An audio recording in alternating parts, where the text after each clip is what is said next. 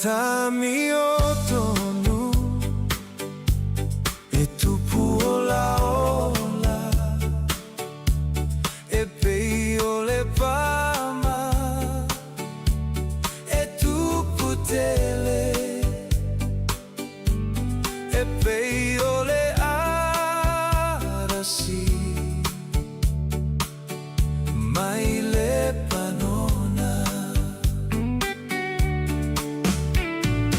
oe ua totoina i le fale oi e ova e tu puola ola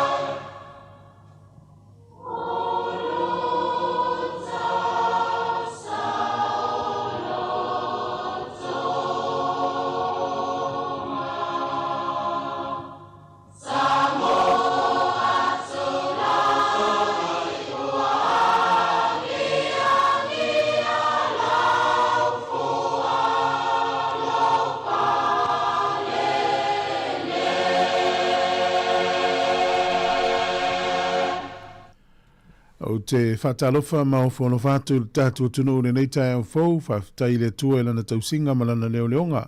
Ua teitai mailo soifua mula uola u tātua tui whiloa ilungo pea ule ea. O tātua udia lea solua o lea solua sifuluono o le wholaunga le masino me lua awhi lua sifulumaleono tā lofa lava. Ia, ai alo mailoa, a mai ale vi ingo le tua o le a whaafonga iai. Ia ona saunia leo le tātou saunga lotu.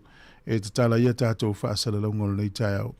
O le vi ingo le tua, mai lau whipese le kāle sia sfitu le toia fio mai le fionga fast o tai. Iusi mai al whaafonga.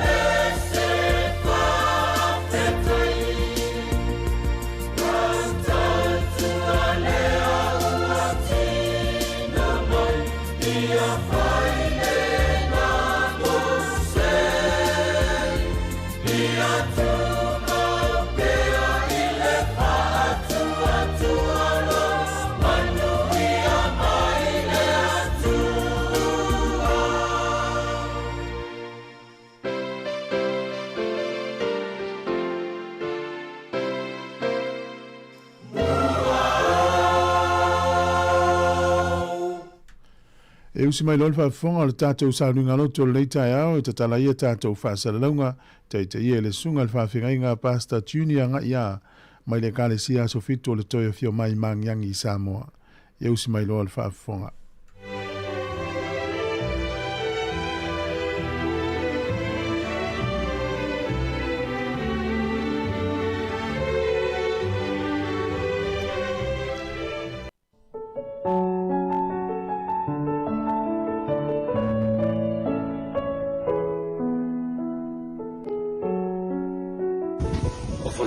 Fatalo fatu de nei tai fo ale fo mai fa nu lei asita tu tulu ai misi o ma ai na tu fo i pa anga masani nei pokala ortao nei o mana tu ama tsa faso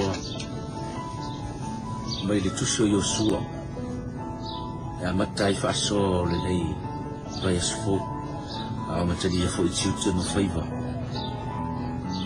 le anga i esi o tātou ainga e mese o le tunu. Io solo n tau kumomua arona foi upu e lua o te fia whaonga ina. Ua oti mose lau au auna. Lau au auna o le nei foi i na e tula i tuia e sopo ia atu i o le tama. O oe atoa ma le nei nu uma e o le nu ua fo i natu. E ia ia te i latou o le whanaunga Isara e rula. Mana tui whiwha anu mawha i te tau nei woe. E tā ua le tātou toi mānatu i le teimi o sola. Ai le whina ngalo le tua e te soifua ma o tātou wola pia i le teimi o sola. O le tā ua le tau ona o mose o le uopti. O lona winga e tau mai ai o se tangata i longa, sa i longa lana te inga. I longa fo i lona tula i mai. Ai na manatu le atua e toi wha manatu i a Yosu. Aua le loto vai vai. Aua le fefi. Aua le popole. Aua e ui a o le ua misia mose e au auna o le tangata sa tautua sa tu le foe o le teite ingo le nu. Le fo i ua manatu le atu. E peia ona i a Yosu. Ia mose. Fa pena fo i ona i a Yosu. Sui fo i teite inga e le ngato e kalesia. Ya e mese fo yo tiu temu feiva le vala wina. Sa se meo e fefe, sa se meo e loto vai vai. Sa e pole, mai atu atu vale, mai ko pole i fale tonu o na lafi, ma le lante usama. Ku fina ngalo le tu, a o tatu usama vali le seo le vai aso. Fai mai o e peyo na iayo iai mose, e fa pena fo yo na iai su. Mai e fo le mauti no angala woe, e atua le na, e te rua sāwa vali ma oe i le nei asu.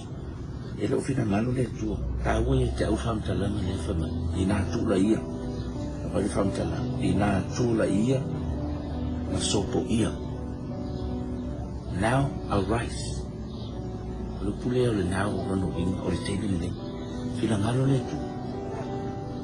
I e tūla i nei, na sopo ia. E se mea ne tu pole. Ese meo e tu vaile, ese meo tu ngalo i rufina la. Tu rai nei, sopo ia le yorita, sopo ia le yorita na na, sopo ia le mea na. E tu atu i le tua, we need to step in faith. E whatanga le tua, na te ina i tātou le tu sang. Leadership will change. Ai le sui ai le tua le tātou te ona ia. La woe le nei tu asu, au amita le tu tu le nei vai asu. Mane nei fo yaso e fatanga le tu te lo sa va e ste me mana o le tu e te tula mana ai le la alfa tu ina ia maua e ta tu e mana tu le o le atua na te ina la ta tu fo lo famile le tu te fai va ne yaso te ina fo ta tu o te to vai vai mai ina tu la ia so po ia we need to cross arise and cross the Jordan. Mato fa kaide tu e metaya. Vai fa lo telefoni mai fa malo si ai mato. Ya mato tu la ia sopo ia yo tan. La se me o ia mato. Pe ya ne ia mo sin te ko e ko ni. Te fa pena fo yo ne ia te mato ni ko tu. Fa manu ia ai fa manu ia ki tu fai for ne aso. Ina fa ta si mato. ia mātou sabu vale vatasi oi te whai wa muna so. Whamangalo I mātou, lau rapa so tele o mātou ki talo tui.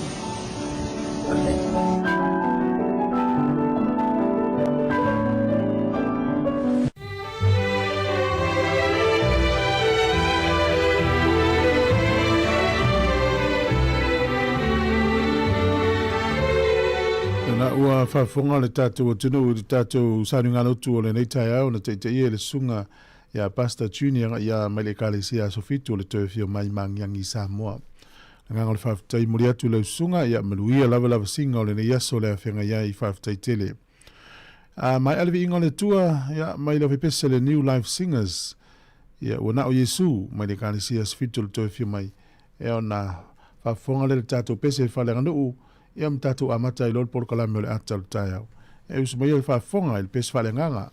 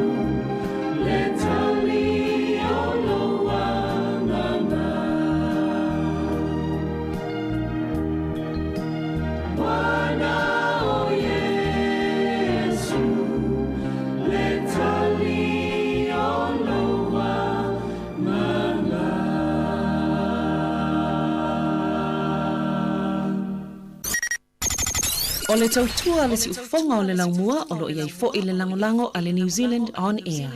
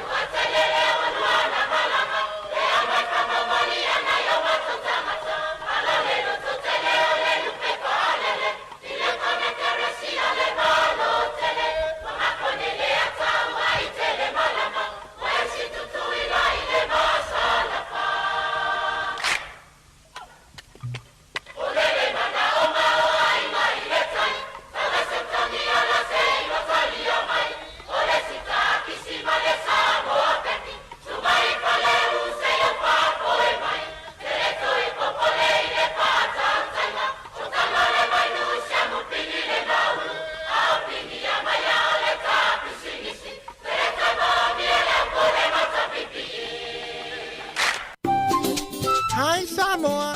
It's Auntie Talang here. It's 10 of 50 Falun. Ile atau le tayao. Laugh of the morning. Sufong lo mua. Atau le tayao.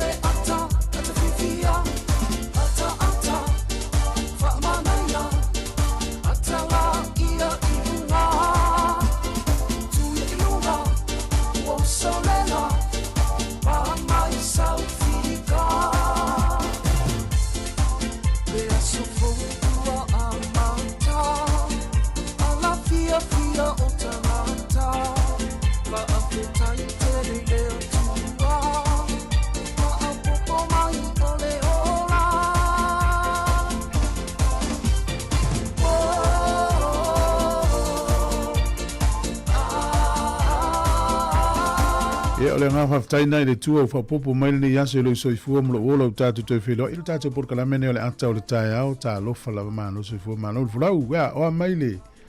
Nei vaenga o le tae au, ia tātou ni usila nei. Ia o le vaveao, ia na iusa Australia.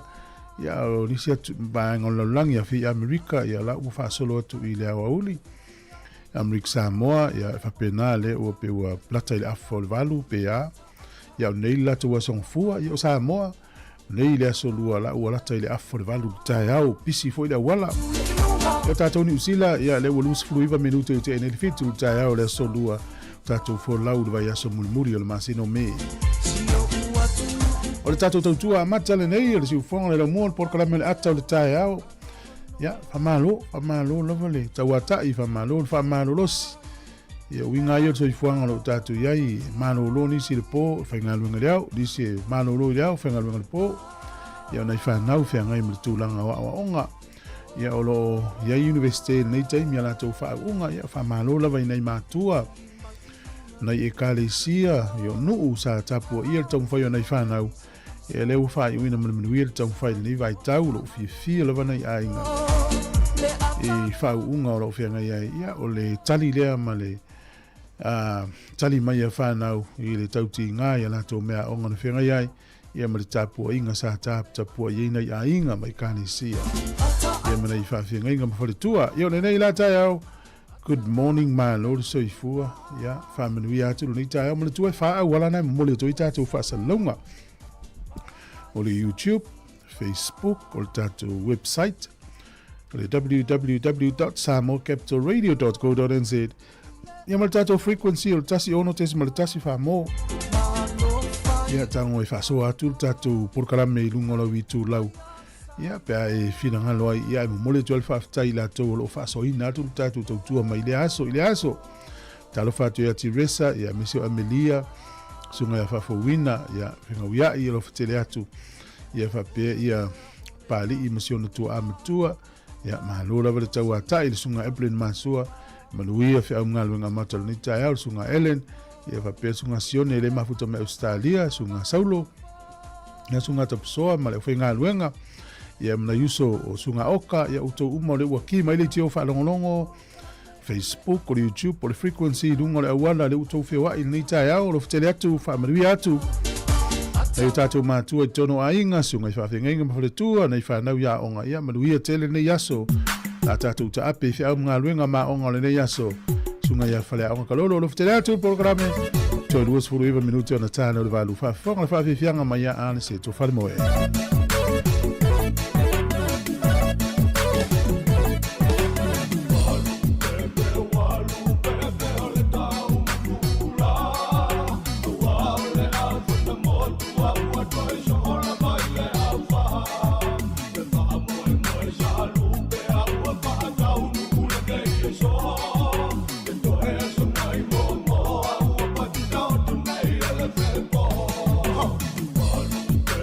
Wow.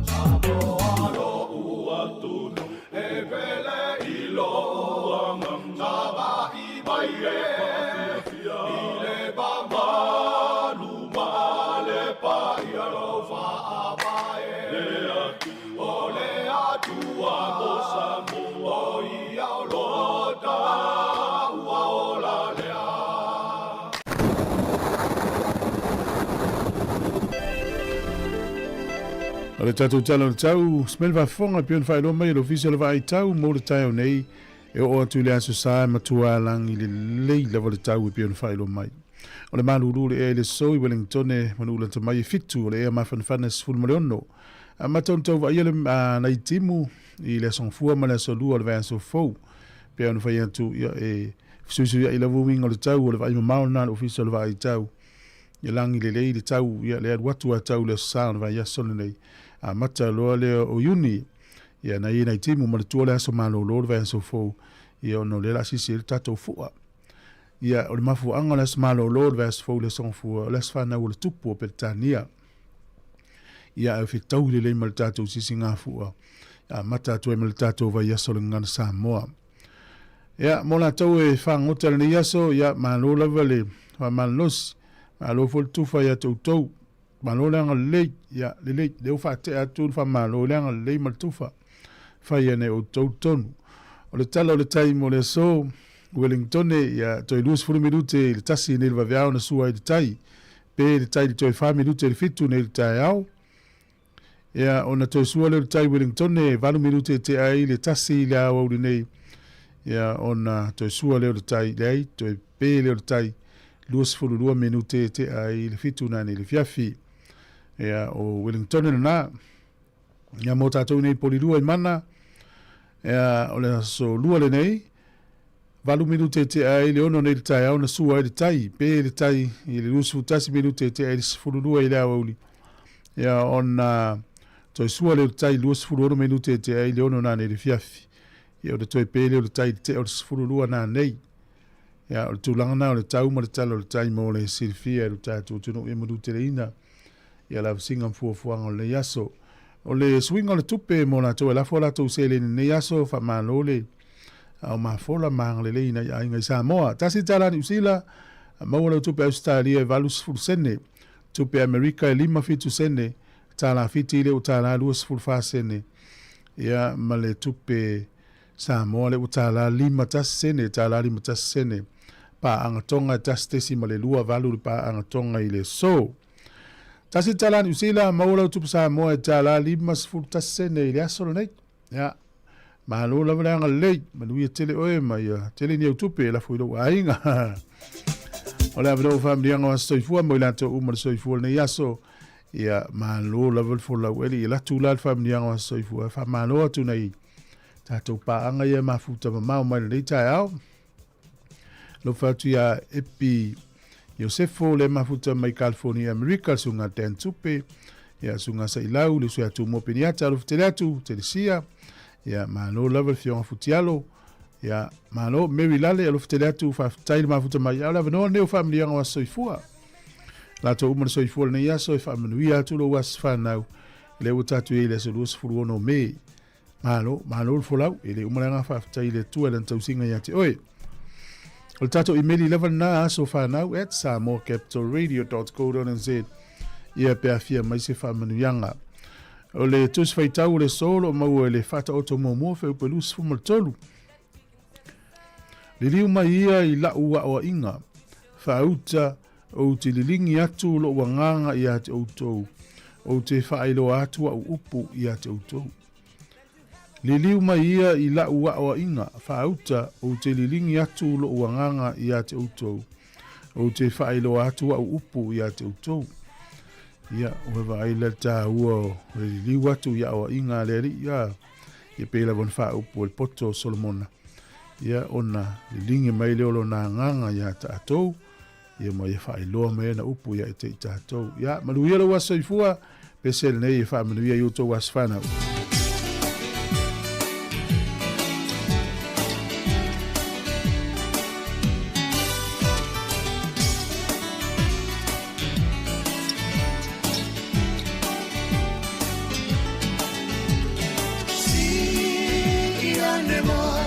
whaametana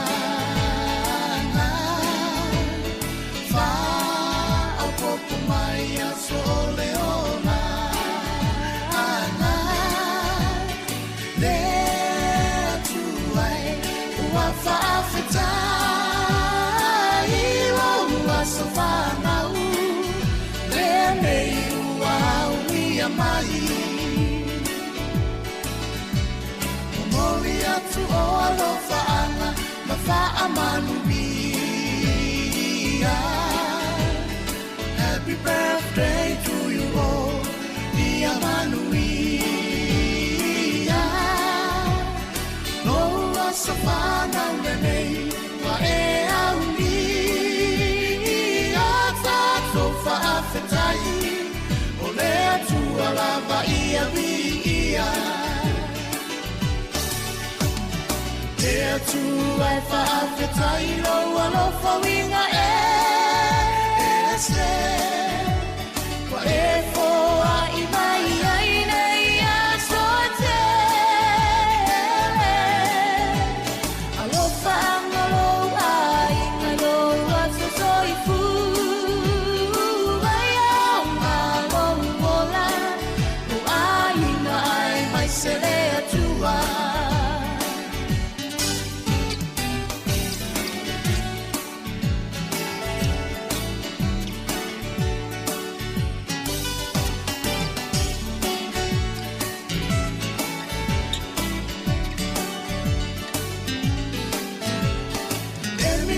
Fire e pea o matou loto E tele pea lava nei aso O toe whaopopo O la fia fia natou Wa lenga tai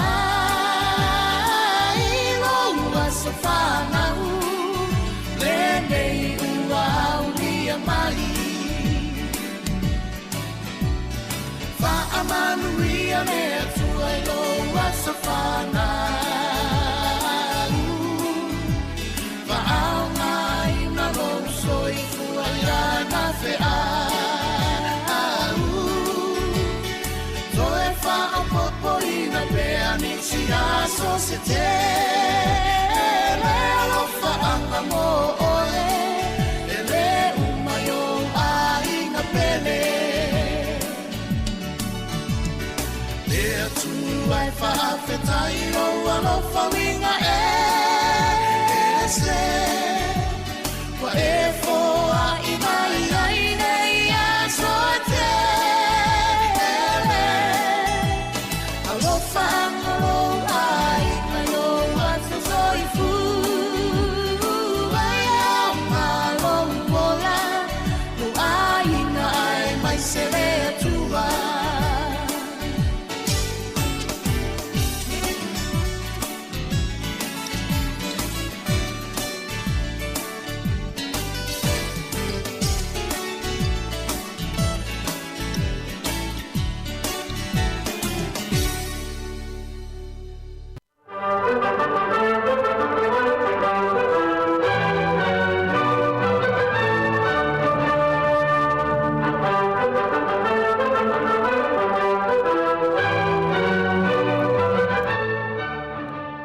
talo falava usmel fa fonga le va ile tala foi o mena tupu tala fa salpito lo langi le yaso ile so luas fulu no me ile tele o tausanga u vai o le tausanga e tasi lima luas futasi o le li ile o Martin Luther o le li sia mani ile sa ia il fa tutuanga katoliko e ne li liu lo le o tangata nei fa pela sa ise fono no fa ile so tono sia mani e ta o le Edict of Worms taita ia e Emperor Charles le lima ia na whaatea e se ai Martin Luther e le i awa i fono le nei tupu le tausanga e tasi lima luas futasi o le sol tausanga e tasi valu o lima na tula i tangata leo Napoleone fai matupu o le malo Italia na whaapaleina ma whaatautoina o ia i le aso tonu ale nei tausanga e tasi valu o lima o le tausanga e tasi valu onos fulvalu o le Palestine o Amerika le taimi na Andrew Johnson ia na whaaneo ngā ina i le so ia morianga po le impeachment. O lona morianga sa whaia ia e le senate, o le whale o le senate. Tausanga tasi valu ono sifurvalu. Tausanga tasi iwa lua ono. O le tamaitai siva mai le nuu leo Lucia. Tui ngā siva fo ile ta o le ballerina. Le swafa tamaitai o Anna Pavlova. Whape tautaua tele le teine nei lalulangi lana siva. Ia le na siva i New Zealand le so mo le taimi mo mua. Tausanga tasi iwa lua sifurono. E o mai le so lo ola ola pea le atu ai ngā siva i fi lava le tupao tamaitai. Mai se lava tēne ti la iti. Tausanga e tasi iwa wha, na wha ipo ai ia Michael Jackson, ia ma le awhawhine o Elvis Presley, le teine swafa ia Lisa Marie Presley, na whaia le whaipoiponga i tono nuulea o Dominican Republic. Tausanga e luafe ma le iwa. E toa iwa tangata e maunga, na maali liu i le taumawhai ia ea le maunga leo Mount Everest. Ia e whapea mai whamaunga i le tausanga e luafe sifuru iwa na matua tumu le awala e alu ilunga ma le awala e sau lalo le maunga maua lunga nei lalang. Tangata e fia o ilunga. Ia peo le mafuanga lea ua tumu na mafu e na maali liu na isi tangata ia to iwa i le aso tonu ale nei i le tausanga na e luafe sifuru iwa. Tātou tala ia te maua le whapoponga te masani whaftai.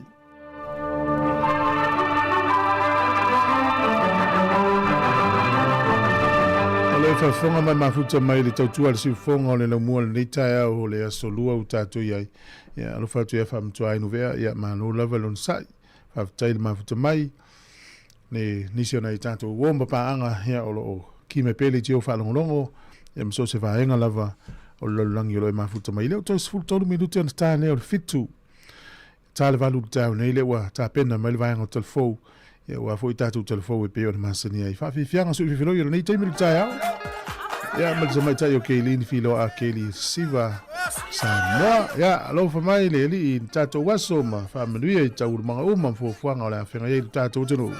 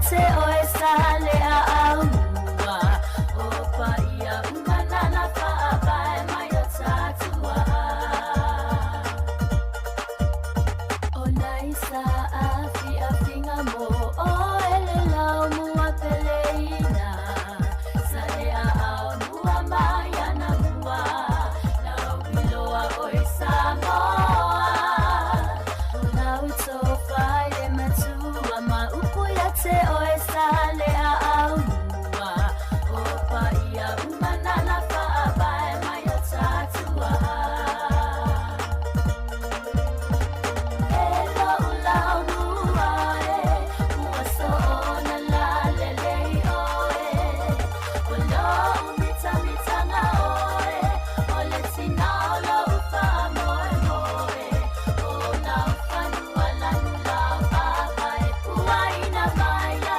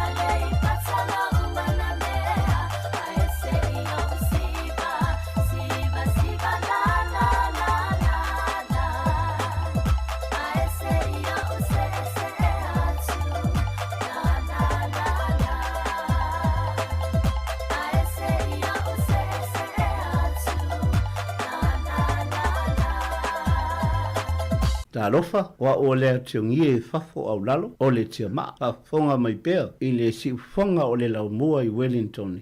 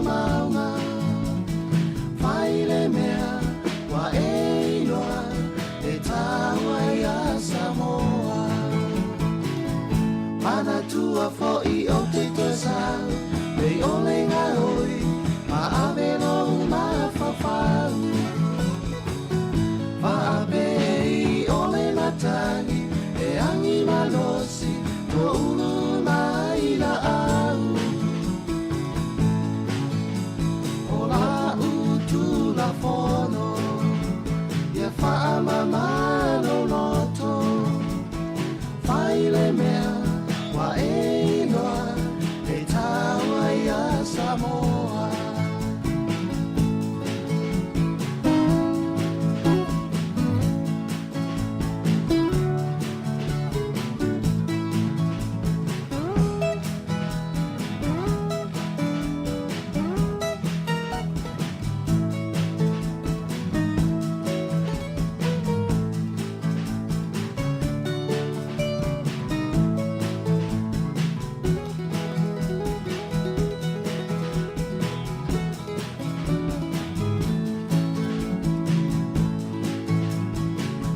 Matua le lofa aua fo'i e te nana alua i le tofi ma fa'a mahoni o lauta le lilena ia fa'a pale pale na mea alofa atu i lea malea le ia lea oe mama auli e siliona ele elea Mana tua fo'i o te toisau e ole ngā hoi ma ameno ma whawhau ma pei ole matangi e angi manosi to ulu mai na au o la utu la fono ia fa'a mamano noto fai le mea Wa e loa e tau ai a Sāmoa Mana tua fo'i o te toisau e ole ngā oi a avelo ma whawhau Ma beri ole matangi e angi malosi o ulu mai na au O la utu la fono Ia fa'a mamano noto Mai le mea wa e iloa E tau e a Sāmoa Mai le mea wa e iloa E tau e a Sāmoa Ale va fonga le tautua le sifonga le mua le uto e 5 minute ona tane o le valu fa fonga i tātou telefou tau nei le tātou o le valu e fa malo tu sunga fa mtua inu vea fa per sunga ya fitalenga fa launga ngase malo fa tail ma futamai ya tātou fa salunga mai alfa fi fianga nei mai ya an setu fa moe e on fa fonga le tātou telefou ya o an setu fa moe le o an setu fa moe le ya ya le tātou ya le na we Malo se fua malo fora muria. Eu tá pena mai telefone e minute. 5 minute lo tono tano le valuto tu al fong le longwa.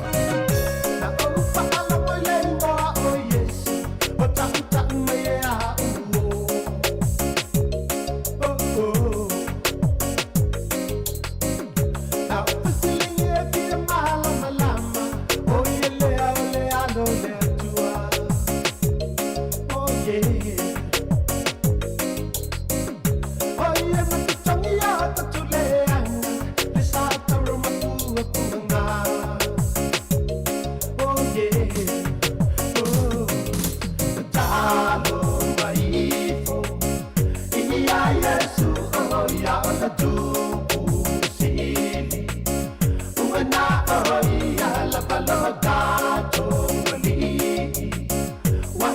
na aua le manu mahalo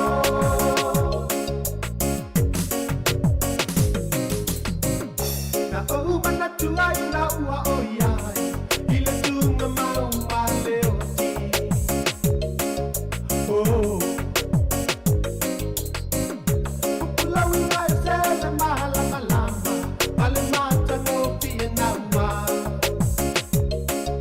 yeah oh ia ta maliu le bo o e ma le sa ta roma pua pua nga oh yeah oh talo maifo ia Yesu oh ia ona tu sili una oh ia la palota toli waila na wale manumalo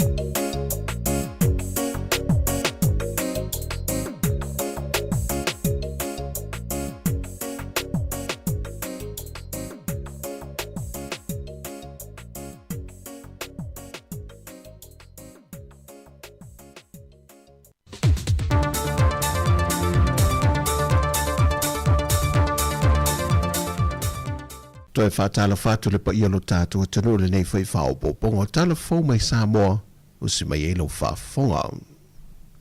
Ana le ai ana nawhi wa le ai fhoi le so. O upu i ana sauno i eile whionga le taitai o le atanu le whionga le laudu le maali e tōpala tai wau fosi shment e le whailo inga ar kalapu malisi e te tala lo i eilan ta amilusanga le neisi singa fua na whailo ai le whionga le pandemia mai le tolu se fuma le fitu tau sanga umawai e leo mawhai o na whaangaruina le tautua matawela a alo le atunu no lātou a matamia le kalapu mai ua telefoi lo te sao i au whaavao malo le atunu le taitua fitu ma le se funma le lima. Ua visoa soani le malo se se leni atu i nātu e whaatupe nai nisi o vaengo le taami le sango le neise singa fua le marisi. La le tari wa tātou vaia. A malo tautua atunu. A malo tautua malo. Wha malo le wha ea i le ngoa. Le ngoa e pele i a tātou uma o le ainga malisi. Ai le mawhaina ngalo taimi maaso wha pene i awa o ina. O ro iei le ngoa tau le leia mo tātou. Ia, o le tīmai ma le whamanatu, lau whionga i li perestene, o le watu lai mai le teimi nei, ma lau executive, ia alo i auto whaiva manaia. O auto tofi au whatama, whafose, ia ai o te aungo fia o te sau. Wafo le tato motore na, e te le fesiri po le a manao, mia lo lau sausani, sau lo whai. Ai auto mali au te le whai me whatafuru, whai whale leia tato la kapi, whai le lei, whai manino, fai malama i manuia il tātou atanu. O le tūlai il tātou malo le nei vai tau, wa tūlai mai ma le ato toe lango tātou lakapi. O ai il tātou malo le lima suruafe, So soani le tātou tuna mene nei e wā le whamana tuina o le tātou tuto tasi. Ma le wha moe moe o le tātou annual event nei tuto tasi umalawa o te toi o le rumanai se i tau le whaavavau e whai al tātou tuna mene nei e celebrate le tātou tuto tasi. A toa po i manisi o tātou tālonga na ua te tālatu le avanoa.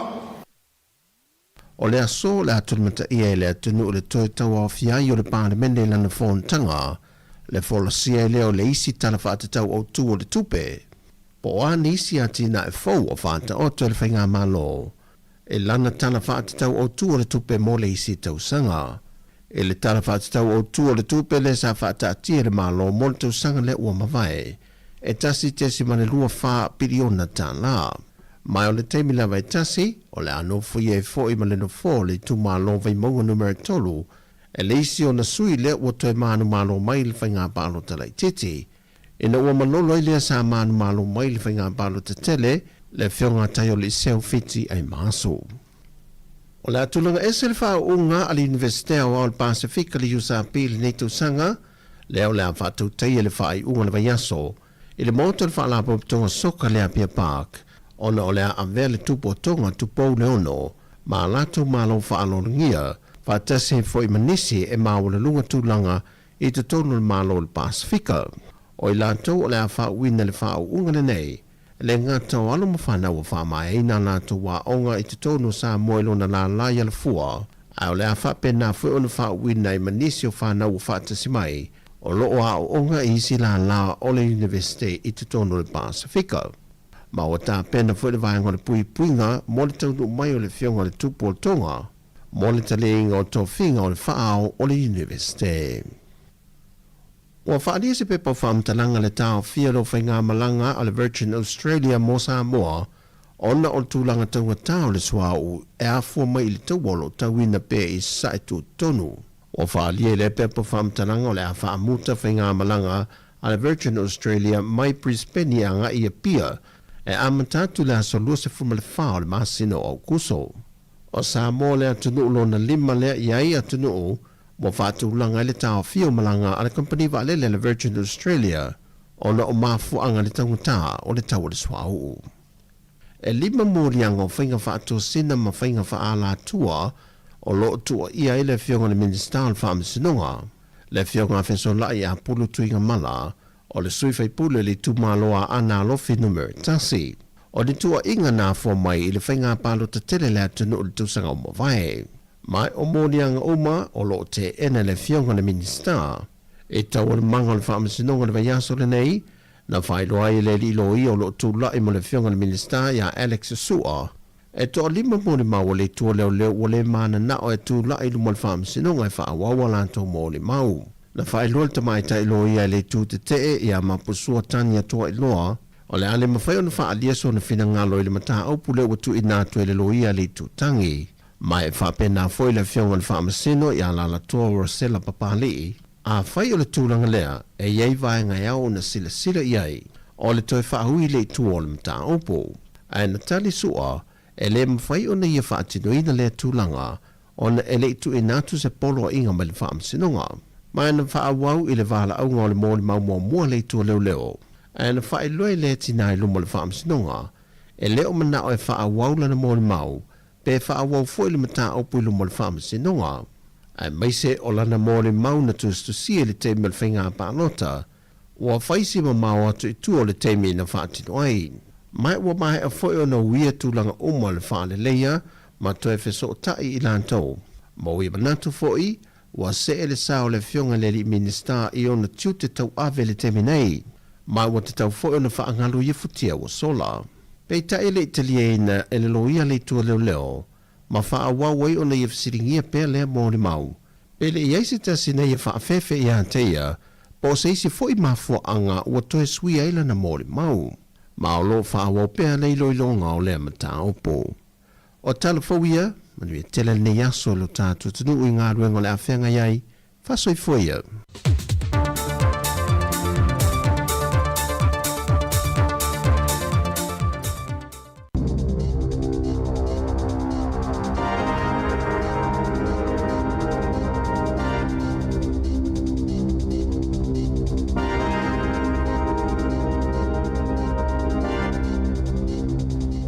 Whatala whātu I le nei vaenga mua o telefau I me le tūpu I New Zealand nei.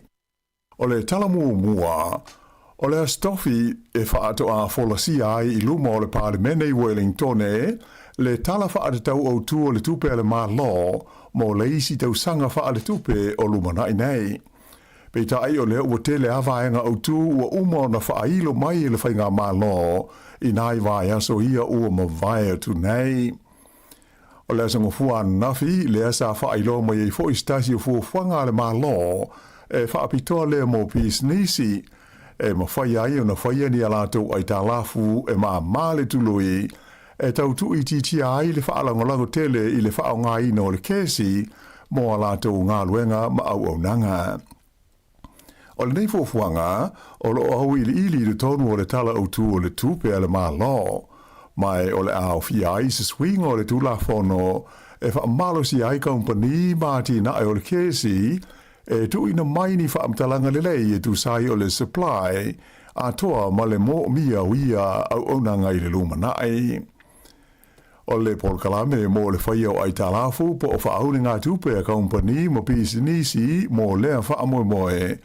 O le a langolango ina le malo I le valu se furu pastene o ai talafu mo I whale tupe ina ia mo whaiai, ona pa le tului I se fua, o I le se furu 5%, a mai se company o le a sui I le eletise, po isi a wala tau le malo si anga.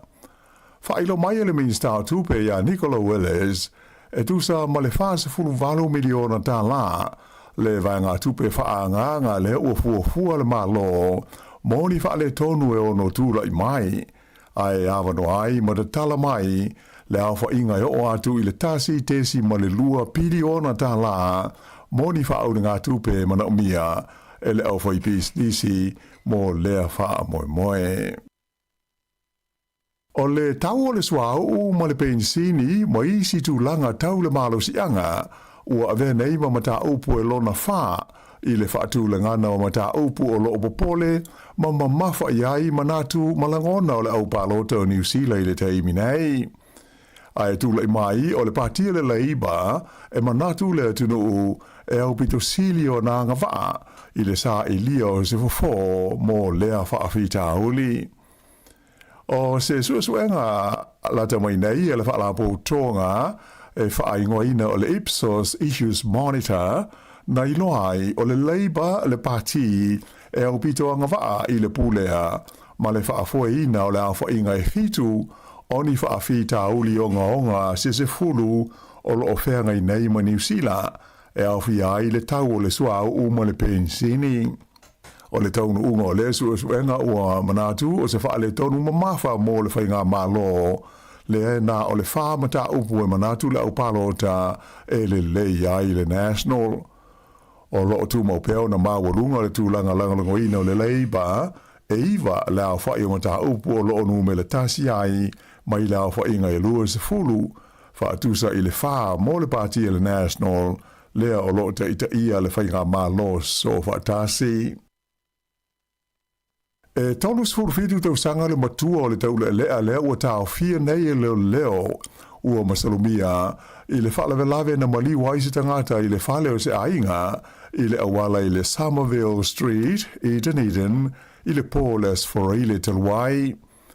Ua whaia leo morianga o le whasio tangata whaasanga I le neili ai o lo tau fia le whaai loi na mai whaalawa I te leo lo na ingoa I le taimi nei.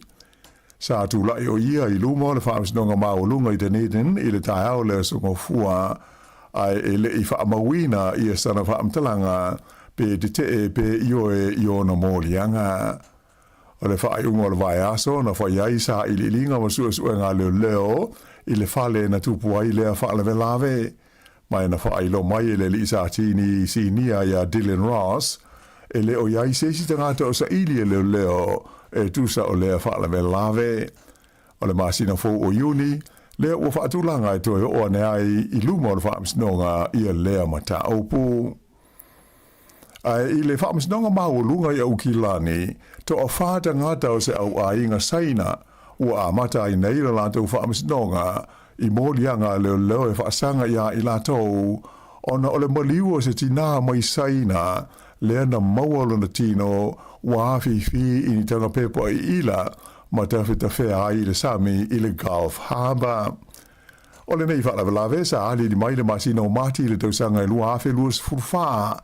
Ina ua maua il tangata whai whaiwa e ngō ia Paul Middleton, ia le tino maliu o le nei tina o te whea I le Sami, ma longo I loa le ofisa o leo leo. O le teimi nei la, o le ua maua I su e ngā leo leo, o le ngō le tina ua maliu o Shiu Lai Wang, fitu se furu te usanga o le soi fua mai saina. Wai loa fo isa tau nuu mai o ia I New Zealand nei le lua awhi luas fultolu ai maua ua maliu ia mati o le lua awhi luas fulfaa.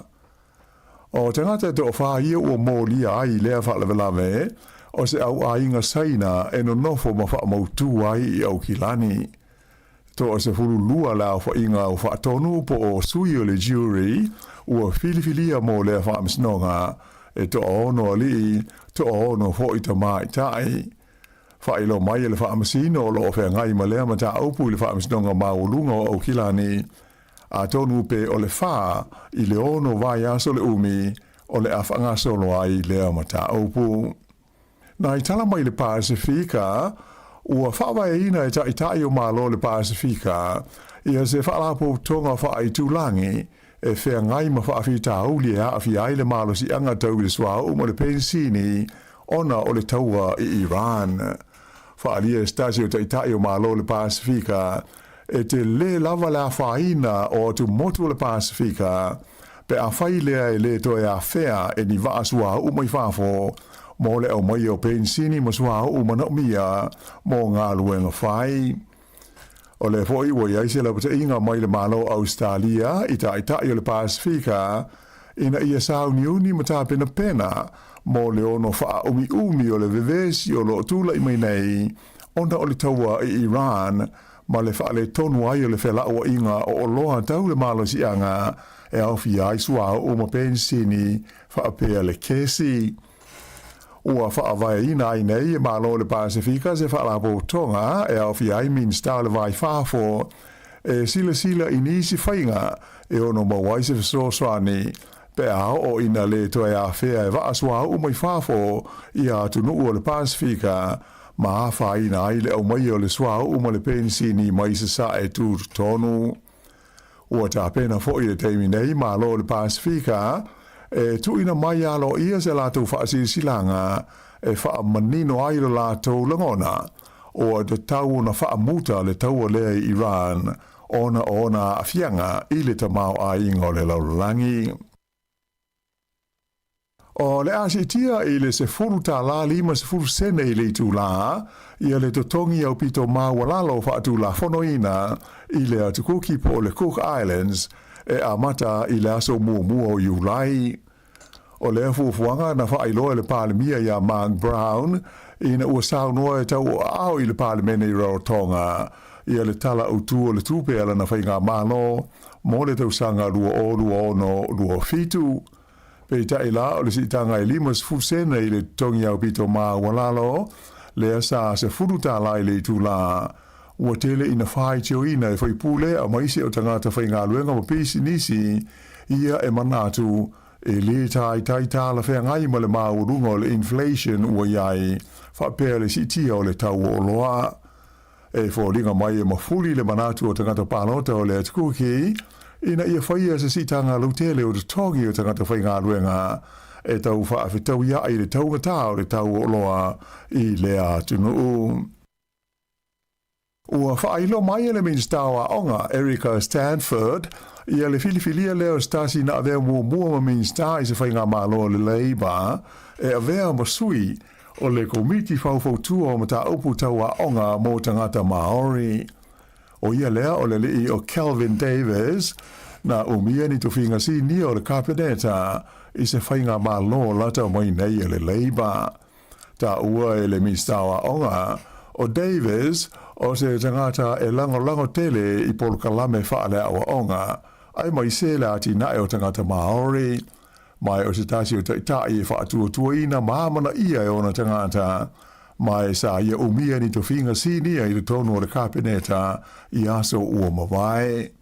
E lua te usanga le umi o lona to finga le tonu o le komiti whaufotua lea i lipo tisao i le tamaita i minista o a onga. Ua talia alo ia e wawasa manai Winston Peters le ofi atu o le li o Walter Nash e avea masui tau waola na pati le New Zealand First i le palote tele o loma nei a Novema. Lea sa mafua lea sa hafa ailoa whalau i tele mai ai Nash i alona wha moe e tau wā i le palote i a Novema mo le tofi whaipule o le tu malo nei pia o se sui tau wā o le pati a le New Zealand First. O le neita mali e si le fia le leia le au palota i lea vaenga o New Zealand. Ona e tonu no fo inga sa so o tu lai mai ai o ia o le whaipule mo le pati a le Labour mai sa vea ai ma minsta o le kapeneta. O le tausanga i lua afe luas futolu lea na wha malo lo ai o ia mai o na to finga wha minsta e le pale mia sa tu lai mai le nā taimi o Chris Hipkins ona o se mata opu sa afi ai tu la fono e pulea ma fa foi na inga ruenga le kapeneta po le cabinet manual. Na fa ilo mai lai va wasa mana ia Winston Peters le tai le New Zealand First o Walter Nash o se tangata tele to mai manga va mai mauti no lava e to avea o ia ma minsta pe afai e to a fia le New Zealand First i seisi fai ngā malo fau o le atu le mai New Zealand i le lumanai. O le afa sala i ave ta vale e le faia filifili pa o la tu ta vale i taimi e malosi ai le kiona ma le aise i lungo o wala i le tu malo Queenstown Lakes i le motu saute. O se taimi mumua lea o le afa amamanu ai lea tu la fono fa apitoa e pule ai ma fa atomtonu i a ta vale ma vaenga e paka ai ta vale a le pulenga o le tu malo o Queenstown. O le salatupe mo ave ta vale so lia le tu la fono le nei fitu se lau lima se furu ta la mai o le amana mia ave ta vale uma e ave i a filifili fa ave pi i pa o ta vale i le taimi e mo mi ai i lunga o le awala po awala uma i e pulea i le council o le vaenga o le leo le afe ngai ma le fai o i e sala mai na failo mai e suisinia o le ofisi o le pulenga e le ngata ina da tau na i le tono ta vale i a filifili nei ai e le tau na i loa i le ave ta vale o na wha apipi pe a o ina mo o bia i lunga o le ala tele. O le malai le Eden Park o le a whaiai le ta longa wha le tausanga o le Anzac Day a le au la kapiliki o le Warriors i le tausanga a sau lua afe lua se furufitu o lo ngata mai le lua afe se furufa o na whaia se ta alonga le Warriors i le Eden Park. O lea malai ta alo e ma whaiu na ofi ai se a whainga o i le lima se furuafe o le au mai moa. Mai te o tele manatu e ma whaia le Warriors o na whaatumu lea malai ma whaatu ina i se matatia i le au whainga o pito te o tele o tangata o le a mai moina se ta alonga le kapiliki i tu tonu o New Zealand. O le matatia o lo iaia le Warriors i le la talonga ma le Parramatta Eels le sa whaia le Eden Park i le tausanga i lua afe se futasi e tolu se furu walu afe wha se lau se furu lua la whainga o tangata na mai mo hai. Ai o le tausanga i tasi iwa walu walu o lo whamawina i se a whainga o pito mawa ai o tangata na mai mo ina se la kapiliki de tonu o New Zealand. Taimi leo le sua ngā fusi le Kiwi ma le Kangaroos a Australia mo le ipo le laulangi le kapiliki lea na o i le whasa furu fitu afe tolu se lau wono tolu lea whaai o tangata na mai mo ina lea ta longa. O le whaai unga leo talo fau.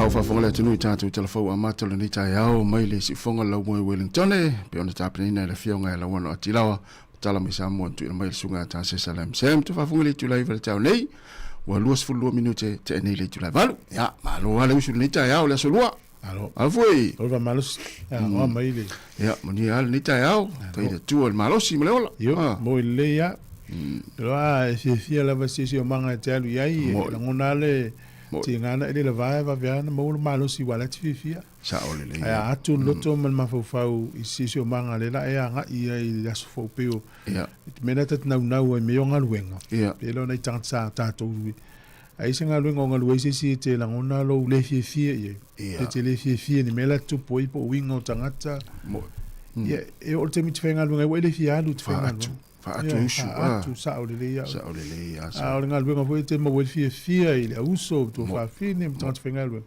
ia ele itaina o te mi te alu ia la ua vela ta nei le ua ta filo ai ia e le isia nga foi le ni me o tutupu ia te le do ia o ia itaia mai pena ise punio ne vale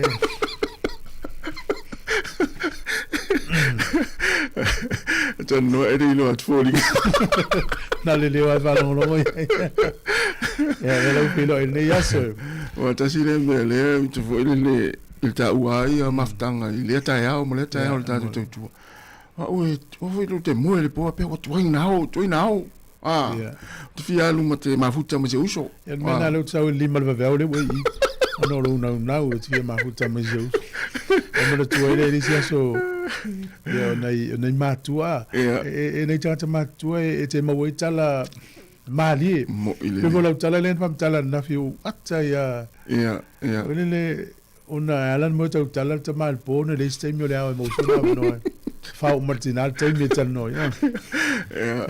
ma tu foi si stasi o nei matua si da tu lo il toina le mamo a fe si la matua me tala toina oi ia ma o tu afta mai i sitting room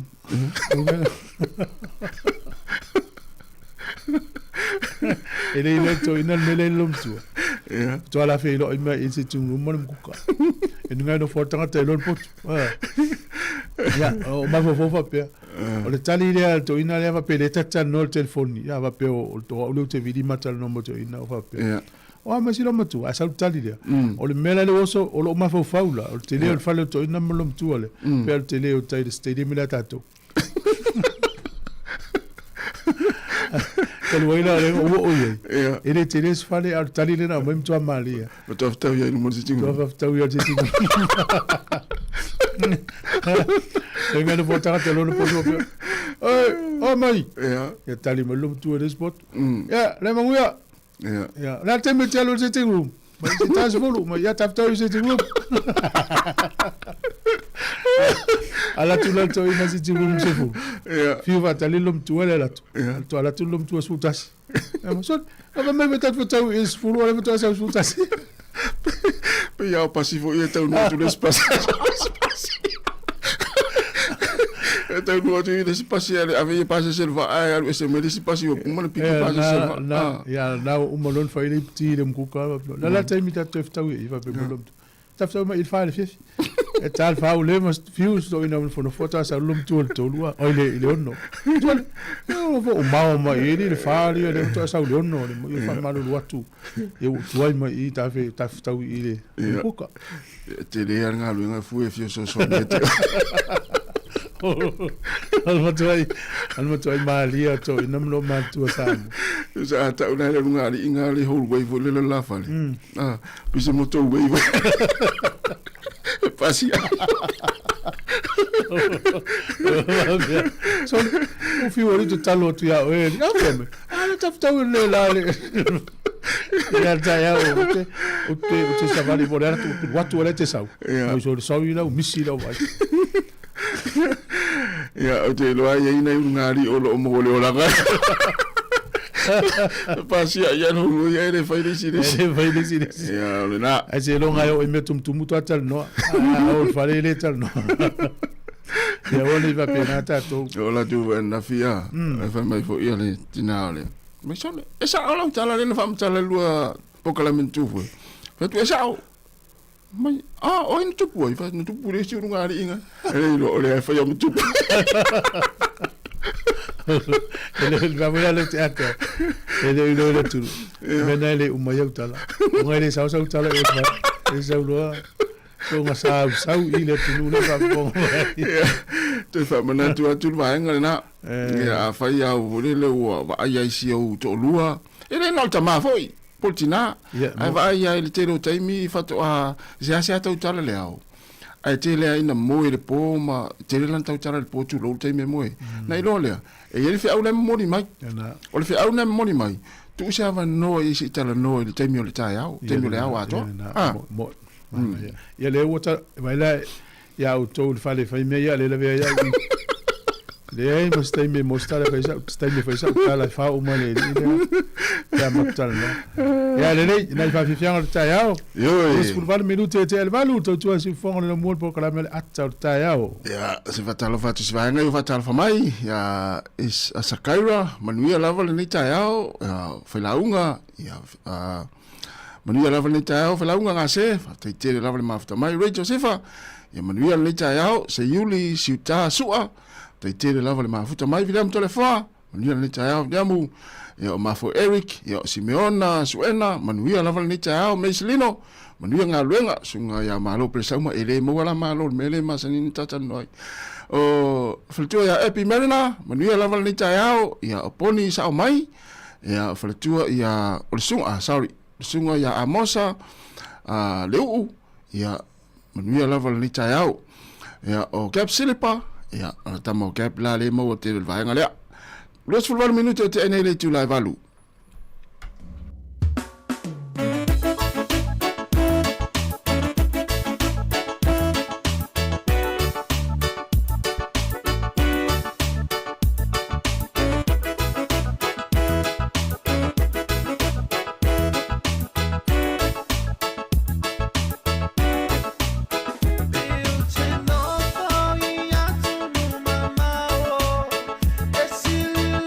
Samoa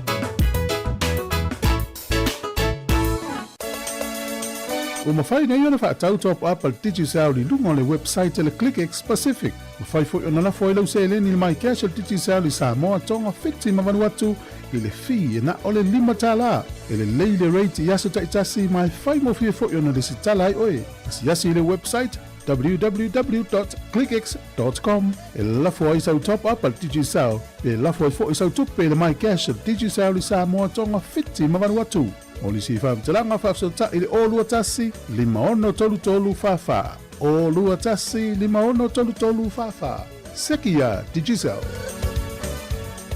O se pūlenga e mau i anga i whanua tau Pasifika. E ngā lulu e ai mau tangata e peo oe. E fsoswani i atu motu al Pasifika, a wāse lumana i manuia. Le stala mo se awanoa mānaia. E mau awanoa whaingaluenga i le Navy, Army, po le Air Force Careers. Malo whaftai, i nisi o tātou whasilanga whalau i tele. E al whasilanga lea o nei le whataunu i naitui pui o le fulu. E mo le anga i atu tau malulu, COVID, tale vivini, o le misela. Ia, watu si o wahinga mana i tangata mātua. I le whalele o le PIPC no Kise House i Newtown. A mata nei le afore iwa le tai au e tau le afore lua i le awauli. I lawa se fsili ni wala aule i ala fulafu eke nasio i le orua tasi o fitu 5 valu tasi 5. O orua tasi o fitu 5 valu tasi 5. Hafta i lava. O le whasilanga nei e aona o whaapoipoi la whaala autu vanu e peo le upu i ale malu ma le mamea. O te mua i te pui le tapu o tūpō. E peo le whtalainga i le taato 5. I o pa ia sausau ngata Sāmoa. O pa ia mai le vavau e o le whaavavau. O pa ia e le tau wha pa ia ina. Ma mamalu i le tau wha mamalu ina. Au le nei whasi silanga i whasi no tonu i le aulangolango uma ale HRPP Wellington nei. O le awhaia le tātou whonatanga i le asfraile.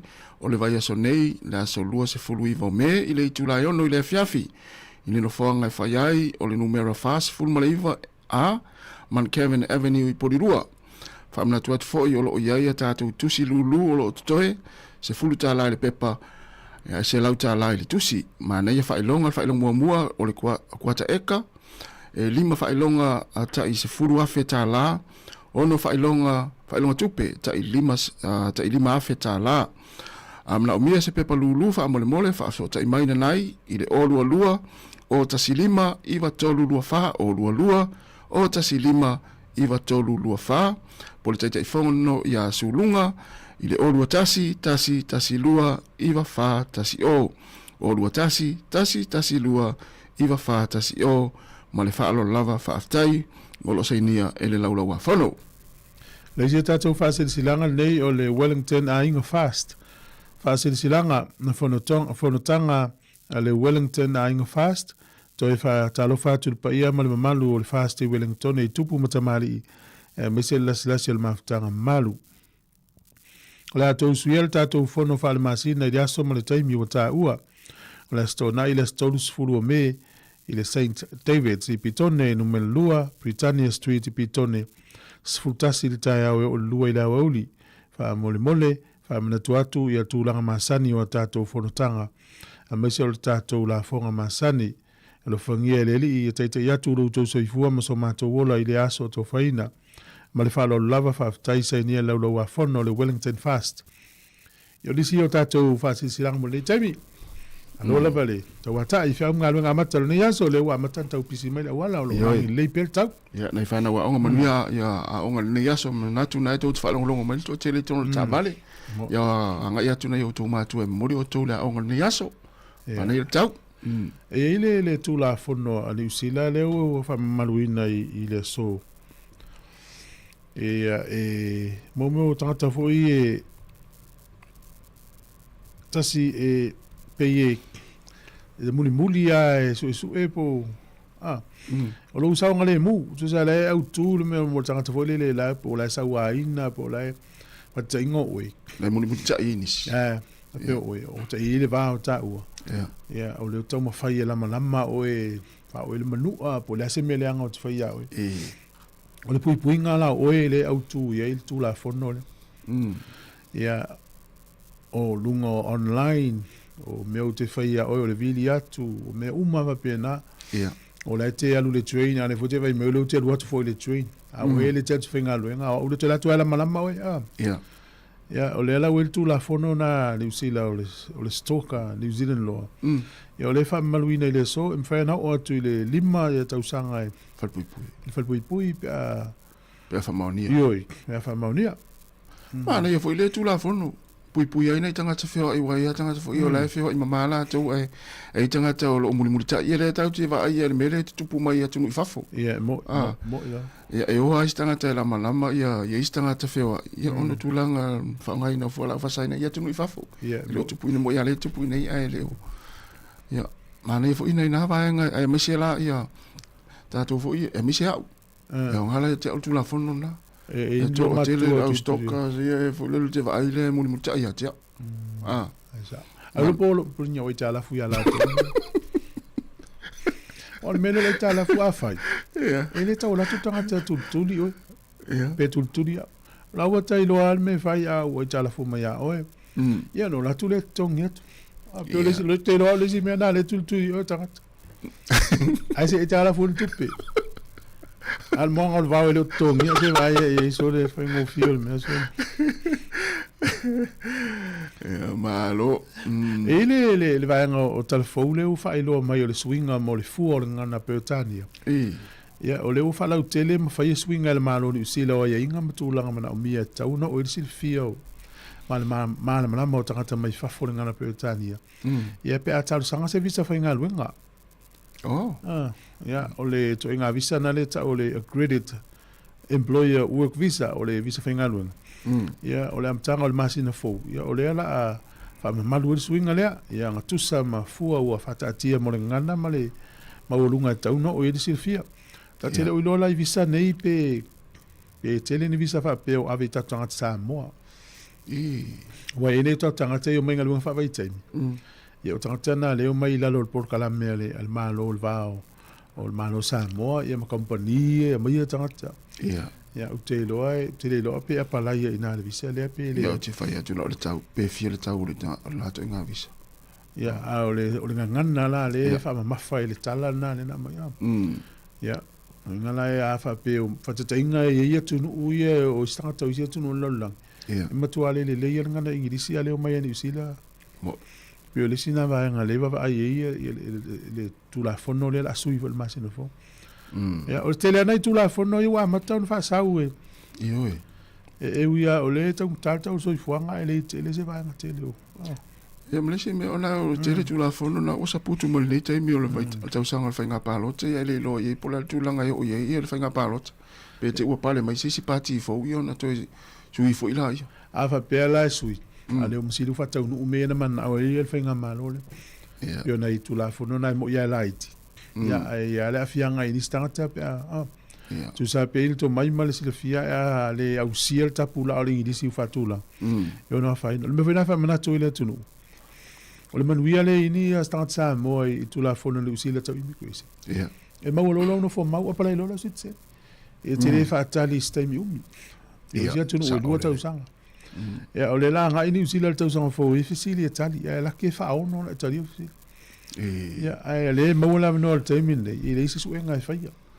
Ya o no fo mau au te no fo.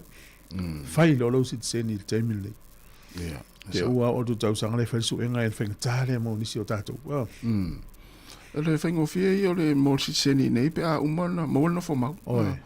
Le umiana palai ya sa mo mal chat. E le toi mo mieni pepa tele. O le tele o pepa ye mo mi sit seni. Le na mau o mamel no fo mau. E whainga tātu no fo mau lo sit seni. Sa o lele. Ma tua whainga tātu no fo mau tele me mo mia e mai lango e lau tāru sanga. O pepa uman wha mau ninga nā wa i oele mi koe se nua tua i maa losi lango tangata umanei.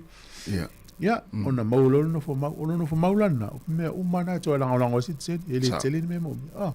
Se ola no fo ai tātou. Whanga yoi. Ole o ele tala le tu sia e fai tau miliona tu pe le toi mau al malo ni usila. Mai si ole alanga tu pe ui mai le immigration. Ono lea e a matale verso fo na sui ele visa ta faule mai tangata Pasifika. Sa lua se lau sifuru ono ni usila. Ala pa u se lau no tasi. Ia, o le visa lea tu se sfururua masina le na. Minga le manu ia nei tau tangata i o mai le mata le taimi lea le masina fo. A solo atu le tausanga lea, a via le krisi masina le tausanga fo. Ia, o nuu ia lea o fie lalo le pokalame na Amerika Sāmoa. Ia. O le Federated States of Micronesia, o Fiti, Kiribati, Nauru, Palau, Papua New Guinea, o Marshall Islands, Samoa, Solomona, Tonga, Tuvalu, ma Vanuatu. So nuna lea o fia i lalo le paule o le visa. Ia. Mai masalo po le masina fo nei po le masina fo, ia masina fo. E lau mai le ungo le kota. O le na. Talusia o ini tangata Samoa ini usila. O le na avela to ingo le kota ala ye pe mita fenga luenga. Ia manuia le kota. Sa o le rei. O tangata na, o mauti no ai maua pe fenga luenga. Ia, sa. Pe le nei. Ia, sa o le, ia.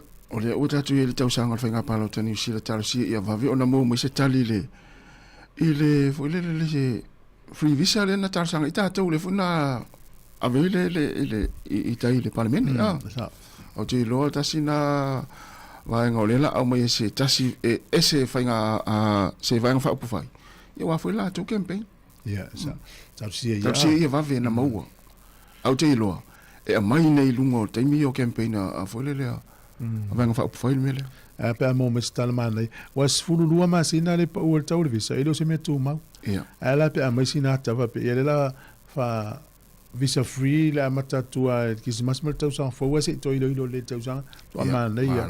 No me nei tanga ta fa o te milor ki se mas tau sa fo. Kasi o tata por kalame le so, yo fulu por kalame le to fo mana loina. Ta no to fo Isabelina mana malo.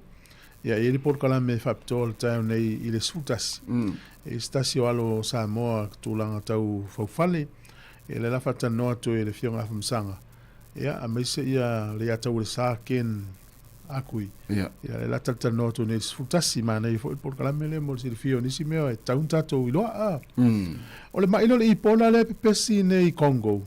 Ia o le alapta ia tato ni usila ele o afaina tele ia o la foi tu malo si le WHO fa tonga le so i fo malo loina lolang ina ia pui ia tu sa na fino foi tau le news pe amal se laus fluiva na tau mal liu si le iva se laula to u afia el fa mai em de tu ia o mai ia o na pis ia e fenga ta na to fo ia fa tai le mau tino o le la faida pui ai tonu ia Congo ile o mai nei time ia o atunu tawati ai ia na nei atunu fa pena lai mo ia na fa ma ia le o to es fulano minuto na tale o le tu laiva la watu fa fianga le vai foi fa talvatu le sunga sione fonga manuia la valni taiao ia o fale li popoli manuia la valni taiao mi le fa mana fa tite le val mafta mai ia mal talenga ia vai fale mali si va manuia lava ngā luenga ni taa o le pesa nei ele ia se tamasa mo ele au fiel vaenga le tamasa mo na ngalo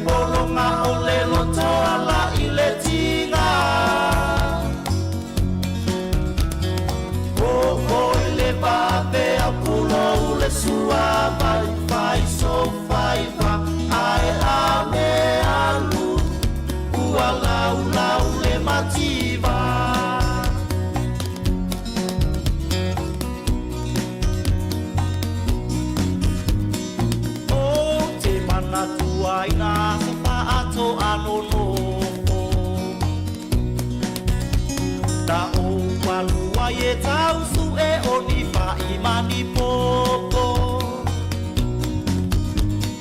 e tau mawhai ai o se sua vai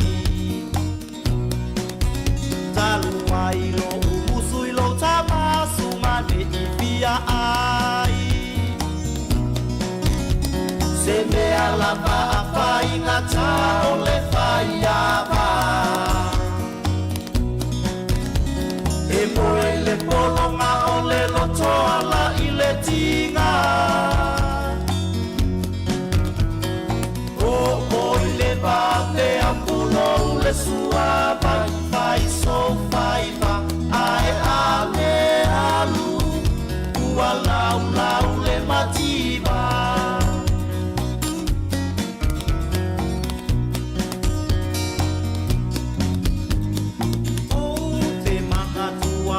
mai olo tama na ule tangi mai le fia ai a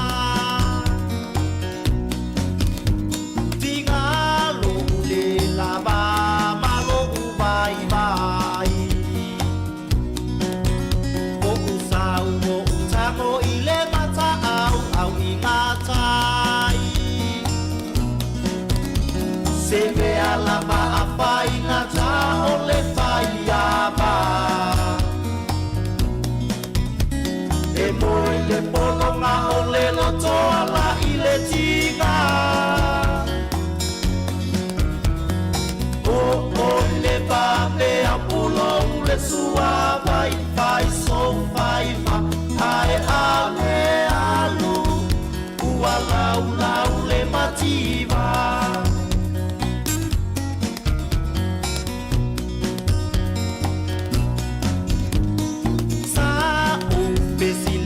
mai nai o matua ina ia la ua pa asino mai ni panua ua uma pa asino mai o panua au oi pepe uma esma o leva o matua se mea lava a whai ngata o le whai awa e moi le polonga o le lotoala I le tinga o oi le vape a pulo le sua vai vai so vai va ai ale alu ua lau lau le mativa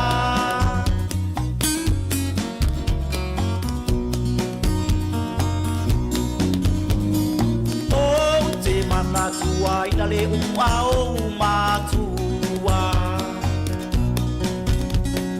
vai mai e silia ona te ataua te ofo ilo le alofa ina I o umata talu ai le musu o lo tama e talatu so ngapa se mea lava a whai ngata o le whai awa e moi le polonga o le lotoala I le tinga o oi le vape a pulo le sua vai vai so vai va ai ale alu ua lau lau le mativa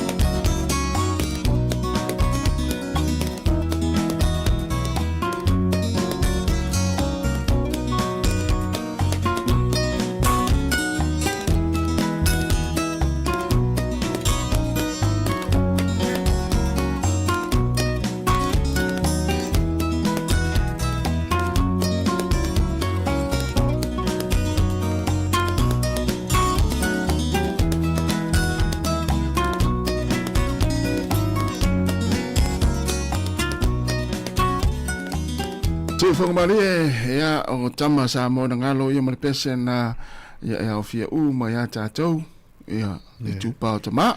Au tele talia ia. Au tele talia le toa ina mana tupapea. Ia au tau o lea ua nofo lea tūpau. Nasa mo Sāmoa le wase fe mai o ile ni Malo. O tātou I Queenstown. Ia. Le na mai nei tātou telefou. E whiona vai atu foi telefou au mai ia tauna e whamasani e whaingo filifili pa o ta vale. Ia. No le ua maua o le salai o tu fitu se lauri masfuru ta la. Le la matan whamarsia tu la fono na malatua o le tau malulu. Ia. E ai sa te leo nuu ia Queenstown, Dunedin ma te leo nuu. Ia olan se eta vale ila isa uruli ia. Ia. Ia luale se e lungola uala. Le la whamarsia tu la fono lea. Ia. Ia. Ia tu u filifili tono le tavale. A te u whali polo ka leo. Ia la e mau al filifili tono le tavale lua. E te tauna I loa ia ule alu le tavale. Ia. Ona whapipi I filifili pa u le tavale. Tolu. E te taula na whapipi lo la filifili pia whatonu lo leo. Me mai tau ina le saonga le mu. Filifili na e mawhaiona fsosoani. Alu tavale nungola uala. Misia teimel tau malulu. Teimel tau malulu. O tele le aisa. Ia. Ia. O te loa la o vai fo le fo la tu piscine sta vale rentals I wa le tele no tu ina tanga sta fa me tu no mau ia no inga tasila na au nanga le la fa marusia ia I vai nga fa pe ia mana e fa mena tu se sao ia fa pe la lu se se ta to le lo Dunedin I Queenstown I temi le wa na le tele la fa se ai rental sta vale ta wala na FCD le o ini filifili fa sino ma ya ul fingol filifili ia sa ina emotino ni sala ta si me sala ta si ya wala sala ya ta si la ya una sala ya le driver por la tava ia wala na la tu driver Wellington ya po Kilani po fesa we ya la tu ya na ta ya sa o ia na ya va peto tu lo ma vini filifili fa pipa ia e lo ta tu ta vale falta vale na ni ma ne fo sinato mai fo fa fen fa pi o te lo pe se fa lo mai e lo sui pa o tava e te lo o tangata e le no fu ya te no fu e aisa o ma sani ai me yo ta va tu e o ya ta vale fa pito a ni stanga ta va tu e no na tu wa ya va tu o fa ya pe ala el ta ya o ma tu aisa fa te va tu fa pi mai fili fo I tu pa o masani la tangata fa pena sa o le ya man tu ala o to na Queenstown to te le Sāmoa o la ya o le te lo le mele o le stoka por mele o le tau fai tangata muli ta ya o tau la malama ya o po le wel tu la fono le wa a mata nei fa mal o le no le ya pan e le na tu la fono o me ta o le loitering me fanga potopotonga e potopoto I tangata I le me hore tala noa e fa sa fo tu e tu la fono ya pani e fa sa me vole le vata ta ingol market e to fa to lima ta to le tu al market I se vala lo ta noa o tu la le ya pani do fa ta ape auto o so tu sa pena tu na tal no fa fe se ai ngo le ya e o le mena e to mo fa ya ya sa va vali ya tanga ma minoi mo un polo kale a wala ini potopotonga a wala ila tavai le pola ma fa tu la fono tau pulenga me e fai me va pena e o tu leo kiria a ila tanga te le usta e fa sala ma le voi wala le tu putele tanga ta sa mo o ya pani ta fa o e ma nei foi le o lo na tu la fono le tu ya ma fa fisili ai o le tala no e va tinga va pe o fa mo ale o tatu tal no il market e fa ai ona le se fa le fa ai yo tenga mela na ta un fa ma mai le pe o so ole ol mato so le fa il tal no ngalon fa mo foi eta ai la yo vinga fa lo kala nu Awale le ma fu anga pe o le ale le ma fu anga te tau mai. A ver fale. Foi tanong. Yo i ngola tala ale le se ma fu anga te tau mai te o fa to ia. Tu la minutes fu le fa o mal tanong. Se tau le umar la ngol ta mal te ia umar fu mina. Ia no te vatu le. Wale ai se fale tu te o tu tal no ia fa il market. So tal sa vai tu fa popo mas se tol mi. Eu vatu o tu la foi fa popo. Tambale a usole to fa ilunga lanu a. Le so.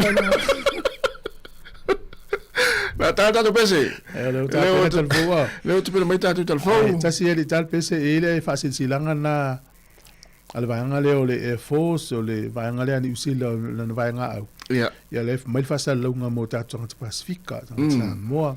Ja. Ja pe fa uista mai ti fa leo ya intermediate fio i ya na mo la no. Na o mai lo leo a matanta pena foi New Zealand sana ami. Ja posta o Australia le ya ai.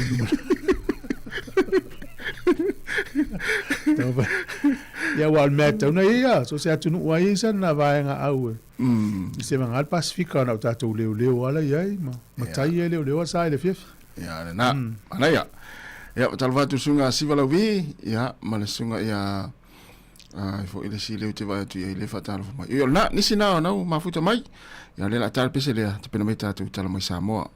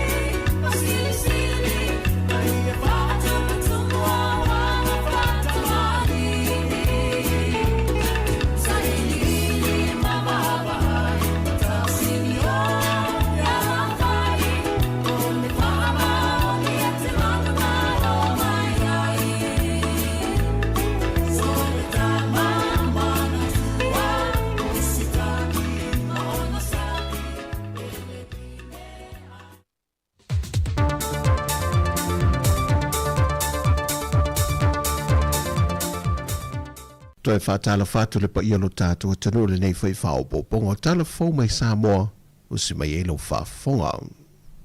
O lea so le atunamata ia le atunu le toi taua whiai o le pānemene lana whontanga le wholasia leo le isi tala whaatatau au tu o le tupe. Po a nisi ati na e whau o whāta o toi le whainga malo. E lana tala whaatatau au tu o le tupe mo le isi tau sanga. E le tala whātatau o tu o le tupe le sa whaatatia le malo mo le tau sanga le ua mawai. E tasi te si mane lua wha piriona tā la.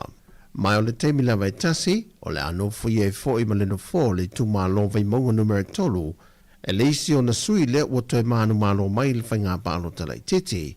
E na ua malolo i lea sa manu malo mai le whainga palo te tele, le whionga tai o le seo fiti ai maso. O le atulanga e se le wha unga ali Universitea o al Pasifika li usa pili nei tu sanga, leo le a whatu tei e le wha i unga le vaiaso, i le moto le wha la popitonga soka le Apia Park, ona o lea avea le tupo tonga tupou le ono, ma latu malo wha aloringia, wha tase fo i manisi e mao le lunga tūlanga i te tonu le malo le Pasifika. O i lātou o lea wha uina le wha unga le nei, le ngata o alo mawhana wa whamai ina lato wa onga i te tonu Sāmoa ilo na la la yala fua. Au le a whapena fwe ona whawina i manisi o whana wa whatasimai o loo a o onga i isi la la o le university i te tonu le Pasifika. Ma o ta pena fwe le vaenga le pui puinga mo le taunu mai o le fionga le tupu o tonga mo le taleinga o tō whinga o le whaao o le university. Wa whaadia se pepa whaamtalanga le tau fia lo whainga malanga a le Virgin Australia mo Sāmoa ona o tūlanga taunga tau le suau e a fua mai le tauolo tauina pe i saitu tonu.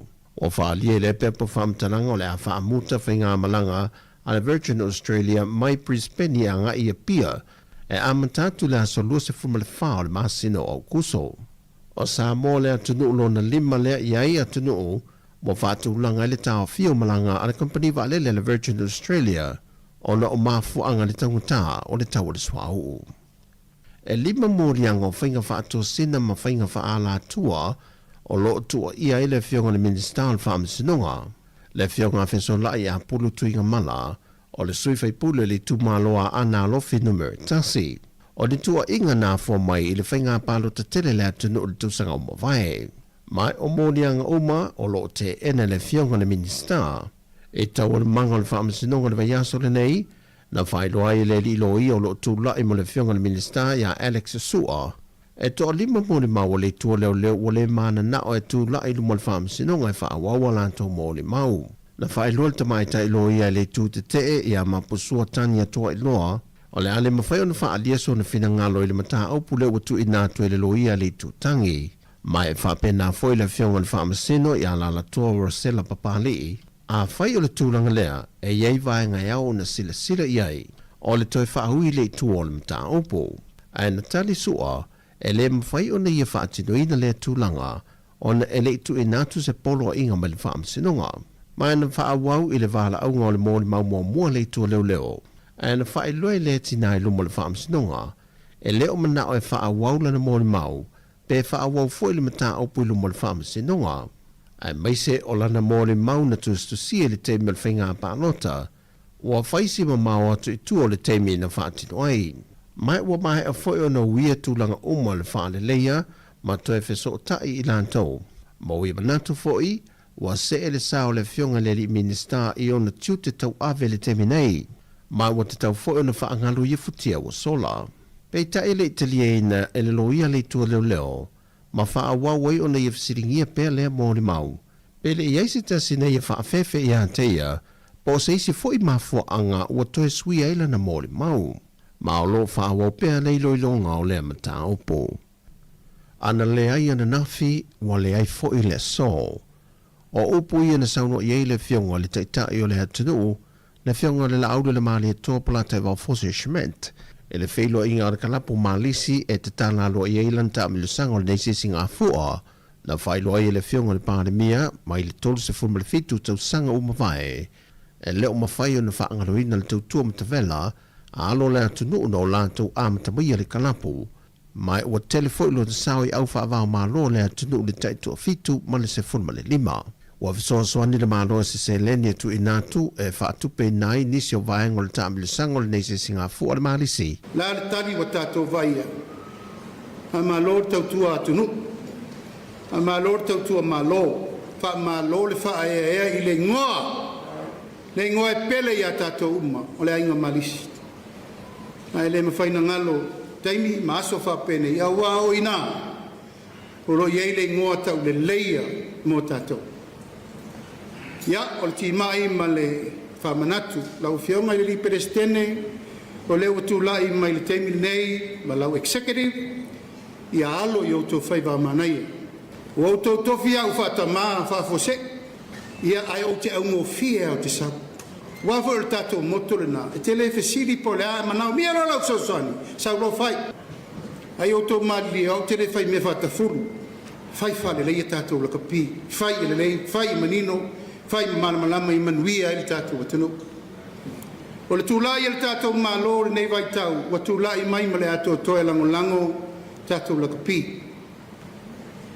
O ai le tātou mālo le lima suruafi, so soni le tātou tuna mene nei e wā le whamana tuina o le tātou tūtotasi. Ma le wha moe o le tātou annual event nei. Tuto tasi umalawa o te toi o le rumanai, se tau whakavau. E whai al tātou tournament nei, celebrate al tātou tuto tasi. A toa po I manisi o tātou tālonga, nā ua te tālatu le avanoa. O tala fawia, manui tele nei aso lo tātou tunu I ngā ruenga le awhenga iai, whasoi fwia.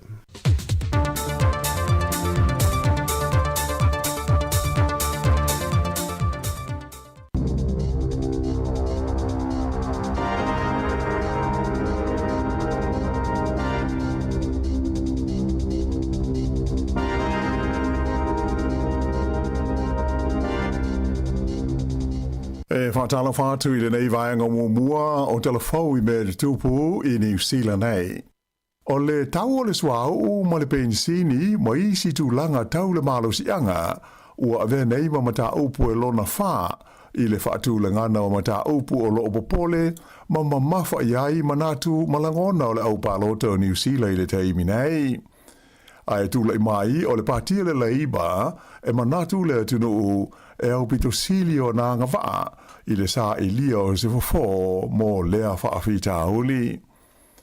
O se suenga la te mai nei e le whaalapo tonga e whaingoina o le Ipsos Issues Monitor na iloai o le leiba le pati e au pito ngawaa I le pulea ma le whaafoeina o le awhainga e fitu oni whaafita uli o ngaonga se fulu o lo ofenga I nei ma New Zealand e au fia I le tau o le sua o uma le pensini. O le taunu unga o le suenga ua manatu o se wha le taunu mamafa mo le whainga malo le na o le wha mata upu e manatu le au palota e le ai le national. O lo o tu mau peo na mawalunga le tūlanga langalangoina o le leiba e iwa le au wha I mata upu o lo nu me le tasi ai mai le au wha inga e lua se fulu wha atusa I le wha mo le pati e le national lea o lo te ita ia le whainga malo so whaatasi. O lea stofi e whaato a wholasi ai I luma o le Parlimene I Wellington le tala whaatau au tu o le tupe le malo mo le isi tau sanga whaate tupe o lumana nei. Peta ai o lea ua tele awaenga au tu ua uma na whaailo mai le whainga malo I nai vai aso ia ua mawai tu nei. O lea sango fua nafi, lea sa whailo mai e fo istasi o fuanga le malo, e whaapitoa lea mo pis nisi, e ma whai ai o na whai ni alato ai ta lafu e ma male tului, e tau tu I titi ai le whaalangolango tele I le whaonga ina o le kesi, mo alato ngā luenga ma au nanga. O le nei fuanga, o lo au ili le tonu o le tala au tu o le tupe le malo, mai o le au fia ai se swing o le tula fono e wha malo si ai company maati na e o le kesi e tu ina mai ni wha amtalanga le lei e tu sai o le supply a toa ma le mo mia uia au onanga I le lumanai. O le polkalame mo le whaia o ai talafu po o wha auni ngā tupe a company mo pisinisi mo lea wha amoe moe. O le alangolango ina e le malo I le valu se 40% o ai talafu mo I whale tupe ina ia mo whaiai, ona pa le tului I se fua e o I le se 45% a mai se company o le a sui I le eletise po isi a wala tau le malo si anga. Whailo mai le minsta tupe ia Nicola Welles e tusa ma le fase 40 miliona ta la le vanga tupe whaanga le ua fua le malo moni wha le tonu e ono tūra I mai. Ai awano ai ma te tala mai le awha inga o atu I le tasi tesi ma le lua piliona ta la moni wha au ngā tupe mana umia e le awha I pis nisi mo lea wha moe moe. E tolus furu tau sanga le matua o le taule lea ua tau fia nei e leo ua masalumia I le whaalave lave na mali waise tangata I le whale o se ainga I le awala I le Somerville Street I Dunedin I le Paulus for I le Talwai. Ua whaia leo morianga o le whasio tangata e whaasanga I le neili ai o lo tau fia le whaailo ina mai whala o I te leo lo na ingoa I le taimi nei.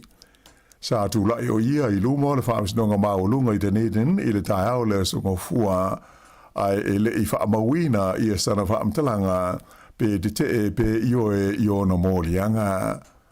O le whaaiunga o le vai aso na whaiai sa I linga ma sua ngā leo I le whale na tupu ai lea whaalawe lawe. Mai na whaailo mai le li sa tini sinia ia Dylan Ross e le o iai sesi tangata o sa ili leo e tusa o lea whaalawe lawe. O le masina fo o Juni lea ua whaatulanga toi o ane ai I luma o le whaamisnonga ia lea mata aupu. Ai I le whaamisnonga maulunga I au kilani to a whaata ngata o se au ainga saina ua a mata I neira lātou whaamisnonga I mōlianga leo e whaasanga ia I lātou ona o le maliu o se tina mai saina lea na maualo na tino ua awhiwhi I ni tanga pepo I ila ma tawhita whea ai le Sami I le Gulf Harbour. O le nei whaalawe sa ali li mai le masina o mati le tausanga I lua awhi luas furwha ina ua maua I le tangata whaiwhaiwa ngo ia Paul Middleton ia le tino maliu o le nei tina o ta whea I le Sami malongo I loa le ofisa o leo. O le teimi nei la o le ua maua I sue ngā leo o le ingoa le tina ua maliu o Xiu Lai Wang fitu se furu te usanga o le soifua mai saina.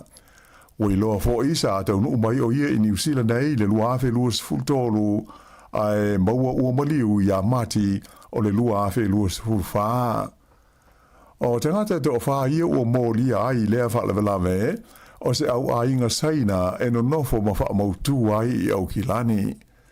To o se furu lua la wha inga o wha tonu po o sui o le jury ua filifilia mō lea wha amsnonga e to ono ali to ono fo I ta mai tai.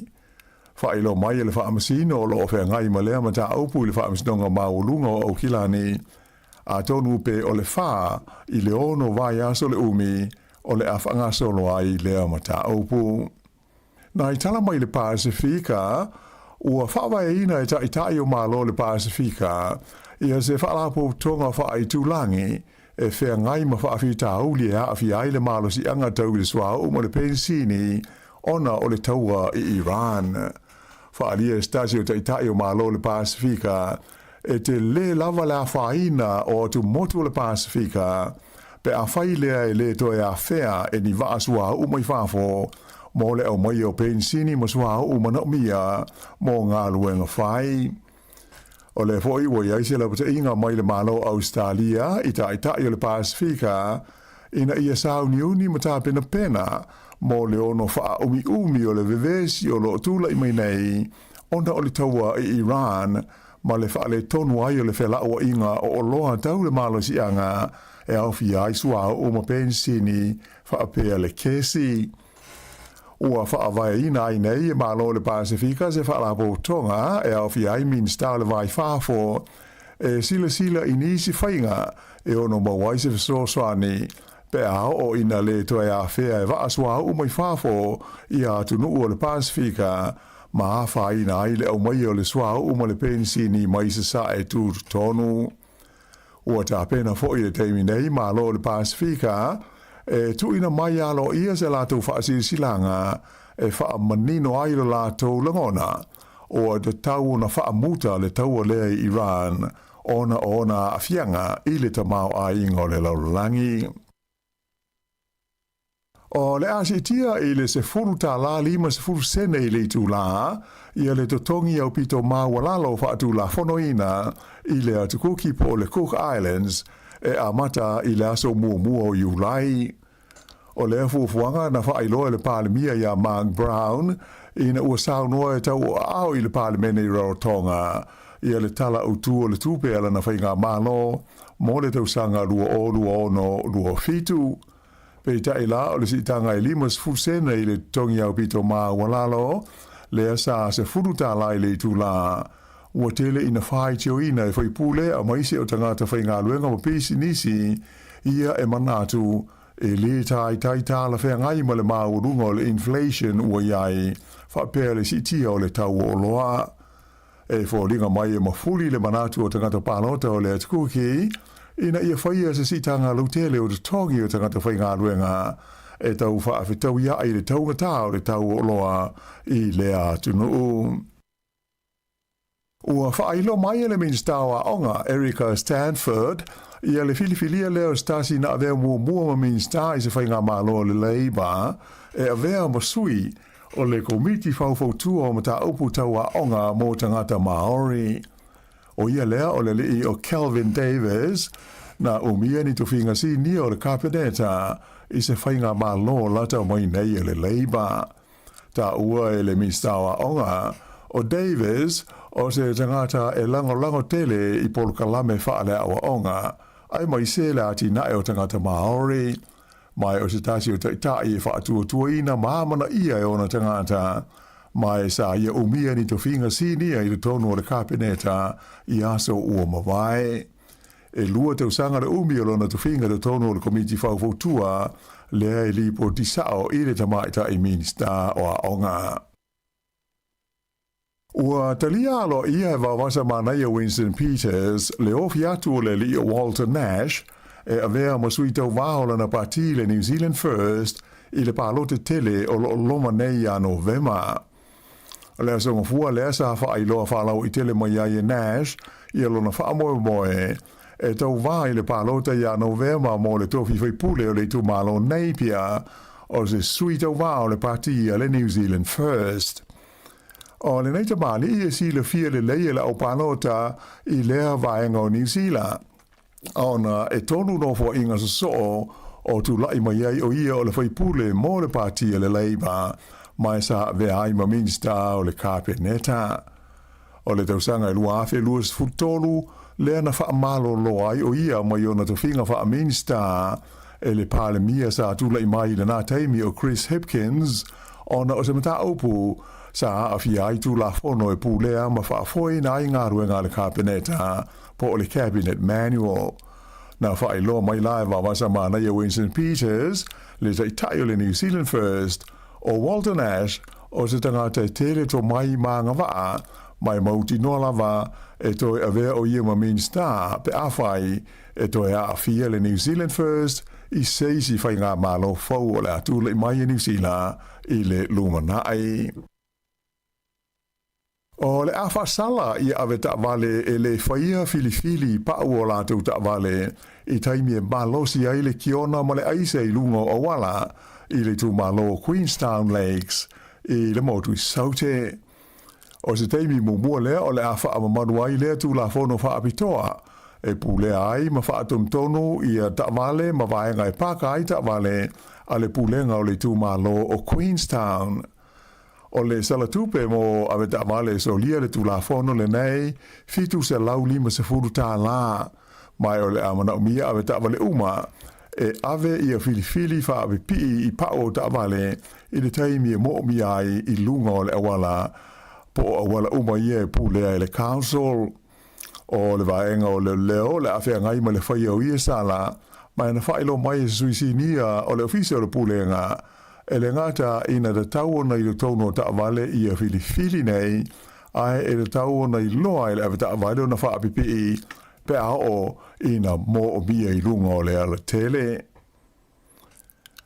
O le malai le Eden Park, o le awhai ai le ta longa wha le tausanga o le Anzac Day, le au la kapiliki o le Warriors, i le tausanga a sau ruafe lua se furufitu.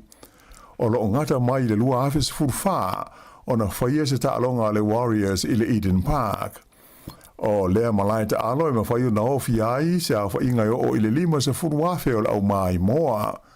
Mai te o tele manatu e ma whaia le Warriors o na whaatumu lea malai ma whaatu ina i se matatia i le au whainga o pito te o tele o tangata o le a mai moina se ta'alonga le kapiliki i tu tonu o New Zealand. O le matatia o lo iaia le Warriors i le la ta'alonga ma le Parramatta Eels le sa whaia le Eden Park i le tausanga lua afe se futasi e tolu se furu walu afe wha se lau se furu lua la whainga o tangata na mai mo hai. Ai o le tausanga e tasi iwa walu o lo whamawina ai se a whainga o pito mawa ai o tangata na mai mo ina se la kapiliki le tonu o New Zealand. Taimi leo le sua ngā fusi le kiwi ma le kangaroos a Australia mo le ipo le laulangi e le kapiliki lea na o i le whasa furu fitu afe tolu se lau wono tolu le a whaai o tangata na mai mo ina le ta longa. O le whaai unga leo talo whau.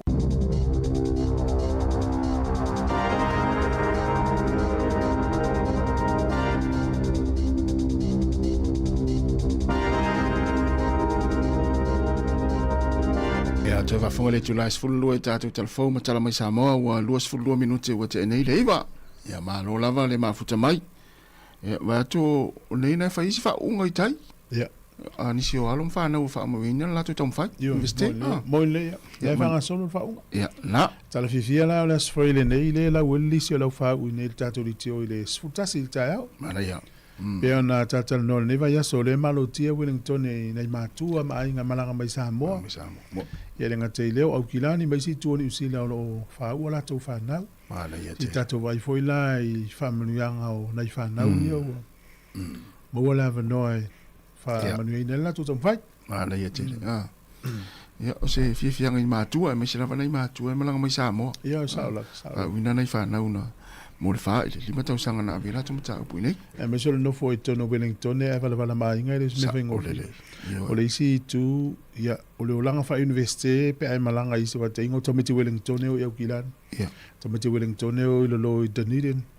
I lo tako po Waikato po fia la universite. E le se olanga fa ngofi. Mo. E me na ma nei lango nei ai nga Sāmoa nei tomiti o mai Sāmoa.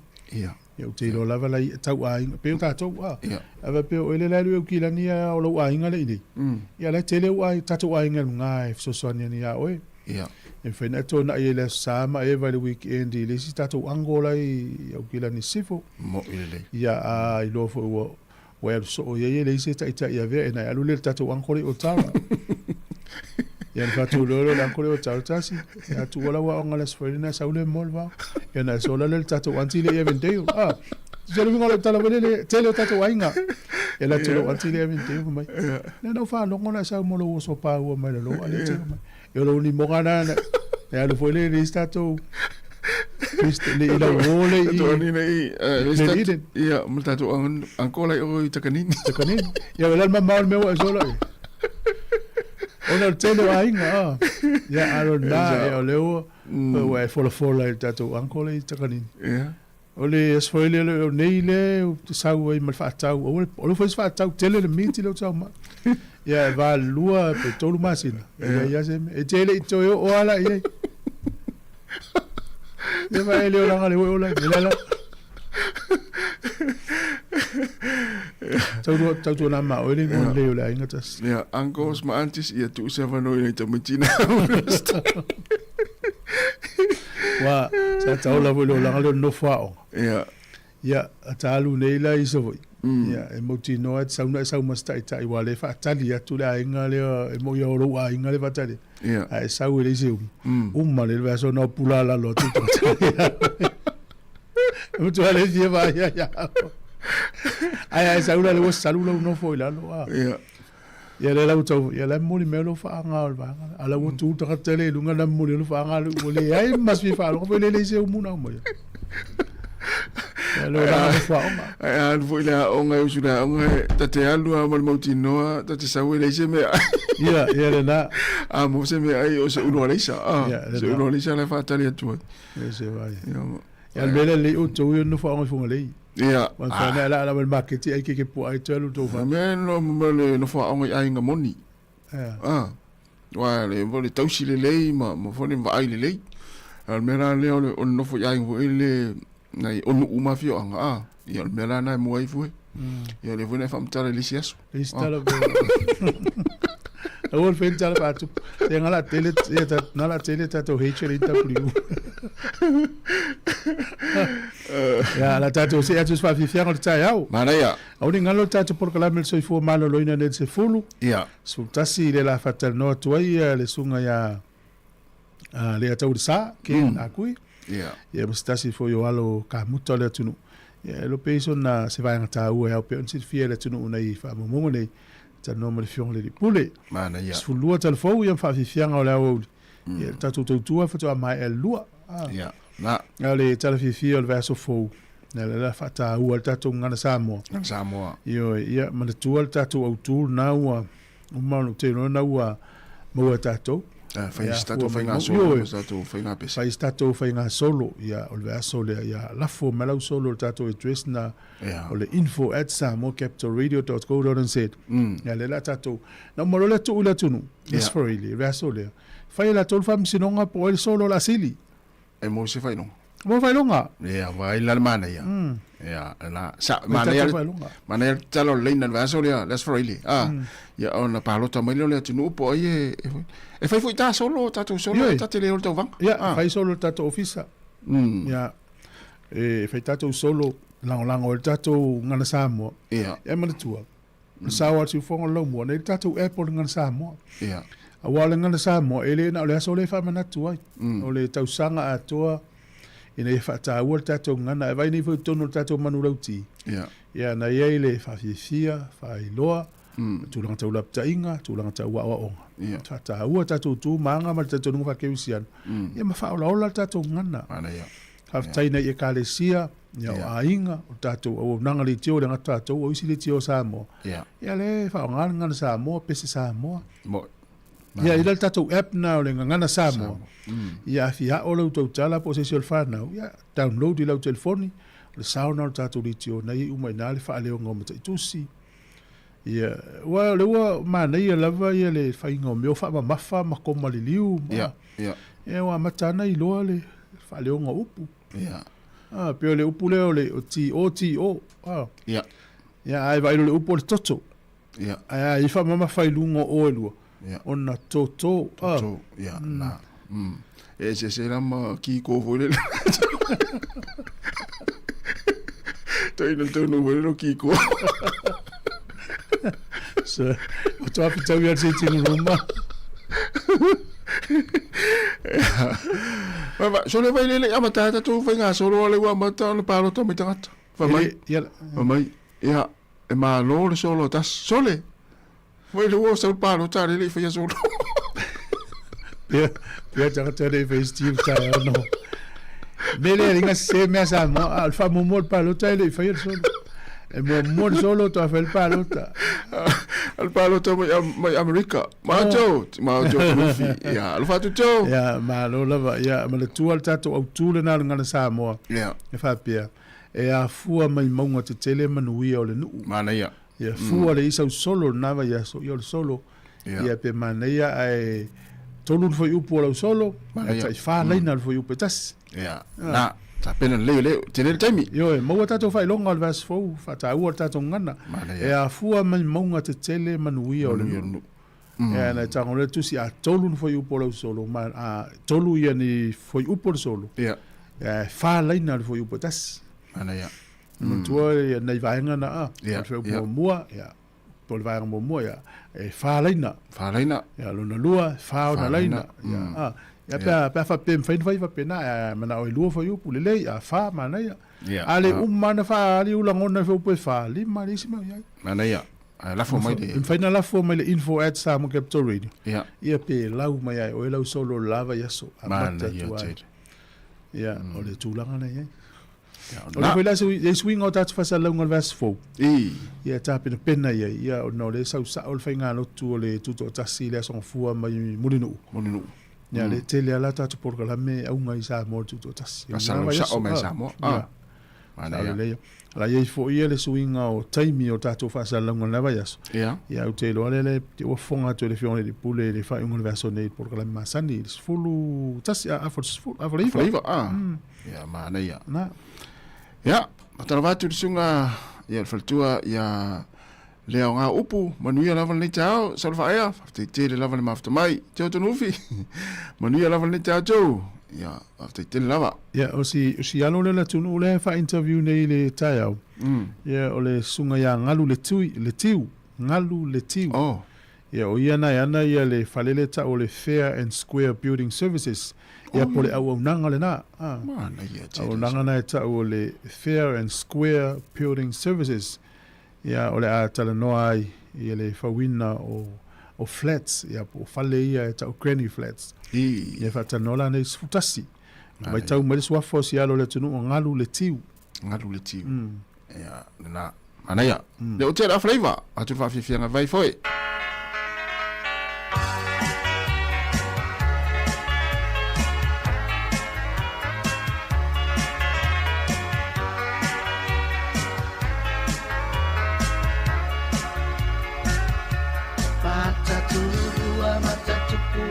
whaamai e matalasi.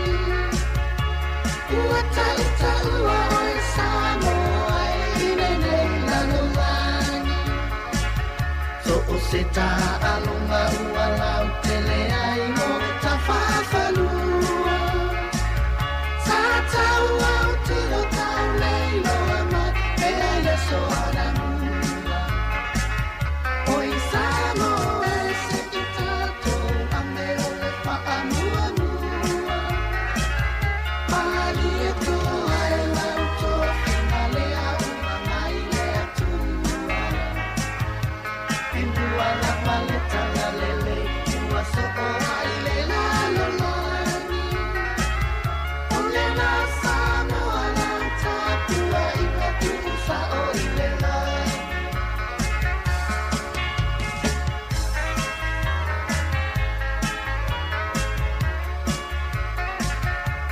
Ua soana mua Sāmoa le poronga sa ili i le toto. O se au taulonga sa supe malo i le fia sa o loto. Ua lago mau mai i le ele tua a o le taua.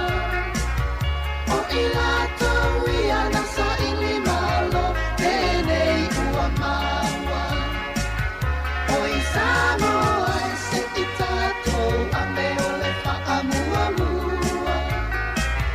Mali e toa e lau toa whina lea ua mai lea tua. E mua langa le tala lele ua so o ai le lalolani. O le na Sāmoa lau tāpua i ngā tusa o i le lani.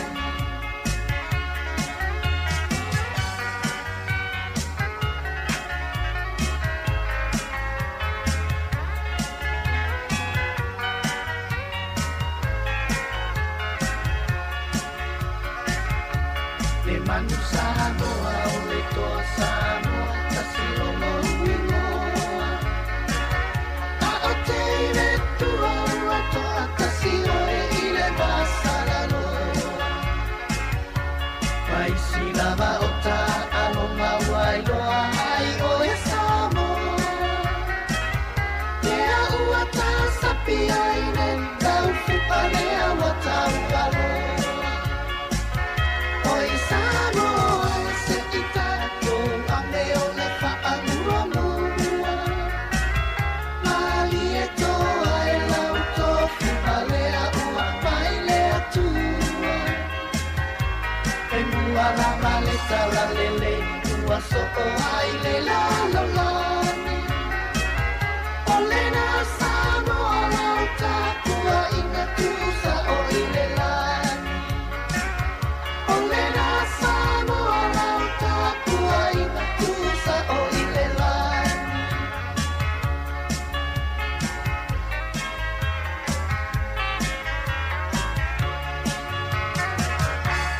O se pūlenga e mau i anga i whanua tau Pasifika. E ngā lulu e ai mau tangata e peo oe. E fisosoani i atu motu al Pasifika, a wāse lumana i manuia. Le stala mo se awanoa mahanaia. E mau awanoa whaingaluenga i le Navy, Army, po le Air Force Careers.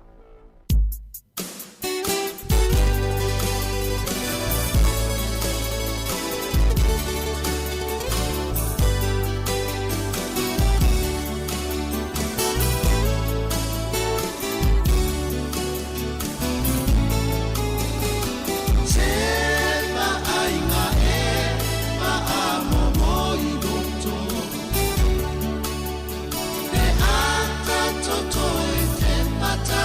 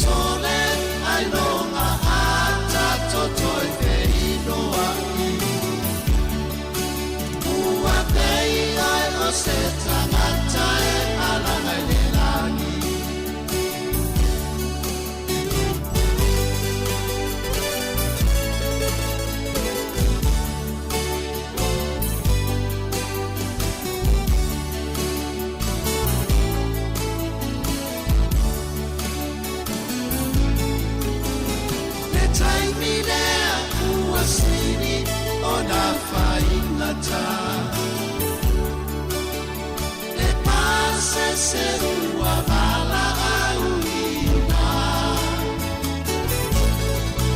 Wa'amama eloa uala taile itula E tu'ua i Sāmoa moni usina Ainga wa manini doi mata A ole tina uatangi tautala Sole ailonga ata totoe veino aki Ua kei ai o se tangata e malanga i le langi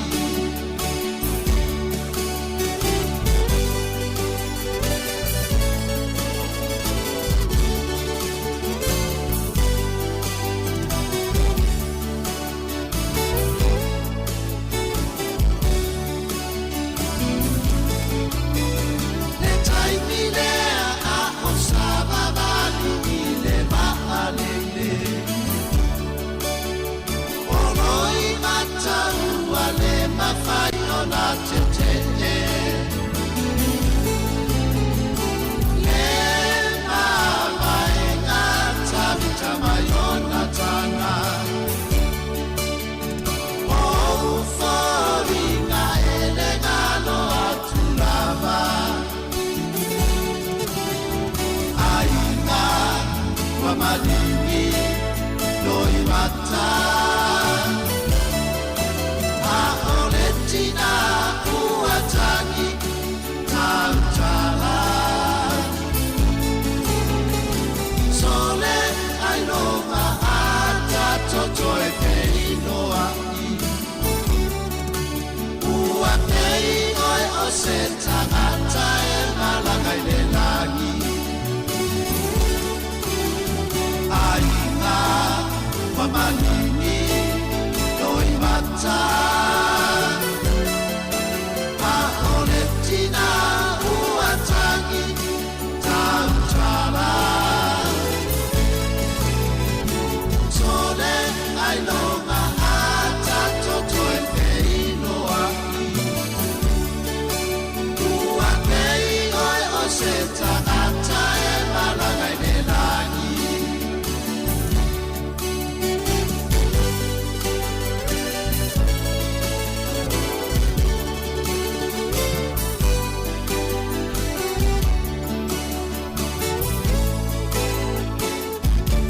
Se fong mali no rosa pai pai ia o loi mata I faleolo pole malai valele ina o to se fulu malai 2 minuti na tale o se fulu ia pe on falo atu proclame le tula se fulu malai tula se fulu tasi tau nei Yo se vel mane o pol pese nai le lava tu pul termine fa ma va ngale ai ngai Sāmoa pe mai ngale lu fa vai taimi mo ia mo la tolo mai ngale lu fa vai taimi ia tau tu na ma o to nei tina mai fa na u le fa muli mai fa noa ia o pu masani ia pe fa il poe mai tau tu na ma oe tau na ma oe ia le te o sa nei vai fla non wa you take away sa saina ia ma asia le nei te le take away ia na ngalo ele tina ta mai fa muli mai man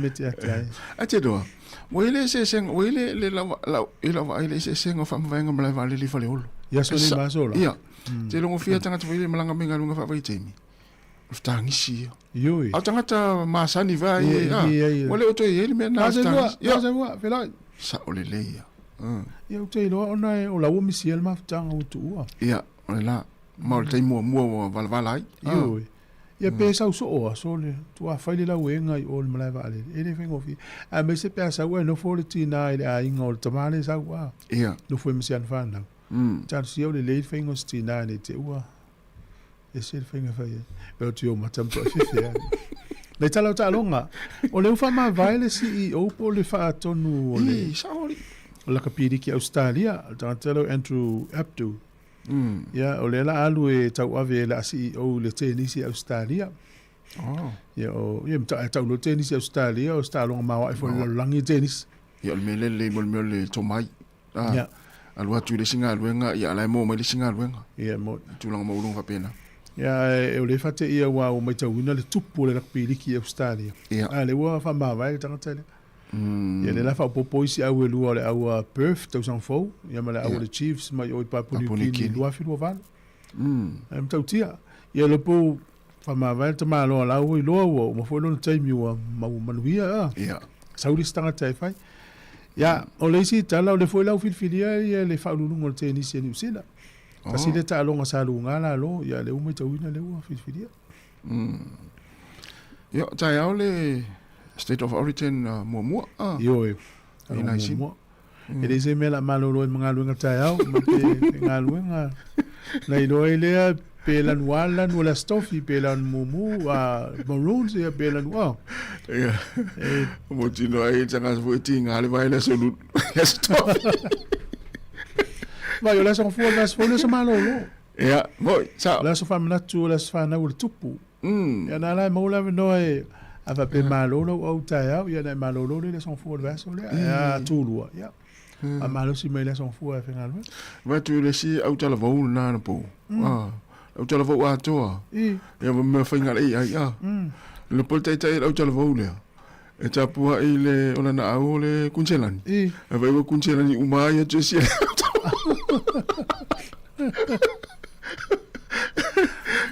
Ja. Maar die vinger tai la. Ja, ole sokka ja matele so sfultasi uni. Ja. Ja, mas in fo, ja le te mau le grupo A, ja lo Mexico, Afrika Saute, South Korea, ma le no le Czech Republic, ja. Ole P, por grupo P, lo Canada, Bosnia, Qatar, ma Switzerland. Le group C, lo Brazil, Morocco, Haiti, Mascotilani. Ole group D, lo America, Paraguay, Australia, ma Turkey. Group E, lo Siamani, o Curacao, e o Ivory Coast, e ma Ecuador. O le group F, o le Netherlands, Japani, Sweden, ma Tunisia. O le group G, o le Belgium, ai Cupito, Iran, ma New Zealand. Vai la. Ja, ta longa le New Zealand是fulano. Ja. Ja, ta lo ma le Iran. Ja, fai le New Zealand ja, toli. Tu ta pensini se ta lo yo toze. Ja, group H, o le tele o group tas. O Spain, o le tunule o Cape Verde, Saudi Arabia, ma Uruguay. O le group I, Falani, Senegal, Iraq, ma Norway. O le group J, o Argentina, Algeria, Austria, ma Jordan. Group K, o Portugal, Congo, o Uzbekistan, ma Colombia. O le pool L, o le group L, Engelani, Croatia, Ghana, o Panama. Lo inga o te leo grupo ta longa. Lo inga o malta longa la tunu wa fa ina ya. Te loa e fai fa penal fa inga le sketcho. E a mata ila so sfultasio uni, o mala so sfruivo yu lai. Ya so kalta usanga ni. E da fa una o fa longa ti ai. Mo te mo o fa longa le ngona. Ku fa ta lanto e laule. Ku ka. Ole au nga CURACO wow. Ma tu fo no fa longo le. Ya wala no fo ya pina e pu mo aso il me na o ngai. Ora tu no na sa va ye pina o pa po via te de me o la fuman. Ya sa. Ya na wa fa me la to au ku ri ka. Ya. E pi lo la pu mo va le fe. Ole no le o Curacao. Ja. O le Kingdom of Netherlands, ja, e tu le Southern Caribbean, e le tu ma tu Venezuela, o nai motuna, e vai la ta vai nele i groups o le World Cup, o le tele yo nuia mai Middle East, e fai a tau an fe vai inga fai ala tau soka, e le o yeila se o Israel o vai tu lisia, na fa lo mai, ja, e se o Israel, a ta sina o mata utio, a tam sanga i, ringa Israel o tele foi so te el malai. Ia, sa o le polisi mea na o tau fie. Na. E me siri na sui mai kuru kau. Ai o tunu la ia le tali malo le World Cup buafilu ono soka Canada, Mexico, America. So le fa so va pena. Ia. Ia ai mana ia la ia ta longa ia tele an faida oli. Tele an faida oli. Ya, vai la ta longa ni usi, ya o tele o taimi le o taimi ni usi la ya. E sa ta longa po le sfurulua i le uli. Ya. Ya. Ma le la ta longa ni usi la i le sfuruano. Ma la ta longa ma Iran. Oh, so. Ya, sa oi oi. Ma se el musu la o le o ni usi la o Iran. So, fa yo to le o se o ke pensi o. Tau tal pensi le mato. Me fe la ta longa le Iran, e fa ta longa Amerika. Tele la o te. Ya. La te te la tumutumu foi tunu yo Canada, Mexico ma Amerika yo te te au e mai se au ya. Au ya le tau. Sa o le. Ya, ole masina ele to mauna uma le super kapi. Yo na lau mai lolo au mo o Blacks tau sanga nei. Ya, ona sa au ni lolo le tua o Blacks i Afrika South. Ele tamana e fitu mai le au New Highlanders. Oh. So le fa ya to le mana yo. Ma le no foi tino Le yon foi tino to e foi le malosi. Ta sila na fitu te lo le lava va e el pulenga o peleki. Ia mo. O kusoma se te mai lu tato tua yo. Ia. Ia el mutu ai ia mata se fitu au kuso. Afrika Sauti? Ia Afrika Sauti. Oh man, ia la tamana. Usa tasi lua tolu fa lima ono fitu valu. E valu ta alonga. E tolu test. Ia. No ngai matu ato tele se au lope fast furu pe fa lima au. O le aule na e fato ai loa ele malosi le o peleki te mille. O Afrika Sauti. Ia na. Ia na. O le tamale o Charles Moby. Le fa mai Christian Kali ne tau na fia lo Blacks tau sangani. La so lo e fina ngalo Christian Kali. O le wingi le Hurricanes. Wingi toi full peki le Hurricanes. Mana ia. Mana ia le manatu. Mana ia alo stamana e mfai full peki. Lo malosi lan tamo. Ia sa. Ia peo ni sina o tala o talonga. Ia. Sina o tala talonga le o te 10 minuti na tala o le 10. Ia le fo te pena melta to proklame le tula 10. Ia. Moni, e ore ngalo nei la fo iva. Ia. Ia na amata tu pui nai o le PIPC ni tau ne peo ni tau lau atu. Mana ia. Ene te vidi mai se uma le afo lua. Ai te le taimi. Ia. Ia mo ia te le taimi. Ene me fo le lo afa lua afta tau o to la ta pena uma fo mai la o. Ia. Na. Ia pe ta wole va ve o. Mana ia. Ia wa afa lo me foi uma la afo lua mai i alo tapuni ato le afo lua. Ale fta tu la afo lua. O tuaila mana ia le o taimi nei longa ngola wala. O tal no ai o. O fa ta le fa tu i fa ngala va no na. Mana ia. Ta to Wellington mani si nei le va no fio ia anga ia tu ia.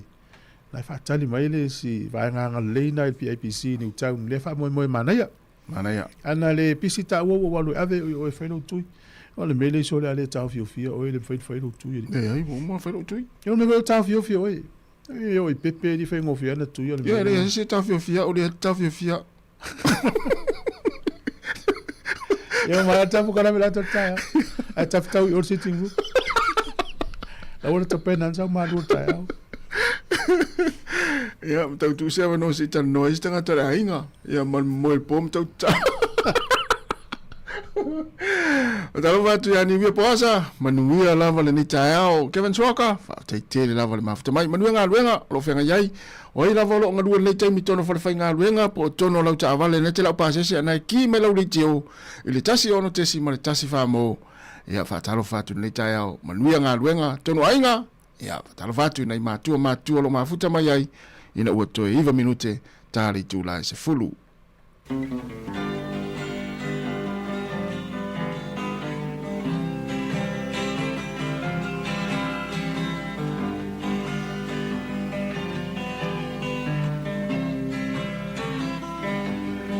O mawhawhaunga o lohuanganga, o oio mawhatianga, ua pura, o mai o me olanga.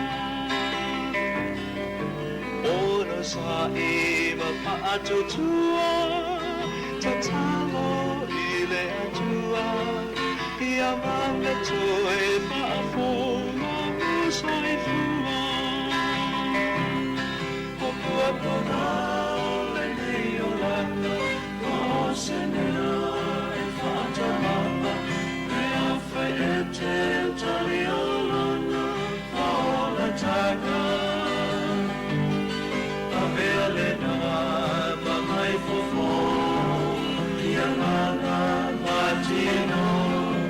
Ole abate ai on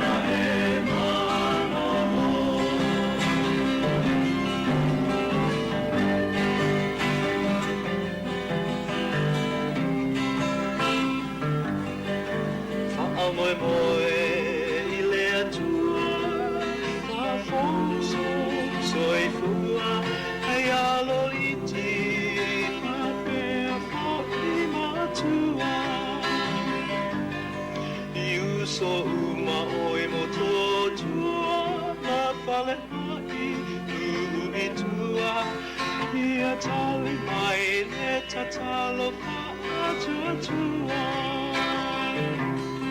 o pua pua le nei o langa o se mea e whātamaa te awhai e te tali o lana o la tanga a mea le nā mahai fofo ia ngana matino o le ama me hai ona e marono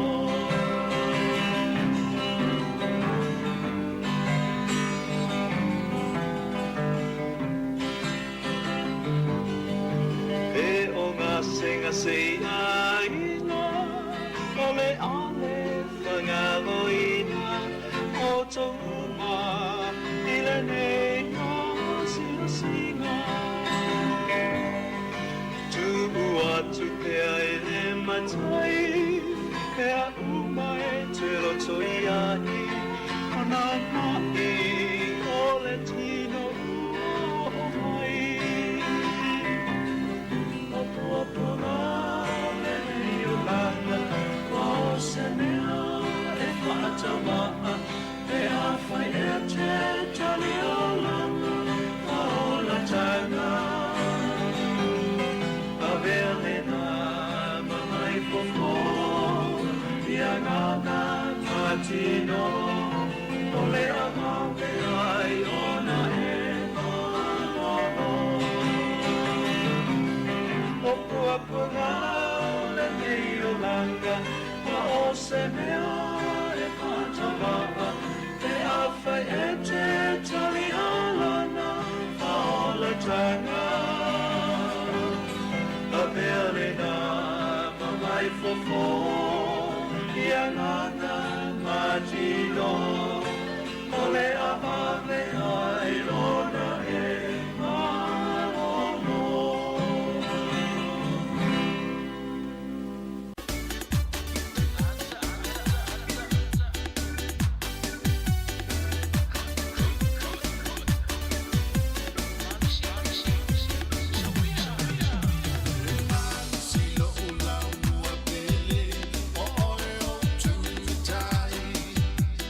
Tala me la ua o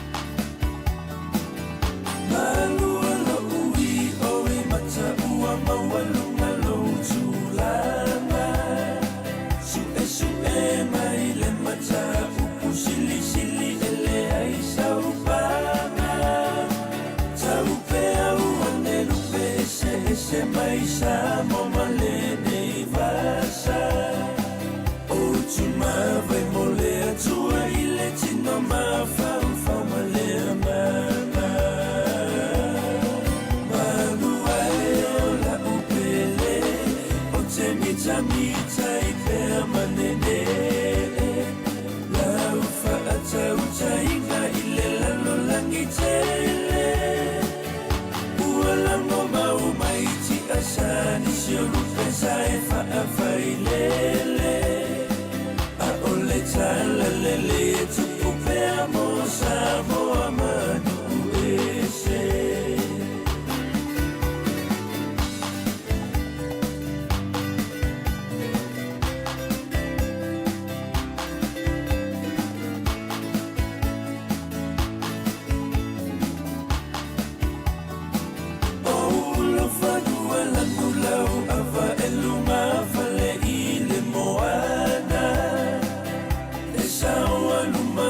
Legendary fale fono male fale mafutanga Luma luma lule yupeli fale tusi male fale misiona Le fale otina malopule mama o tau faia oma Manua o la upele o te mita mita I pea manene Tau tainga I le lalo langi tele Ualango mau mai ti asani si o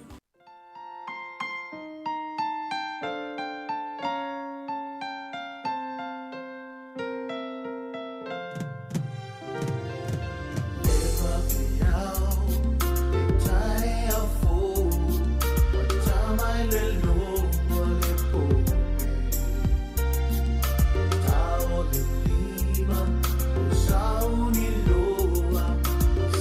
Savali anga iloa Mai tawina fatu mulia Au savavali ia pia Eta lungalu watu mule au faafu Ia tato savavali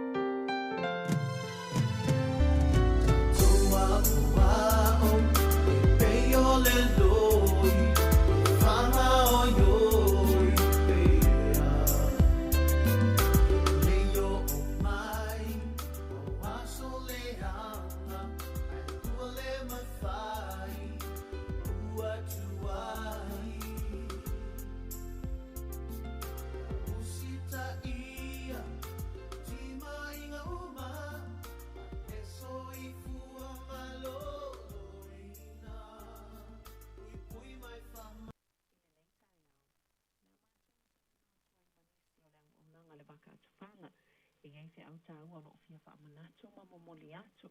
E tāua tele mo le wainga ma le tau singa le le.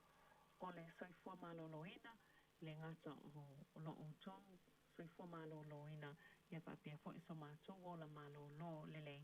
Ia mai se lawa i le tōlanga tau I le puipuinga mai whamai, mga singase.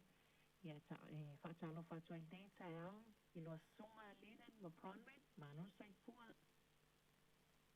Malo laro soy la zona Melina, patalo pasio saso asano pele Sāmoa poto, patalo pasio eka ia le au kanga loenga ale asua, mao oso fale sua, na mama sina masua, ia ai mese o e una fai ona fa longo longo mai, le nei polo kalame, ia malo laro soy fu manuia malangi mama. Ia malo foi. Lenen empana tau tu o lai tite no anu si o fonga na tau e tau le la longa le atu le le pita le nei ia e malo lava lon sai fa sai po e mo lo lo tai mi le pol kalame wa o solo ma le lei bea me o ma nei tai mi le o nanga o le lava fa solo manuia lava I maso I nei. ia malo ia la atu ia e sa no po ava e ngai e fi fa inoa ia ona o te talitono fo'i o tui pui lea sa fa pea e o se vaenga e pui mai tātou ai mai se lava I nei vai tau ia e ona tu atu e te loa amata mai le tatanoanga nei tai au Ia tai lava mo le avanoa. Oh, talofa lava. Thanks for having us. My name's Bronwyn and I'm a vaccinator / enrolled nurse at Whakaatapanga Pacific Nursing Service. O le mata upo le amata mawhai tala noa ina I lene tai au o le National Immunization Schedule po o tui pui a whanau mai le ono vai aso anga I le fulu tolu tau tanga. Yep, I'm just I'm going to go through some of the vaccinations that we give here at Whakaatapanga. So 6 weeks is your first immunization, and it protects babies against rotavirus, which is a kind of like a tummy bug infection, and the second one is Influenza hexa. That one there covers 6 diseases in one injection, and it protects against diphtheria, tetanus, whooping cough, polio, hepatitis B, and Haemophilus influenza. And the third one is pneumococcal disease, which is the disease that can turn into the pneumonia. Yeah. So e amasa mai leono vai aso o le tui pui e mawhai ona maua a pepe. So e tasi le ino manga e whaatulu I le ngusu e pui ai mai le siyama whaatupu manawa tita. E tasi le tui pui ai mai le lipi, ona, tale vivini, polio, acefefete B, male herb, male tasi fo ele tui e pui ai ia lau pepe mai le pneumococcal. So o tele lava ia paamai ia e pisia I bacteria. And the next one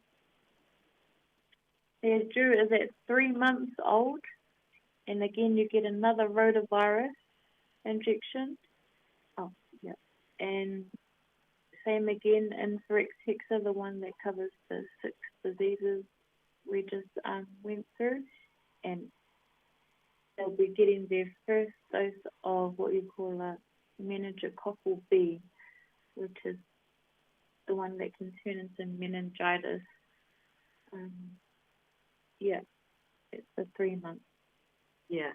O le situe e mawhai ona maua o le te atoa ia le tolu masina a pepe e tasile inu manga e whaatulu I le ngusu e pui ai mai le siyama whaatupu manawa tuta. Tasir tui e pui ai mai whaamai e ono o le lipi, ona, tale vivini, polio, acefefete B, ma le herb. Ia le temi fo'i nei e a masai le tui pui o le meningococcal B. So o le meningococcal B o se whaamai e a fia ai ia le whai ai, le mawhai ona fula le whai ai ma o le blood poisoning, e mawai le blood poisoning po o le toto ona.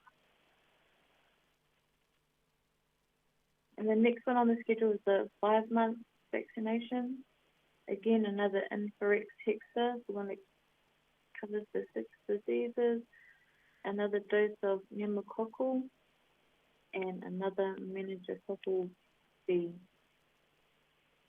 Ia I le 5 masina e toi pai po ele tui pui ia o le whaamai e ono, o le lipi, o le ona, tale vivini, polio, acefefete B, ma le herb. ia whaapea fo'i le tui pui o le pneumococcal ia awhia ai ia o le whaamaine o le pneumococcal ia awhia ai ia mā pepe mai mawhai ai ona maua ia pneumonia pepe ma le tui lea lona lua o le meningococcal B. The next true one is at 12 months old, 1 year old. This is when they're going to get their first dose of measles, mumps, and rubella vaccination. That's all in one injection, and then again another meningococcal B and pneumococcal injection. Ia o le seimi nei o le sepulu lua masina pepe ia e maua ele tui mua a le misela mami ma le rubella le MMA ia e toi fai fo'i le tui pui ia lea o le pneumococcal ia ma le tui lona solo o le meningococcal B. So e tāua lava i le sepulu lua masina I o le teimi nei e whai ele tui mua a le misela mami ma le rubella. The next one is at 15 months old. They get another dose of measles, mumps, and rubella. Their first dose of chickenpox, and one more Haemophilus influenza. Ia le sepulu lima masina a pepe e maua le tui o le herd. Ia e toi maua fo'i le tui lona lua lea a le misela mami ma le rubella. Ia ma le tui mua o le tane susu. The next one is they get one at 4 years old, and it is a booster of Amphorex, which covers the diphtheria, tetanus, whooping cough, and polio diseases, all in one. Ia a toa nei le whātau sanga ia e toi maua fo'i le tui lea e tasi le tui o le lipi ona sa le vivini ma le polio. And the next one after that is you can get this one between 9 and 13 years old, and it's the booster of tetanus, diphtheria, and whooping cough. That's one injection, and then the next one is the human HPV vaccine, which is a human papillomavirus. Yeah. O le iwa I le tulu tolo sanga e maua le tui puia o le ona lipi tale vivini ia ma e maua fo'i ia le tui lea o le HPV e puia ai I te meiti mai I te wha mai o lo o maua I le lalolani ma e lua tui ia a e wā I le ona masina I le tui lea o le HPV. Ia pei o le pe ole o tuia o lo mawhai ona maua fua a sa meiti o alo mawhanau mai le ono vai aso a ngai I le tulu tausanga o tui pupuia New Zealand. Malo. E ile vaenga lea wai I pe e whapea ona siake mātua pe whapefe whana I loe mātua o lea I solo le mātua o for itu let's find out how can parents check whether their children have received all of their vaccine. So e mawhai ona so tai ia lau po mai o lo GP e mawhai po e ona vili ia le whare mai tele e mawhai po e ona tiaki ia lunga le online I le Health New Zealand website I e mawhai ai onga maua ia le pe ua ato ia tui pui a whanau. O te loa o na sina fesila I te le te oa iei nisi tina po e popole a le maitanga I le saunga le mo o le tui pui le teimi le ai. Inisi e a pui o la le o la se whamana si au mō nei tina. E tāua lava I le teimin a le maitianga. E maua ia le tui lea o le taua o le district. So e mawhai onga maua mai e whai le tui pui pui e a mapea e maitanga I le skulu tolo vai aso e mawhai ai ona maua le tui o le district. Ia ka pia fo e le tui o le influenza, le tui o le flu. So o le temina e mawhai ai ona e maua le tui fulu I so semi alo maitanga e le aite semi Yeah, ano. Ola wa ona lua tala no I le tui o le MMR. Ona I le fesili whamole mole a linen.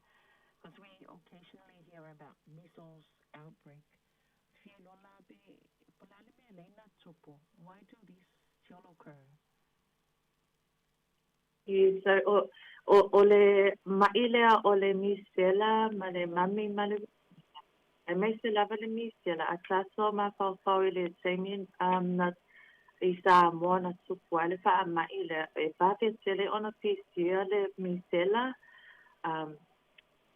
ma e vave foi ona mai ai ia pepe so o lo o fa malosia ia le malo e sau lava ona faile tui pui pui e lua tui pui pui e maua o le MMA vaccine e pisia mai pea e mafatua pe kale pe e te sananoa atu tangata po o te lo ainga tangata o lo o mai a lai maua ia aungange o le tale po o le mafatua ai le isai la so tui e whaingofia lava ona pisia le whaamai.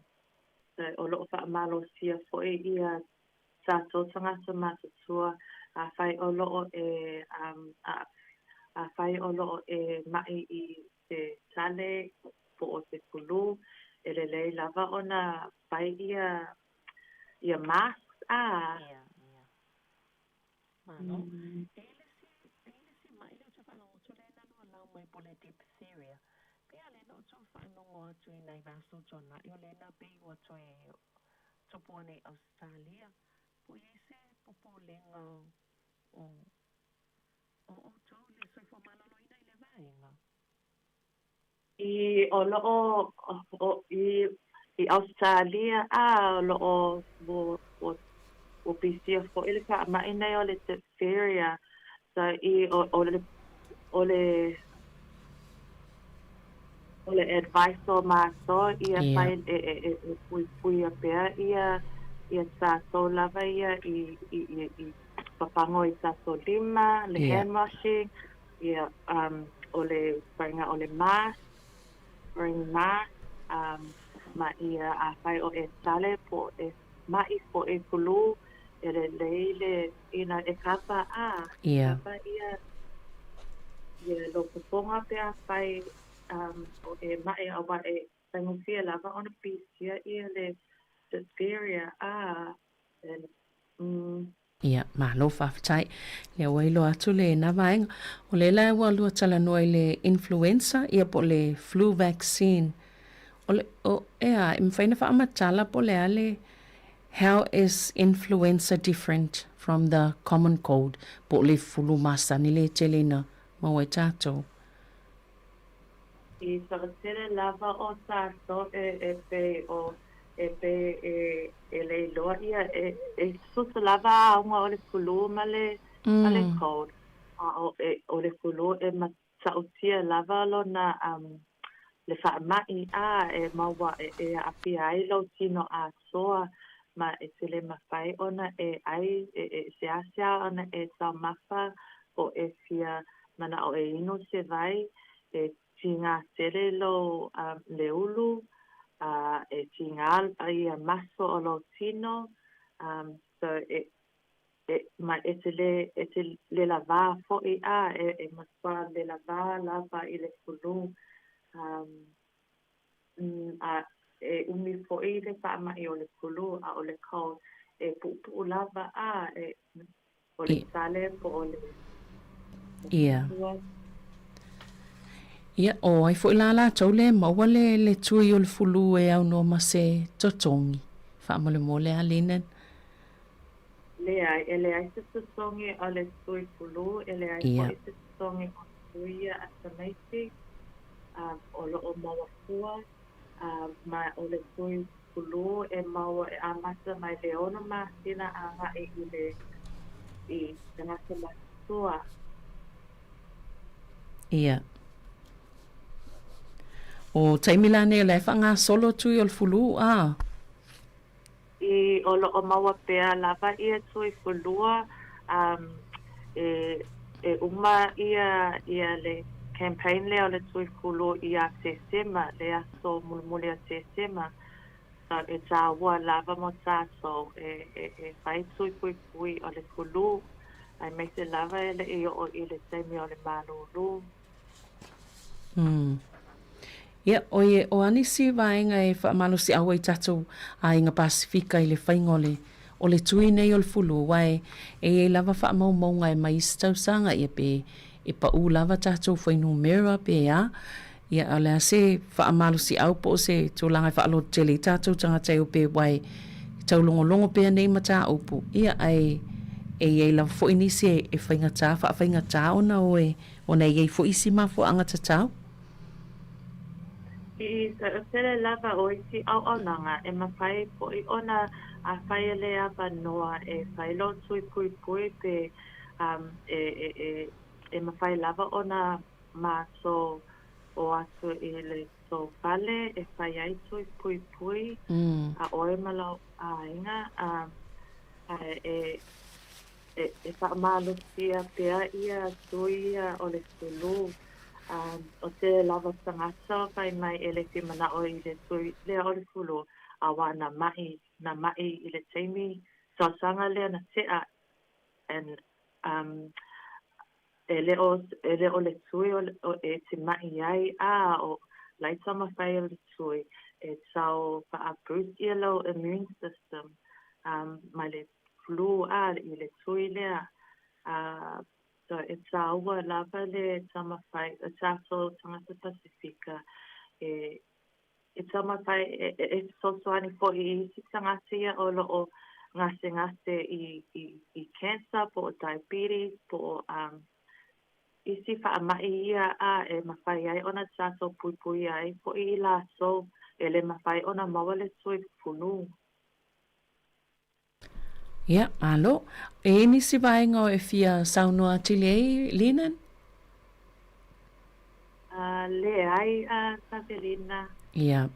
O le ala le taunu mera pe whawhen whawsota i atu e nisi whaamatalanga I fia sila fia tili e winga I le au nanga ma vaenga I o tui pui pui.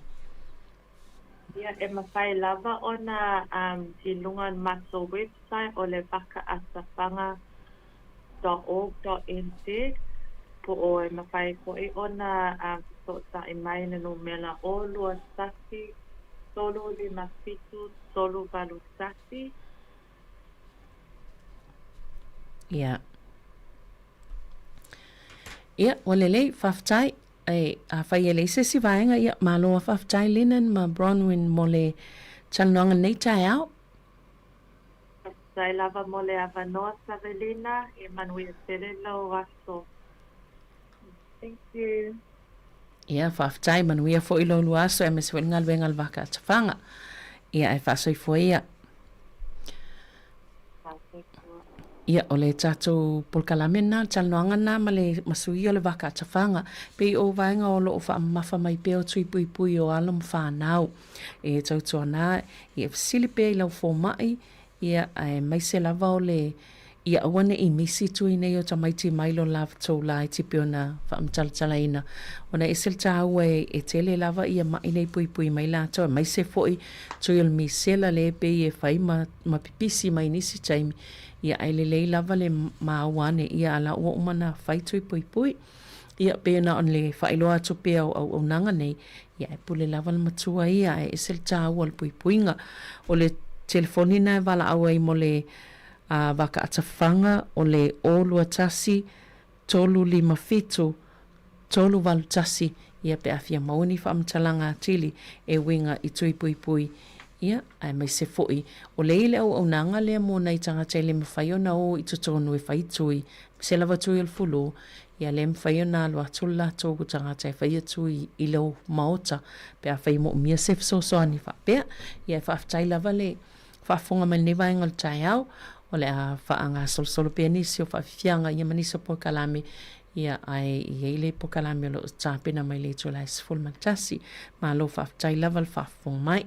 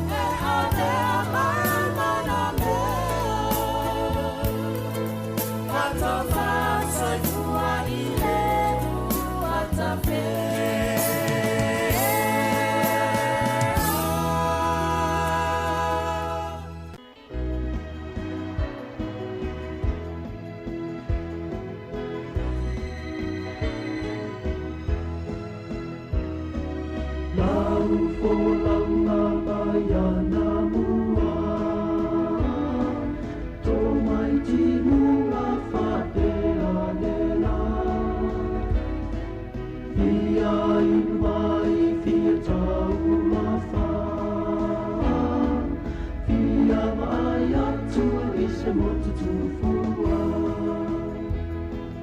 Alo, alo, alo la poe tonu ule whaamonoe.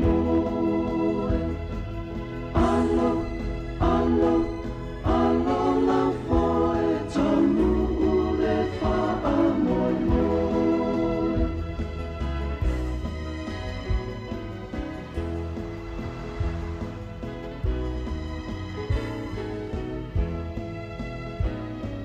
Ele la ie po o le toe la Ami mai se I whaata whea I te au Whaata whea I le wasalo noa Fia wa ai atu I atu mau mau Sāmoa Alo, alo, alo la poe tonu ule whaamonoe. Alo, alo, alo la poe tonu ule whaamonoe.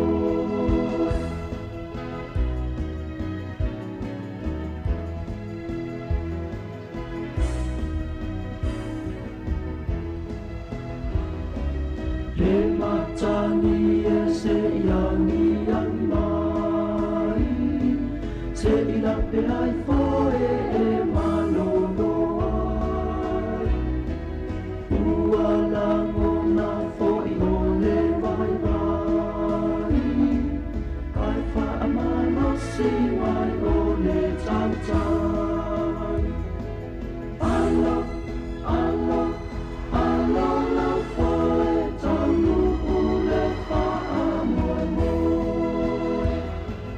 Alo, alo, alo la foe tonu ule whaamonoe.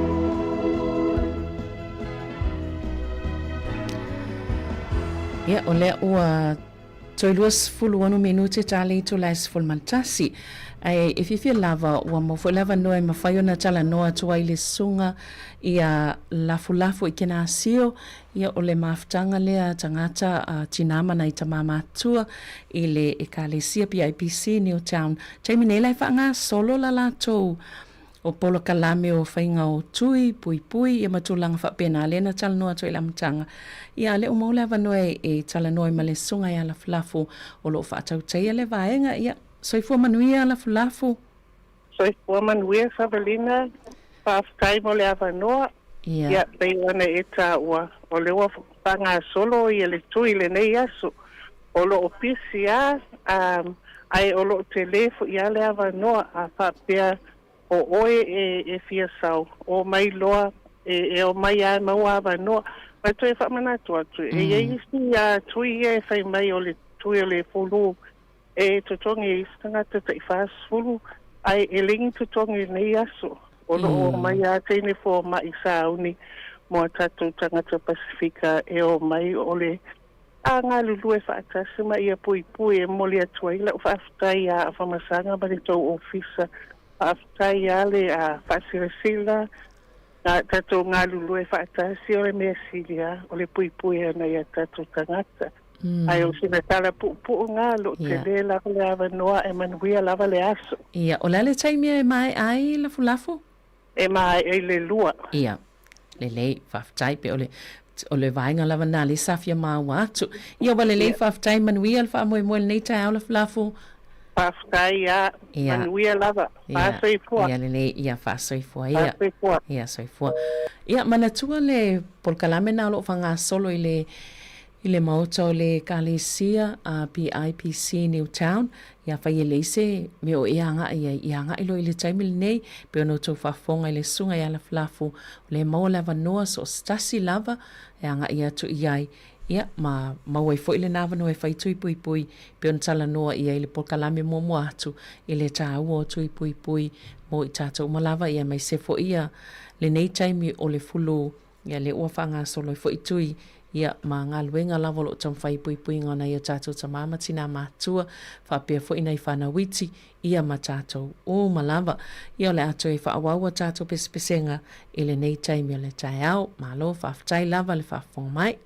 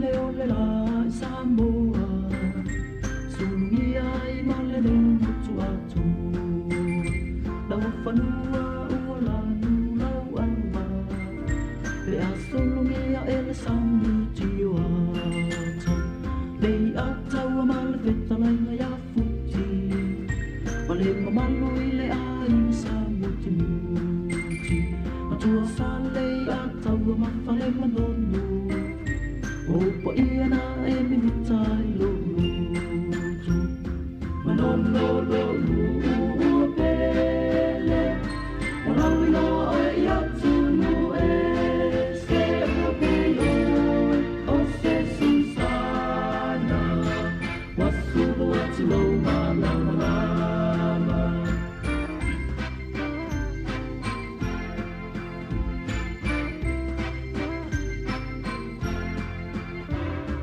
Telefoni le na o le vainu Ua siamu pini tasi oe i le atunu O lo whai wa masani o le alafoe Le tautaua whaamanu alu mamu Tali wane la i ata le ni masani Te pewheo tau le ai a o le sai Le vale a o le awa uli ma le afi afi Se i vangana ua ni mai se utai Manono lo ua pele O lawi loa oi atu nu e Se o beio o se susana Wasu atu lo malama lama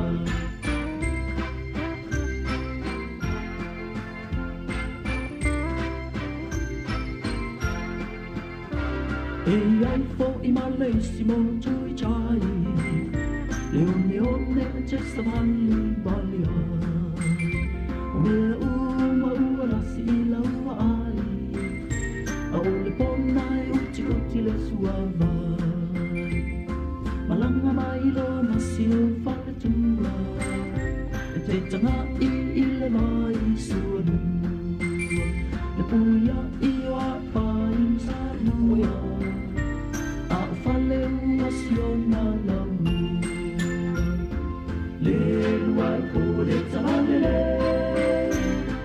Si oi lo au le le Ua te oi o se susana Wasu atu lo malamala Ma ua te oi o se susana Wasu atu lo malamala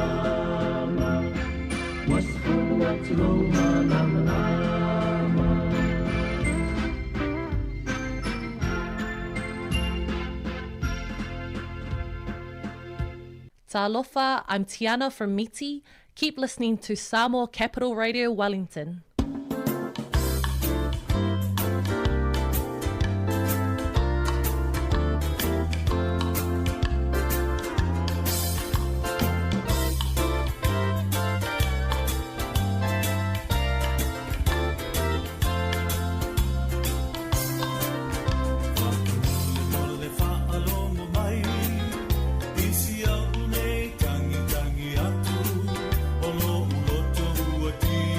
Tell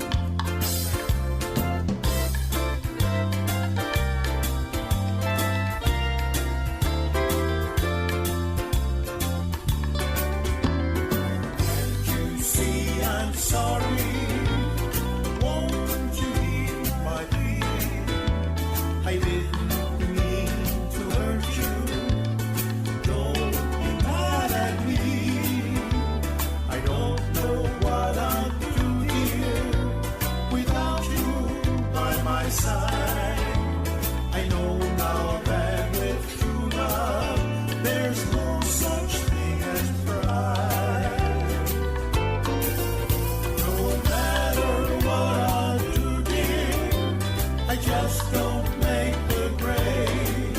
So try to overlook it, all the great mistakes I made.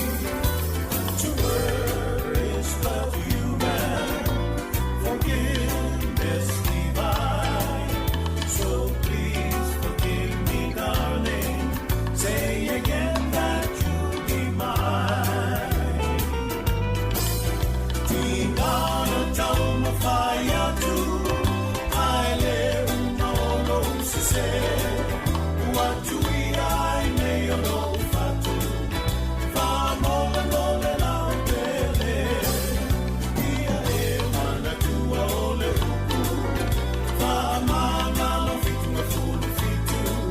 Wha mamai o si o loto, whai mai lo i tau ai u.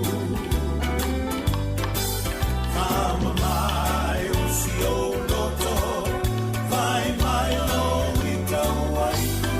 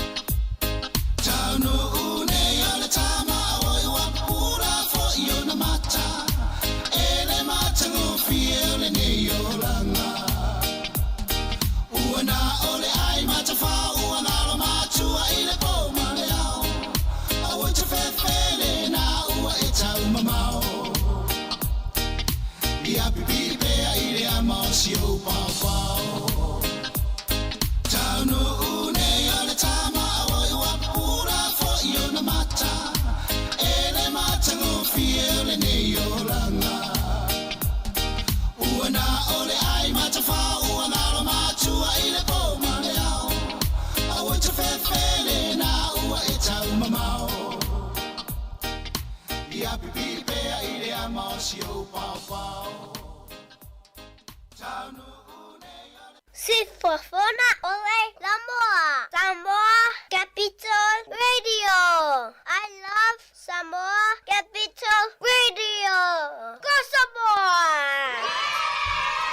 O te whatalo whatu bol whalo alo whafonga le tino ne tai au. O le swing o tato Paul Kalame i pe on whasi sila atu. O matu whatasi Paul whatsalau mo le sunga ia ngalu le tiu. Ia whapea ma lea tau le saa kena akui. Ia matu tatanofo niso ngā ruenga o ngā ruruoila o ne fsosoni o tato tangata. I tūlanga o whale ia o le sunga ia ngalu se i whamtala atu niso lana i fwoi tau tua lea. Ia mala o nanga. Ia o ie o le whauwhale. Ai o kini. Ia o ie le o ie le ia tau le saa. Ia o ie ngafa mo le tūlanga o whaingo pepa vo ia o pope o legal i mo meo documentation i tato pepa o me wapena. Ai whatalofa tu lau sunga ngalu ni tai au. Whaisina lewa tate li to e whelua ei. Tā rofa. Haftai lawa mo lewa no. Tā lofa lea tau le saa. Ia, whatalofa tu lau fionga awhangasanga. Ia, tātou whantasi nei aso. Ia, meselo tātou mālo. Ia, sunga ia ngalu le tiu. Tātou whantasi. Ia, whatalofa tu foile whawhonga anga Sāmoa nei.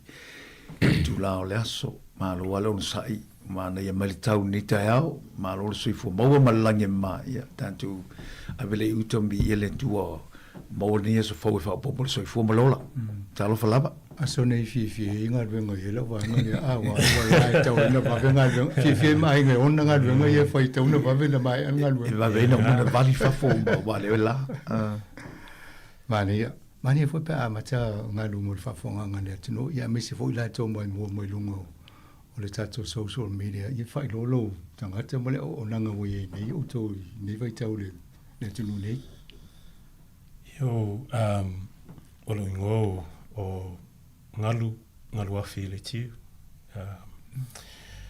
Ngā whangau i le nuule o iwa vai a whai i Savai, mo te le o Sala whai. Ia ngā top mai lai o au ingi usila e le simako ainga i le tausanga tasiva valu. Ia no a ongare i le kolisi lea St. Patrick's College i Kilburnie. Ia o Wellington ale. It's been home for a while, so yeah. Mane, o le wawa ia tu le whailau company whauwhale. O le ngor company o le Fair and Square Building Fair Services. and Square Building Services. Yeah. O le ale tausanga na whawai. Fair and Square Building Services nga whawai le luafe sufiku. So whainga luafe sufiku.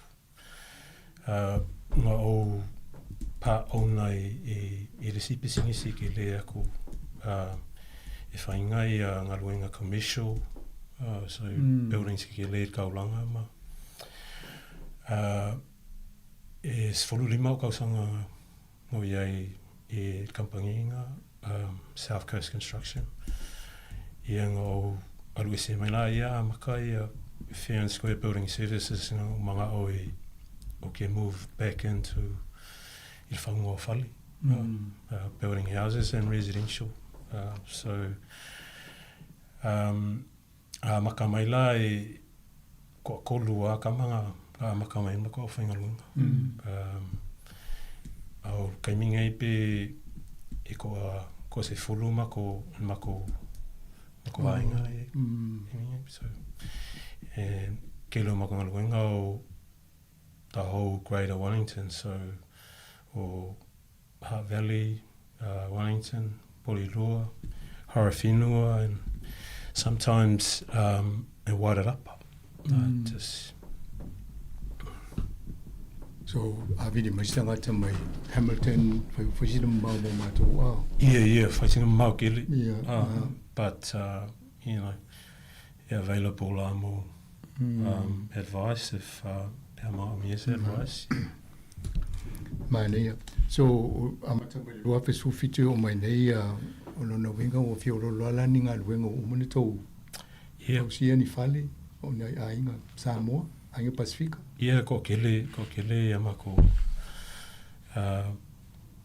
Because so ole mea mo muanga ngā mga oi maka mai kampangi ole creating trust. So it means le lei mga luenga I whai. So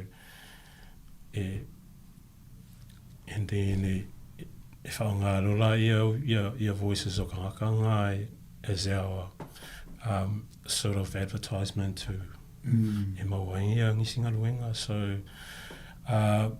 we ke lere mixture, but probably the last couple of years wa kele mai amakonga luenga mai not only Kāngaka Sāmoa but also Kāngaka Pasifika. So which is really good. It's always good to help our people. O nisi o ngā ruenga leo te vai tu pepelena ba ia peo whale for your granny flats. Whale ia la iti ma. Yeah. Ma ne foi whamatala le tūlanga o ngā ruenga nā ma le tau au nanga. Yeah, so o granny flats la o ngā design la vai mākou foi, I think firstly o le loa fau o le mālolo ai e mawhainga whau ia so granny flat e whikus fulu sko ia mera pe lai kiki aku e kua o lau whale. So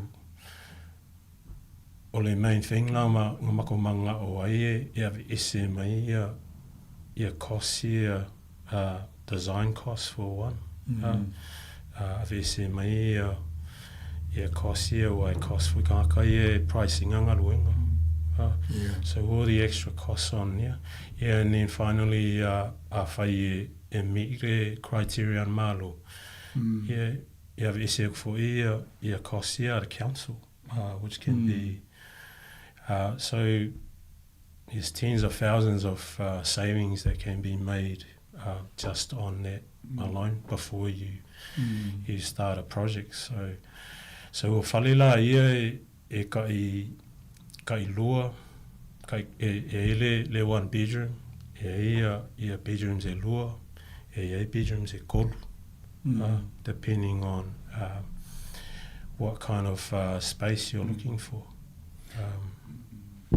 Yo te lunga le vaenga lea mana ia tele le masalo le me fia sila fia tangata le me le tau so le no consent i le mana o mia ni tula fono mai sai tia i le council. So paina to fa populaina le so 70 square meter and below you don't need consent. Ola le winga sa o mena. Yeah, correct. So o le vai taimi nei a whai sanga le winga ai say renovate lau whale e mana o mia le consent e renovate ai o bathroom, kitchen. So e umalonga design le bea moa plans submit lola i le council for the paperwork. Mai lola a pasi lola i o la consent. I ngā maka lola i o le building. So maka le building ia inspections throughout e kaunga pasi before you. Yeah, that's correct. And then finally at the end e saying which is what you call a code of compliance. That's a certificate you get at the end to say that everything is done according to building standard, New Zealand building standard. So e mana o mia la whai mea umana 70 square meters there and below. So that's the thing about these houses. Yeah, there is criteria that you need to meet. So like an example would be a whai o lau land o lau whanua. It's a flood zone, then you can't have a no consent. So it has to be, it's got to meet all those criteria and even spacing e kaungarua mika mai le from the fence line. Kuaoi. But other than that, if you tick all the criteria, then it's really a straightforward process where you can actually build, because basically wa allow men malo ia professional like ours, licensed plumbers, electricians, e saingi mai mako ia ngaruenga ia whai. And the bonus of having these is that it's one design or 2, 3 designs that's already there. And in most cases, it's already going to be seen by the council. So we can build it anywhere and repeat and repeat and repeat. So the design, is a variation of design. Do you have just one design or have you got 2 different? So for lua, so we've got 2 lots. I Kongamaka website, there's 2 lots there. So one is in our granny flat. So we've got 5 villas. So villas lao o whale kuwai fuingale, dating back in the early 1900s. Sort of character homes is probably what most people will know. So Kiliogako whale, very similar to some of our old houses, even in Porirua and in Wellington. So we've got 5 of those. So e kasi le 1 bedroom, and then 4, actually there's 3 1 bedrooms and 2 bedrooms. That's for the villas. The other one, we have a partnership with another company called Home Builders New Zealand. So they're waingangai whālako houses, but they're more modern designs. So the villas, because it's our own, you can adjust design based on what the client actually wants. The home builders and set stuff is slightly difficult in terms of set. They've got their set room sizes and their set plans and so forth. So it's not as easy. So you can change stuff like linings in the interior wall. You can change stuff like cladding on the exterior. You can change the roof. But you can't really change the setup, the layout of the plan. So footprints. Se tongi whataitai o se whare whapena, awa peo le 70 square meters e lua potu moe. Wai ngata le lua a le tasi potu moe, lua potu moe a. E ele, so o whale in our partnership with my Home Builders NZ, e lako 3 bedrooms. So in whainga build Michael. But typically they'll range from pricing like gaming it'll range from $140,000 to right down the deep end. So it'll probably be looking between 280 to 300 a house. Mane a tono whale e tono male kuka or bathroom. It's a full build. Yep. Yeah, kuka. So basically. First of all, we do the works from start to finish. Lea makanga say uma, hand it over, all completed. Malisi mea, when it's completed, it's ready to move in. So nothing else to do other than moving in your furniture. So le umie ma sani ona whau se whale whapea, 50 square meter. Fikus full square meter. Yeah, we're probably hoping for 3 to 4 months. Kolu le whama singa. Yeah, te aluala te whau Sāmoa, ai e whau le whale ka fwoi mo, e le whale mo fwoi. Spend alo kolu le whama singa Sāmoa and come back and the house is finished. Why? We've got, so the reason why we're able to do this because of our partnerships with some really, really good people and some really good companies. So, in mako partnership ma Carter's NZ. So, o lai whaonga e lako, o e mako le lako pre-nail factory lai o I Apaha. So basically, o whale o design. So they're all going to be built, the frames e whau I ko kongo le factory. So they turn up, lower ready the floor, whakua le inungo frames. And then you go from there. So, can go pretty quickly. Taluna amata mai le swing o le tūla fono. Ufia ni whale wa pe o tau whaua? Wa ko a sui tūla fono e le makanga o le kausanga nge. So, e lua mako whale le whau kaimingi. So, and there's possibly another 3 or 4 in the pipeline in the next year. So, Awa pe o lai whanau rongo mai sisi a lai tau wapa ai se fau se ngan wenga whapea. Yeah. E tau mai whai rola no mera vidi mai sisi a ta umita to polkala. Yep. Nan no mera e tau. O le numela o le olua tasi. Lua wha tolu. 5 lua o wha. O le asa fo tuanga mustanga tau tau wawa ai se ngan wenga whapea. O ani me te tau na tā pena mua ia malona ai. Awai, o te tonu ina i tangata o mātutua. O la o le taimi fo i la pasi atua i lesi i au ngā tupulanga au. O ani me te tau o na whawa ai mawhatulanga le tā pena mua la tau ai le umai au. I te o umana whaun whale ai misa i la tau. Sāmoa. So, ole, you know, I vai I whale I, like, Polilua, for example.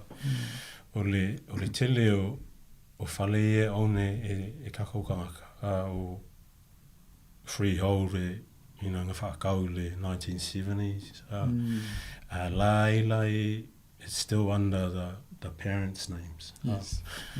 So I think what's really important, bea le upule whaanga solo I taimi nei intergenerational wealth. So what that means e le pāsinga ko mea e aunio e mākua I lātou whānau, o whānau a lātou whānau, and so on. So to avoid I mea pia, it's always good e involve the legal side of it. For example, get advice mai ki nā koi, Francis and nā koi law. I tauna malama umai I tangata you know, how this whole thing is going to work, why it's difficult because you know, the family or the parents, so I pass on parents ko lua pe ko kolu whāngau or even more. Everyone's, you don't want to get into a situation Sāmoa, misaka mai ki, you know, for this property. So typically, our forms of truster, an example would be our forms of truster whāngau, I transfer me lai o the home to them because o la koulai, they can afford to do the work because of onai mātua lawa retire. So that's the legal side of it, first and foremost. The second one is actually it's always good to have a budget because you know, and everyone that we come across, there's two sides. One side is what you need, you know. So, you know, your normal, you can have basic stuff in that case, just a tidy kitchen and a nice bathroom, and then the other side is what you want, you know. So the difference there is quite big in terms of money. So confirm my budget, what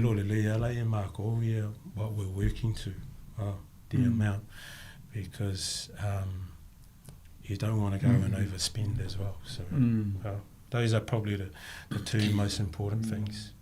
I don't know if I know if I touch of us or to Lord Timini, why I feel we might to an year, Lungali, the owner fund. Yeah. We see what it to a Mafai on a telephone, we say 250 stone in that wingle. Yeah. We see that or Fano Lango, Yarum fan now with Toso by the tone why all I told Mafai on a secure in the guaranteeing. That's right. I don't know if I am a telephone to tell a law, you malamali. E mai sa oi on alta tano siluia ina ia fatu langa leva ingana ia ma le pui ngon aseta mo le luma nai. Wa alo anu fa pe to ni ta mai le sai ni le trust. Alo fa pe le o le to fe trust mai la share. Ia o si ba ngon nai tau nei lo lu mala mala mo le amatanga. Ai le I o sai ni pong sa na no wale ia umar sfuta sa mai o le to fe to no trust mai sa mai lo wa ngon tau. Yeah, that's moi. But I think on me itawa ale ese trust. Then for I I can ke o fa ku ya ke e ka ngā mai li mas fulu pasenga o le whare ia o aule ki ngofo I o aule there's no parameters it decide pole how much you own and how much I own, whereas a clear whare lei the legal document which states for I kai whē tu maka ako I le eseki a kako māku. Then you have something to work with then rather than it's still better than not having anything. Mana ia whaktai a tonu le whawhonganga le tinu o le tau whamamna matu nisi vaianga o ngonga ia. I tau ono o I tatu tā penanga ai le I o e whaule whale le Granny Flats. I te wa umama nei ai o male lima tau sanga wapea. O ila e ono umane I mea. Ai tonu le vaianga le ale patano. Ala vai I foi si tā mese pese I entoi whawa le lo tanoanga. Maluma nei a tau sa.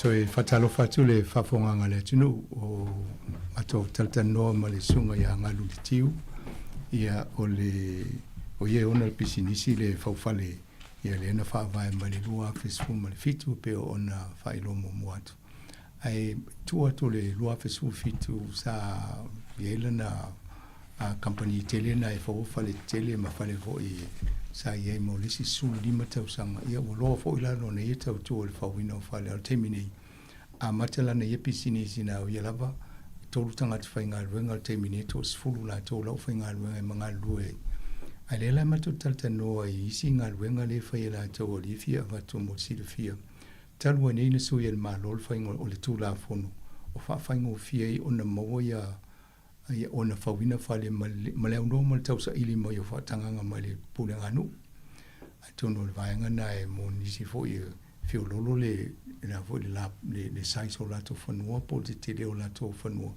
e ma whai ana whai ese whale o mātua o isi na ainga e whapena e nofo le i o le ainga tō te le luma le whale tele e ai whau le me le tau le granny flat ia e o atu le fitsfulu square meter le tele ia o le ana mai pe o le ai to inga tupe e fa wai fale na te la to fa ma na matiri atu ai mani fo i ngalu le vai ngale nta tu tele lo nei o meu benefiti o le fili nga o me o pretty silent na tele noi o le no mo tu e fa u male fa sanga o we vivi ma me o avoio o poma i te tono le company o le factory e mai au mana le fa ia o le si mal fa vai va tu lo ambata na fa pienu po le wooden floor as well so yeah basically it's like a jigsaw puzzle you know but it also langa o lei design fa square be fa rectangle you're designing off on it's very simple so to put it all together which is another way of actually SFA to be in mai a fa fa pena o fa ngo fia la nei lo le ya le tau ale o tau tu square meter le fa le full square meter pe almost full o to lo fa la le tau na me tau fa te tai o le full square meter e fia fo tala le tau na ye le to va vai it'll be between two lo se la valus fulu mane tolu se la so ma was ever no so in man mato website la ling ola ye to website o le fair and square nz.co.nz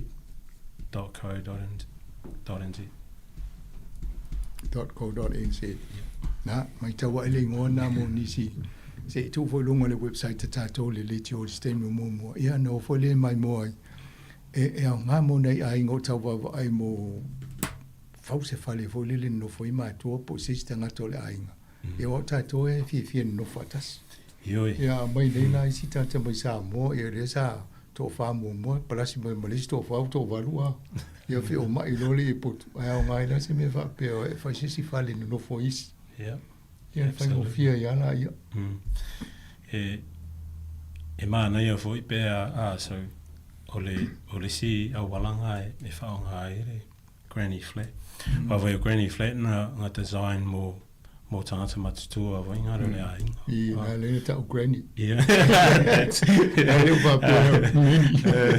So o granny flat so e tele lava ia awala e whainga ai so you know for example fauses se bedrooms e lua pe oia ia nai mātua e nofu ai o alwhare fōu na ia bathroom you know, ma era kitchen fo me ai move mai fa na le fale te le ruma o le si option e fo i fa le granny flat nga rent out la so ma se si ala tupe e mo le si anga tupe so o granny flat because it low cost at the moment e cover le rental income le mortgage repayment on mortgage so a cash positive la mo granny flats at the moment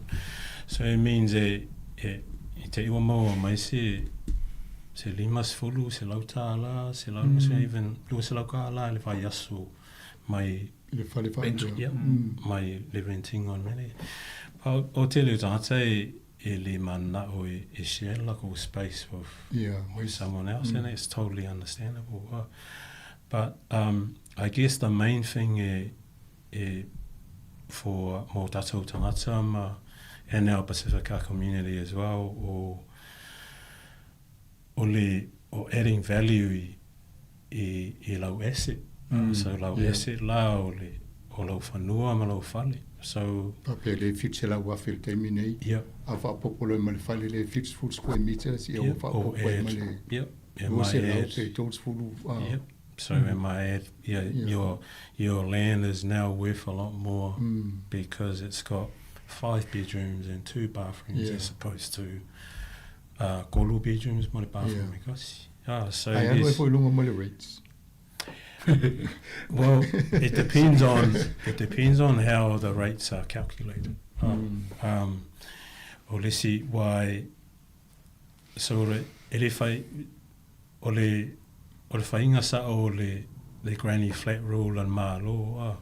So the other thing o ke no ringa le savings before. Whausau whale whapenga e vai taimi rea le sau kongui le no consent and mālo.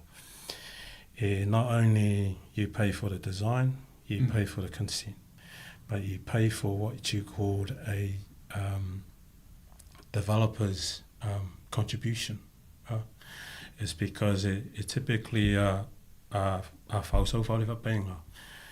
In the council's mind, no lela, rent out, you're going to rent it out. So there's extra services coming from that house into the... but where there's no... when there's no consent, the granny flat rule, you don't have to pay the developer's contribution because, there's no council fee. They maintain about between 280 money 320 on the value. Oh, yeah, in the long run. But le answer lo fasilinga in regards to the rates, it just depends what the council are using as a parameter HRSA rates at the time. So you don't have any more land. You've just got an extra house. Yeah, le vaenga le fa peritoneal financial viability mo faingo o toinga fitting of pena ainga. A tonu ale umo atu mo le to ye singasu ma le tau le fa po consent mo se fa le fa po lunga ia. Na la wale na mai la lo tau o to. Le fo ina mo atu pe a mo le tolu le fa masina fa wale fa le fa pe. Wale pre-cut, pre-built. Pre-made, Ale mai a fa bipi a ma fa ye la ia. No inga lai fo dinga mai fa faingo fie to e tau fie. I lo le mena I mo o ye tu na fo no ye fa malwina. Yeah, correct. Well, ole cost that bea whasau whale, ole cost that e le accounting e kāka o le time. Time is, whai kausanga ko le whau se whale whau, that's a lot of time. And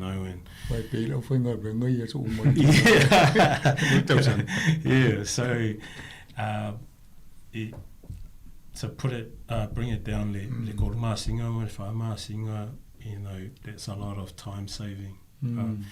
And typically, I would say more so koruma singa in the dry periods. In the summer and probably more winter because it keleas o kimu so the weather is a lot worse.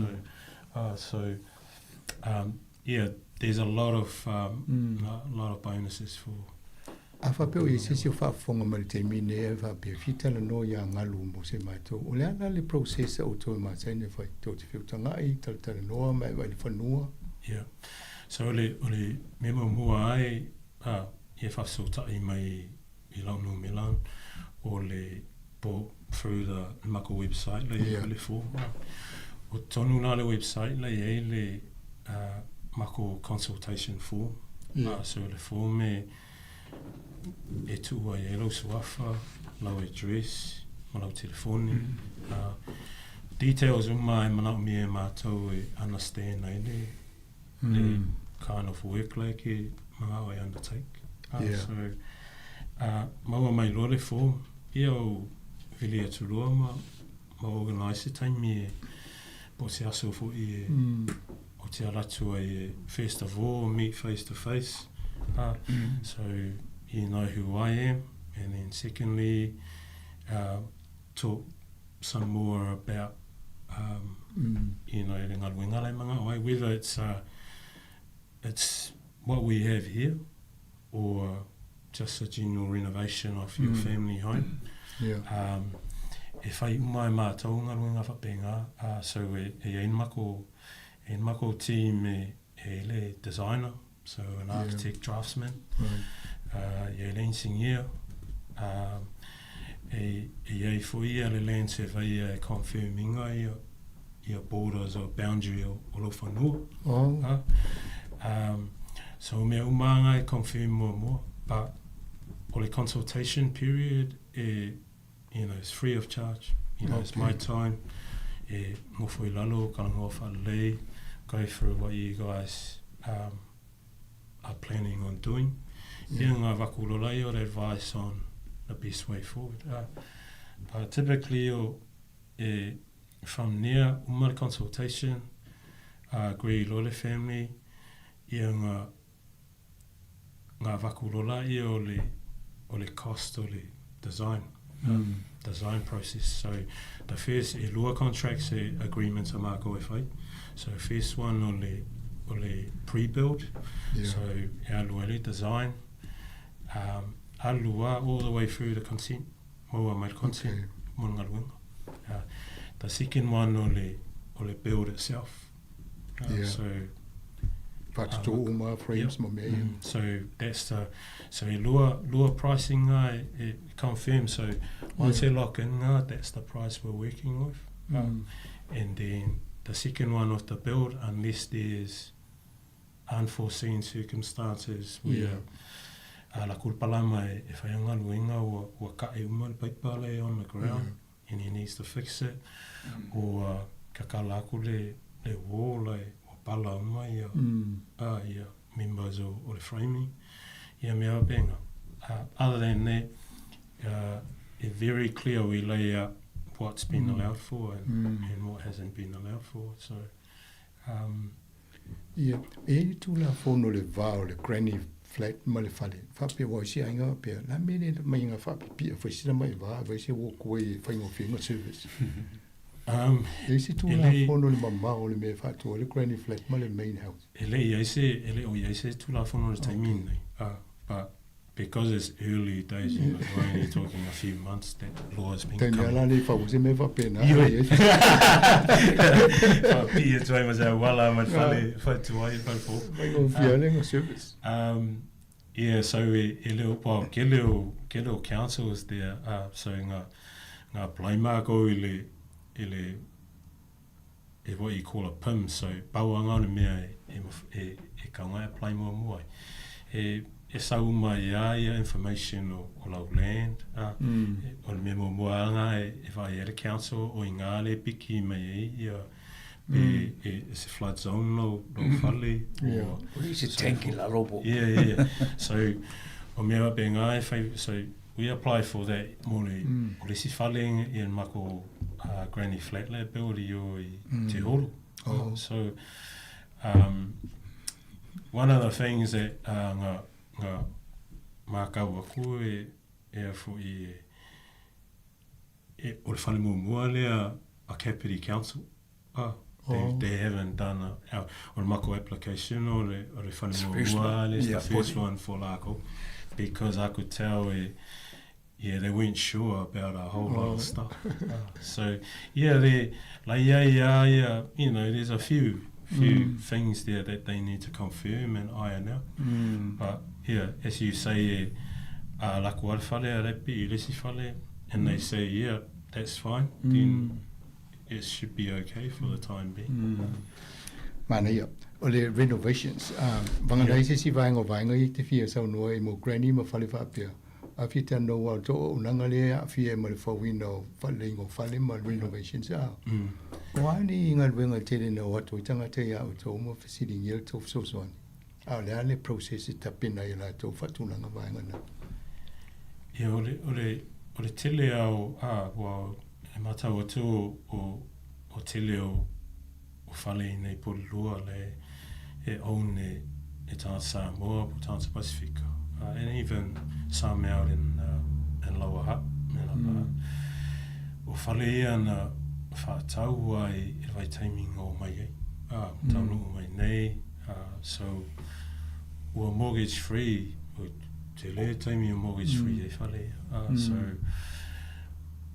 o le tele o taimi o le taimi o mua le o whai singa luinga e Taru mai na nofo whale. So, that's what we call a major renovation. So, right. Te tala atua i suia i solo o pe ingi earthquake risk.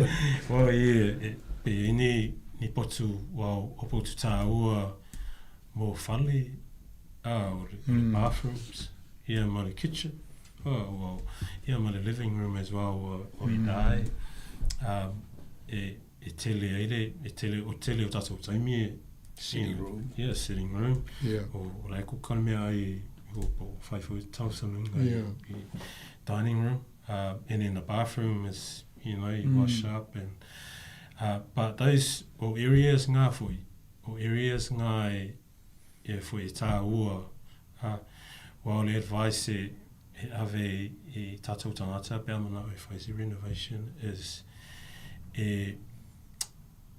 o ngā luenga e whai, just kaunga make sure whai is the issue tomorrow and you have to sell the house, that the house is going to be able to sell. So awara e whainga ni mea personal whainga to you that's not going to appeal to the housing market. So like, yeah, stay away from making, you can, you know, e mawhai angai ka ngā pū lau tapa cloth or whatever lunga le wall, but once you paint a wall it's very hard to get off and becomes very personal to you. Yes. And that can be a reason for someone to say, oh, I don't really like walls here.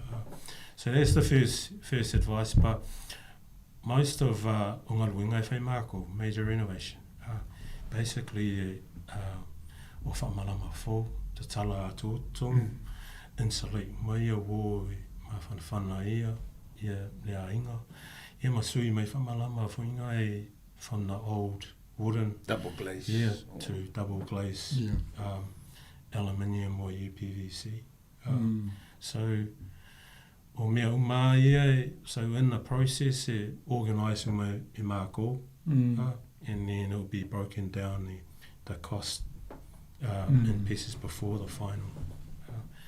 So, e o fwoi le whaingo le roof. So se mea lava e tau rungo whale. E whai fwoi o tau manua pena. Whai uma. So, so o le ki launga luenga māko, we're a main contracting residential building company. So that means approach mai au. It's my job to get everything in your build covered. So then avaku ia le lingu final number ia ken. Awhai e o le luesela wafe e renovate e longa whale. That should cover roof, windows, insulation, wall lining, painting, plastering.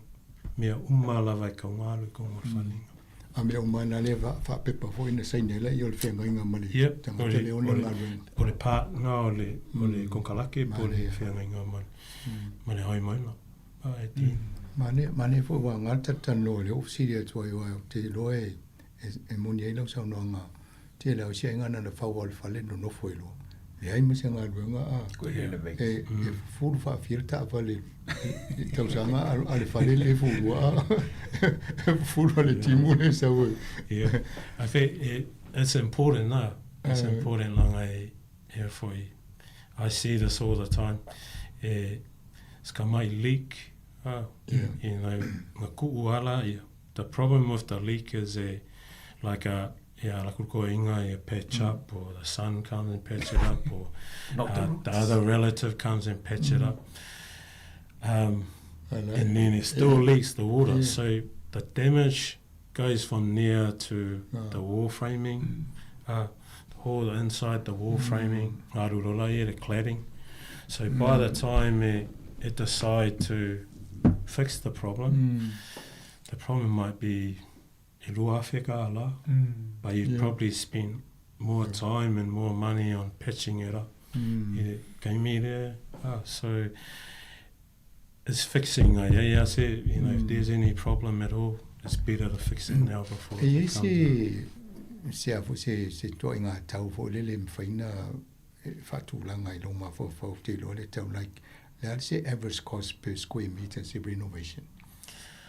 Because se fale to fai fale le walls ma fai insulation me va pena. Yeah, it's probably a good question, but it's quite a it's a hard one to actually. That's the big part of it. Whereas, you know, you know, a home right now, I can probably a brand new build. I can probably say if I feel square meter. Whereas renovation, it's very, very hard to. Asbestos Yes. Yeah, more asbestos because it's already costing there's a lot of money. Nei fatai atonu nga foi vanga te no ia patu mana te foi ni so ai ngola o levan ma fo singa benga fa pe ai de lope pe fa fe na wia ya la sanga voi fatala no imma fo ye ya e tauri alva vai ia whaingofia na maole ta la ful tupe wai de whaingofia te le vola nei te unga tupe ma nei te le va vena whainga bang ia tala no lele mo to a tonu e fola malo ia e tauna wha mai me va pe yeah e ta ua ia I think e ta ua te le the legal side e wai e protect ai wa ngai if I hear separate konkalake mako, mean contract mako and agreements, just to make sure why not only cover mako but cover for the homeowner. You know, but most importantly, e kaungamala malama leila ko what's been allowed for and what the cost is for.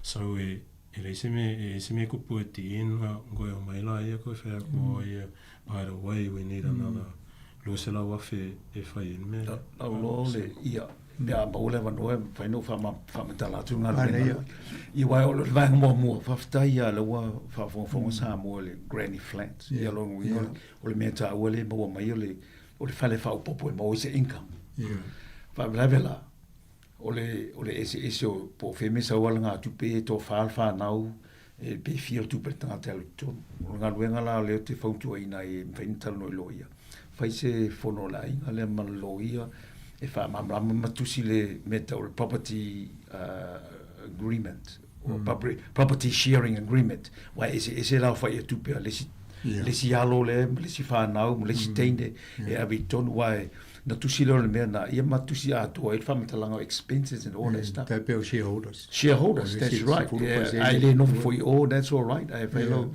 wa umama tua umatu ia e atu e vai tu penfanta o whaingo fia la ele property sharing agreement me masani fai or a trust as well. Pana o nai metotia na lo ia whaonga ina ia fsoani la inga ina ia o ni vesi pa fanta utfale. Ma o le fale lea o le mo le income la inga atoa. Pea whai o le la fotupe o mai le whai ngol granny flats. Ai le la fotupe ia na o la atua e se foi la le vai vanga pea whai o le ima atua i le wili. Ai o le advice mua whalo ia inga ia fia whau fale ia. Te taunatara no lo ia whai se marienga property sharing agreement po ia mai il tupe se la wafelesi o se la wafelesi se full wafelesi. Ola le tibi to fa ta wel fanua mal fale ya sa alva va ngol tu pele mo el la tu pena vito so that's my advice to the legal side, plus vaenga umana, but a probably sharing agreement or a trust or the wili lo makuaman ko ingo. So ale ngā ruenga nei aso mal fa manga motua mana ia ngā telefonu o tātou ia Sāmoa o le van pena saunua ia tātou i fanua e lapopoa avanoa le fanua tele le land pena piora ele granny flat ele ta o granny flat ta o le mo le Airbnb or rent out. That's an income. So le la mo le income o le vaenga la income na tutusi uma tonu le property sharing agreement le la fai. So ina ia manino mafolofola mea uma when is ma vai atu matua ala e manino ale marianga le na fai le vai ngol tu. Ia wa le si mele tu e nei matua o level fi fo singa luenga a wole to nga o level le stu ele a faina la na vale fo ia le la tu si uma i e ala le shi o to ina ma mai to no male fa na ule wa la to le la no pe le mo ke si la fo nga luenga ia e uma ia inga po ia po e te le lan tupe po ele la repay ina mo ke si le la mai tupe fa il fale le ia ma la malamba o mai la ba tu si la ia Malaysia long tu a te o fa so fa ai fai o le pe to tasi miliona lan fale o ai te o le fa to to la le pa o to fa to o to tala fale legally yes. Okay. Yeah. Or we can force the bank to sell the house as a mortgagee to recover funds. Ma ne wa nga po fisi do mena I ma mlama va ye to no fai fo le ole. This is why having a budget is really important, and it's ele e confirm mai le bank lai e ele selling I ma fainga borrow mai e fainga luenga. E no peti bla to puro mo si tonga yo la. Ko so e mel pop sharing agreement mai e de ko gil mel. E lo bene bene lu go ta no fa tu pengo. E ese si visit ta o mal we fi mondial termine ele passer tu I think ole message ta o lava why e to te leta so a inga ia e mātou te whesosoani e taimin nei e le whaumaina o la konga luenga. And I think ole mea e tāua ole e su e mo le advice, professional advice from people like us. No nga luenga ina fai si ka muta e vai vole mai pasi tu lo ya to nga luenga. Ioi.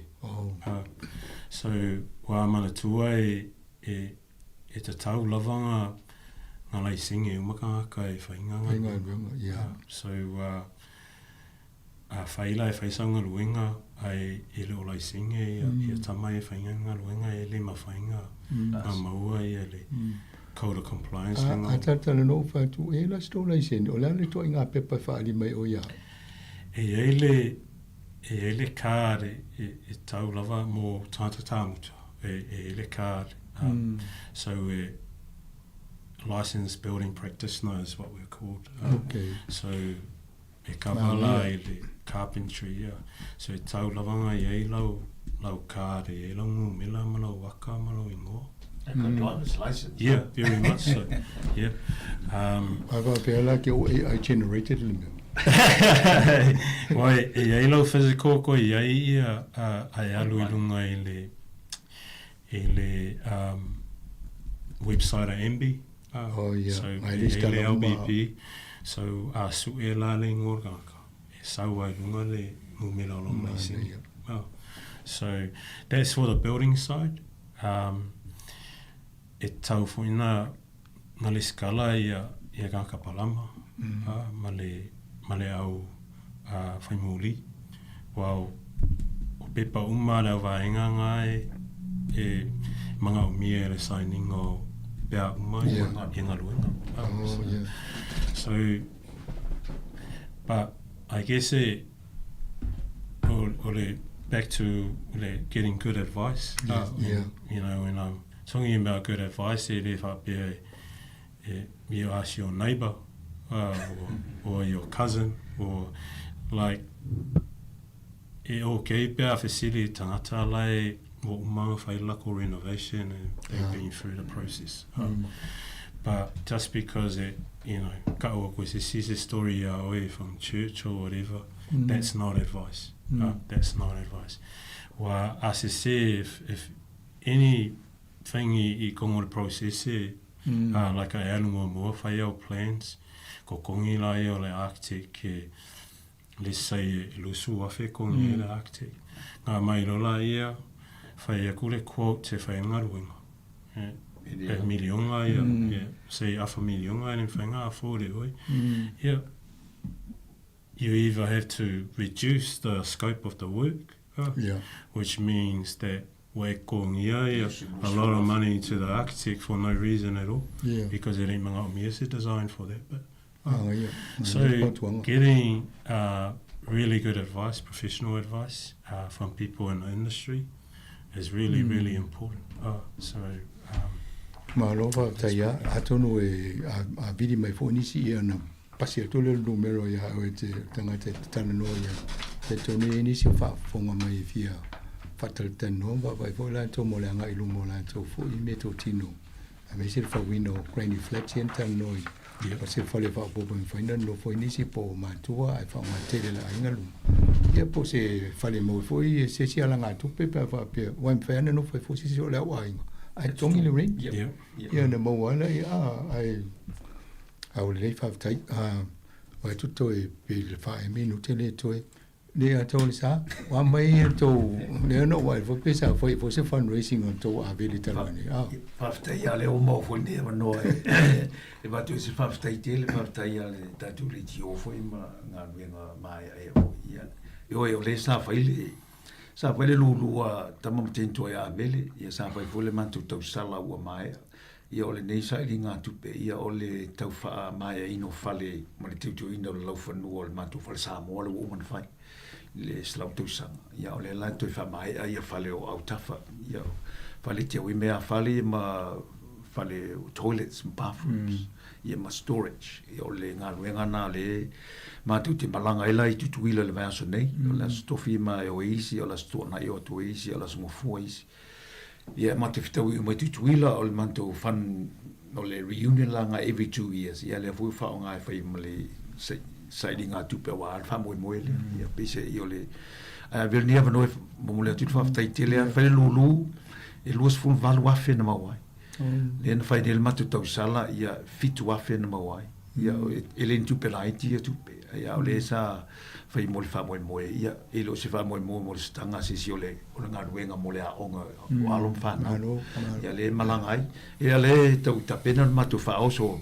o pusa maso ma surimi ave Sāmoa ia male to ninga ia ave mo tutuila ia tau si ia fa tanu ina mal manuia ai mo le fa tai Sāmoa mo le lango ina le tamo tini to ia ave ia fo si ave lo mo ale lo to lo te tala pela no vili mai ai matu la kia na mai se si so so ni mo le fa mo ai o le nganga na fa mo ia mo le tau tu ina le kolisi ai tamo tini o lo o ngai e mateo foi la mo mori a scholarship e lua le o tape nei scholarship e lua na ia o sponsors ia e ave le tini to lua le unga le suenga le tau sanga nei e lua scholarship o ave tini o le promote i tamai tai first year university Sāmoa free to le onga ia o nei so so ni ave mo kolisi le matu ti o ma ave o le scholarship e lua scholarship first year girls tine ia o le tau promote na foi tine ia ngai sponsors ia lo te mau nei na ia wo ia le wa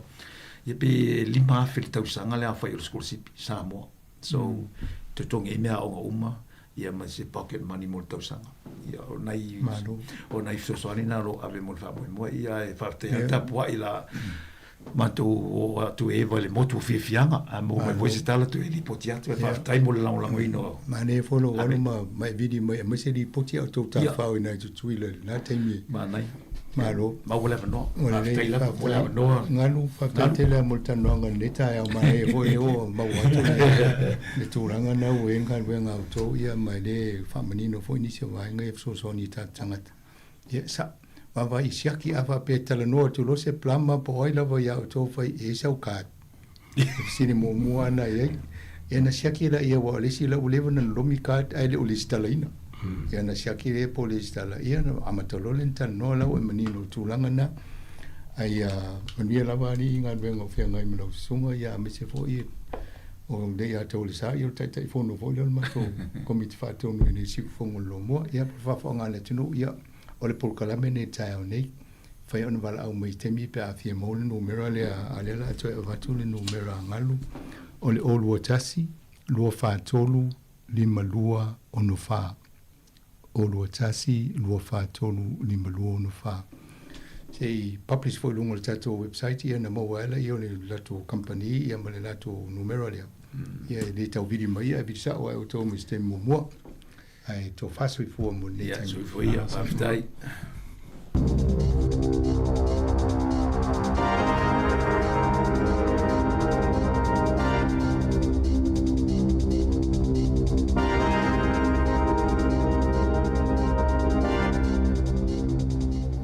Whaatalo whātu I le nei au auli I talafou I mea tupu I New Zealand nei.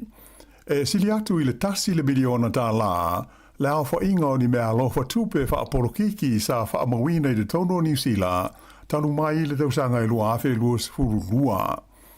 O le tele o ia mea alofa po o fua I tupe sa whaia e tangata iai o lātou sotanga ma kaumpani mwhaalapo tonga o lo o tarasanga ina ia vave o na whaamau nia mai ele malo ia lātou wāti na e te tele o lo o fia whaia. Mai le luas fulu tolo o tarasanga o pasia I lalo le whainga lea e whaanatinati ai ma whaamawewave le pasia o tarasanga. E fitu ia tarasanga e whesota ai matangata ma whaalapo tonga ia sao lātou whaia ni mea lofa po o ni fōa ai tupe whaapolokiki e pei ona ta ua I se lipoti e le walesi whaasara laua New Zealand. Ua manino ai lea whaasara launga, o mea alofa tupe la tau mai nei e au fiai, ia le whaase lau afe tā la, lea sa fōa I atu mō le partia le National, a e wha le partia le New Zealand First, I le tausanga na te nei, lua afe lua se fulu lima. O ia mea alofa sa whaia e tangata iai so tanga mani tālu sanga, mō le fia vaveo na maua o ni whaamauninga mō lātu wāti nae o lo fia whaatino.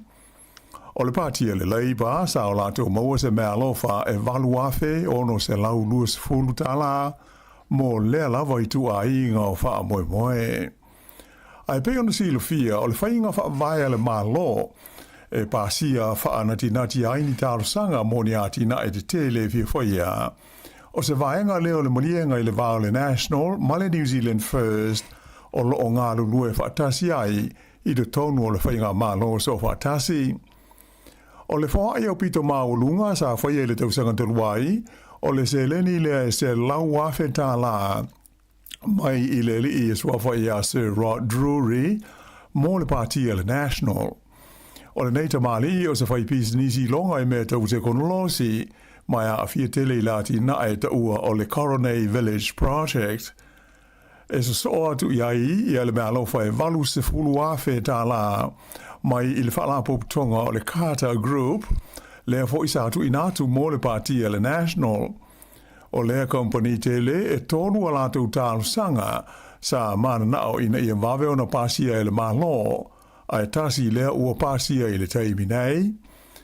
Ai e se fulma le valu, lea wha I uisi fo ai ma mea alofa tupe wha pe nei, na whaia I le lua afe luas fulu lima la vaia, mai tangata ma kaumpani, o lo ta lia la tu talsanga, mo le fia pasia wha anatinati I le malo. O nei mea alofa e a mata atu I le lima afe tā la, e o I le tolu se fulma le valu afe tā la. Wha ilo mai le li wha onga le University o Vitoria, ia Max Rashbrook, o mea lofa ma fōa I wha pe nei, o na o le fia maua vave o le whaatangana, e whaatino ai se ati nae, e le ngata ina masalomia ai le wha maoni, ai te le lava le a whaina ai o mea tau upu whai o malo. E ta haufi le li profesa le nei, e te le a whaina o le whaatuatuanga o tangata I mata upu tau I upu whai o malo, Ai mai se, o le whai o ni mea lofa wha penei e nisi tangata mō pāti po waenga wha o whai ai muri ane, whai e i lātou ia ni whaai unga e manui ai i lātou na au mai ai ia fōa ai tau tūpe. O le tūla whono o lo i nei e New Zealand, e le fete na ai le whai o ni mea lofa wha penei mō pāti ma waenga wha o whai o mālo. Ai, e fete na ai, pe a whai ave sao se ai tu a ingo mea lofa i se minsta o le kapeneta. Ua lipo tia mai le si tia maulunga o la wha ingo tangata ua whaonga ina pāsi e fe malanga iai i le aitele o Aukilani. Whailo mai le pulenga o wala whela o inga Aukilani. Ua o atu la whai tangata ua whaonga ina pāsi i se a wha inga mawae talu mai le taimi o le whaama i COVID se fuluiva. Mai ua masalumia a tonu o stasio mafua anga autu o le taunga tā leo le pensini ma le swa uta vale i le nei vai taimi. O whaama maunga mo le masino mati ma a perilo le tausanga nei o ilo ai le matua to o tele na wao tangata wanga i atu e whaanga i au nanga pāsi i le tonu o Aukilani. Whaalia mai hoi whapea o le masino mati e masani lava o se masina e pisi mo vevesi ai fe malanga inga ese i le tonu o Aukilani e le ngata o pasese masani tangata whainga ruenga ai o le taimi fo ilea e hae whaatasi ai aonga whapea mai universite. O mati o le tausaka nei lea ua whaamauina ai se matati a fau i la whainga o pasese o pasi a Aukilani na o ai i le fitu ma le awha miliona le awha inga o malanga ese i le tonu o le Super City o Aukilani. Ua tele ia vaenga utu ua uma na whailo mai e le malo i nai vaia so ia ua mawai atu nei e tu sai o lana tala whaatatau autu o le tupe lea o le atau au ina atu i le parlemene i le stofi. O le asonga fua le fo ina whailo mo i aistasio fuafuanga le malo e whaapitoa lea mo la au fai bisnisi e mawhai ai una whai ni alatu ai tā lafu e male tu lui e fesoa swani ai i ni suinga o la tau mana onga tau le malo si anga. O le fuafuanga lo au fie le talo le tupe e sui ai ma le tu la fono e wha malo si ai company ma le ati na e o le kesi e tu ina mai ni wha amtalanga ato toa e tu sai o le supply atoa ma le mana omia o ia au nanga i le lumana ai. O le polkalame mo le whai au ai tā lafu ma wha au ngā tupe company ma business mo le wha moe o le a lango ina le malo le valu 10% o ai tā lafu nei mai wha le tupe ina ia ma whai ai ona pa u i lalo le tului i se fua e se fulu 5% ai mai se company ia o le a sui i le elitise po o isi a wala tau le malo si anga ia la tu fuanga i le lumana ai.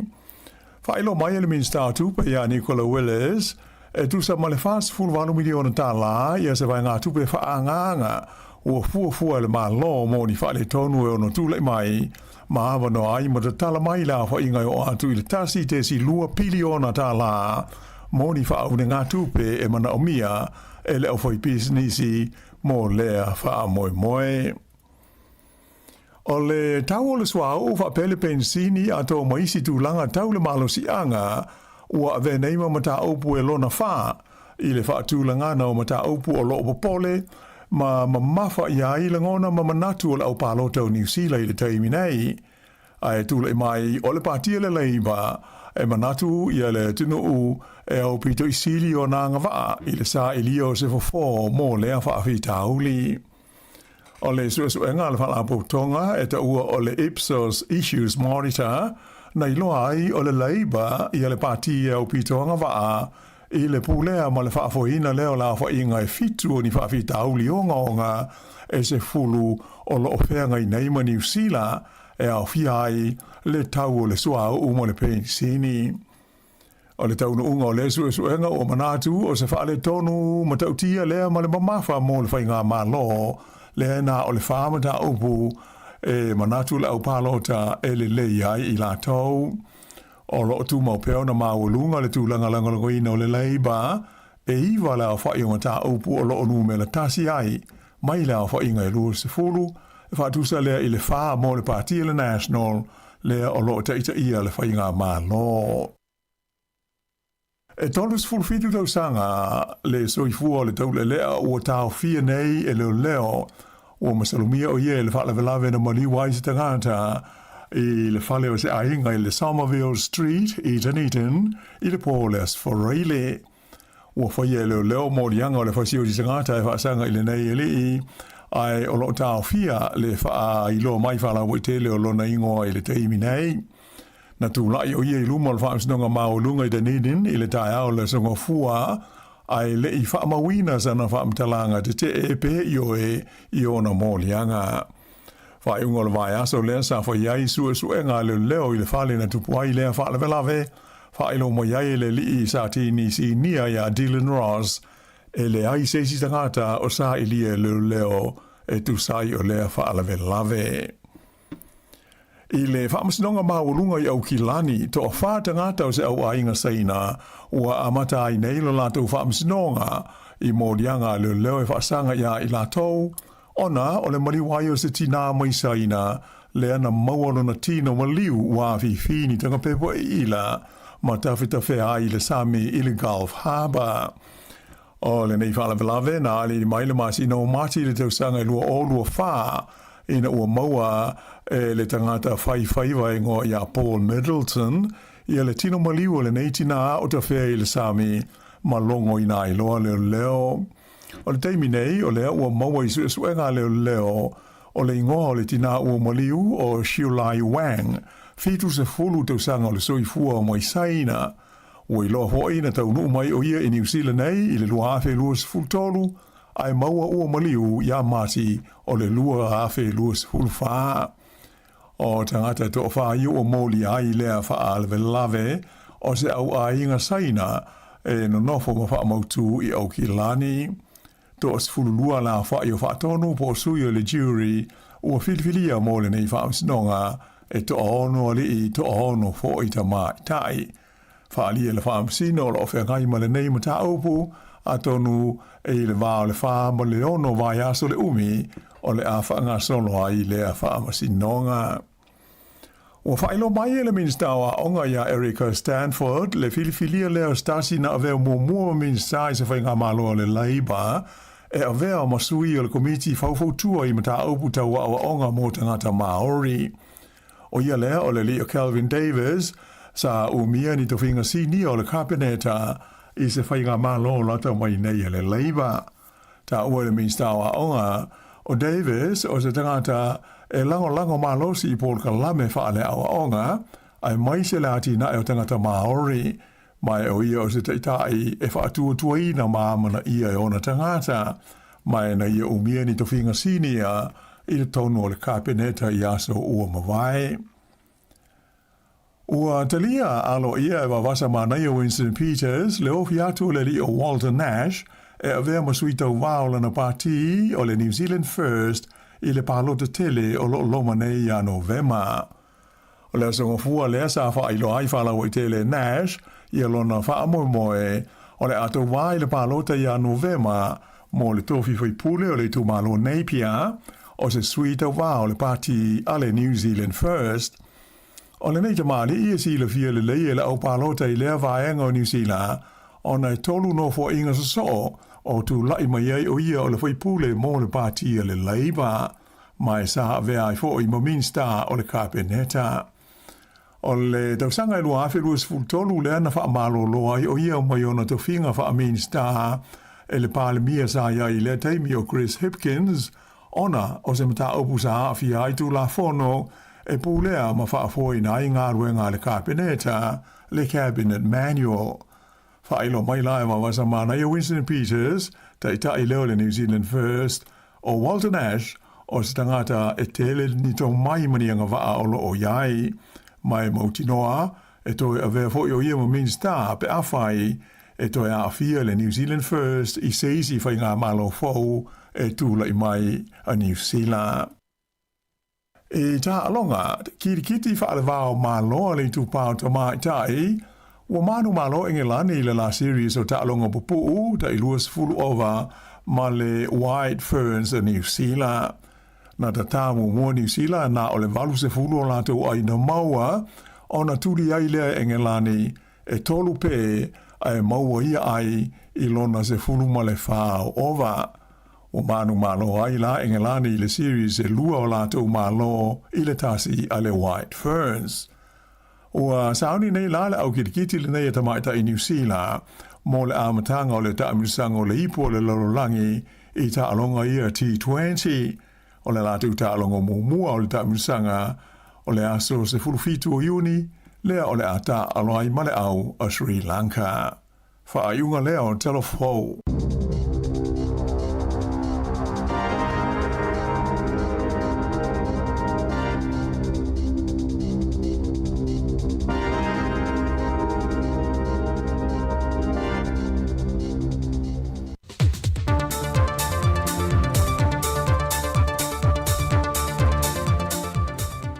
Toi whātala whātu le pa ia lo tātua tanu le nei whai whaopo pongo tala whau mai Sāmoa o si mai e lo whaafonga.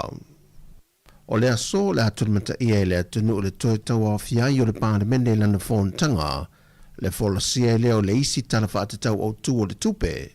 Po a nisi ati na e whau o whanta o toi le whainga malo. E lana tala whaatatau au tu o le tupe mo le isi tau sanga. E le tala whaatatau o tu o le tupe le sa whaatatia le malo mo le tau sanga le ua mawai. E tasi te si mane lua wha piriona tā la. Mai o le teimi lawa e tasi, o le ano fui e fo I maleno fo le tu malo vai maunga numero tolu, e le isi o na sui le ua toi manu malo mai le whainga palo tala I titi. E na ua malolo I lea sa manu malo mai le whainga palo ta tele, le whionga tai o le seo fiti ai maso.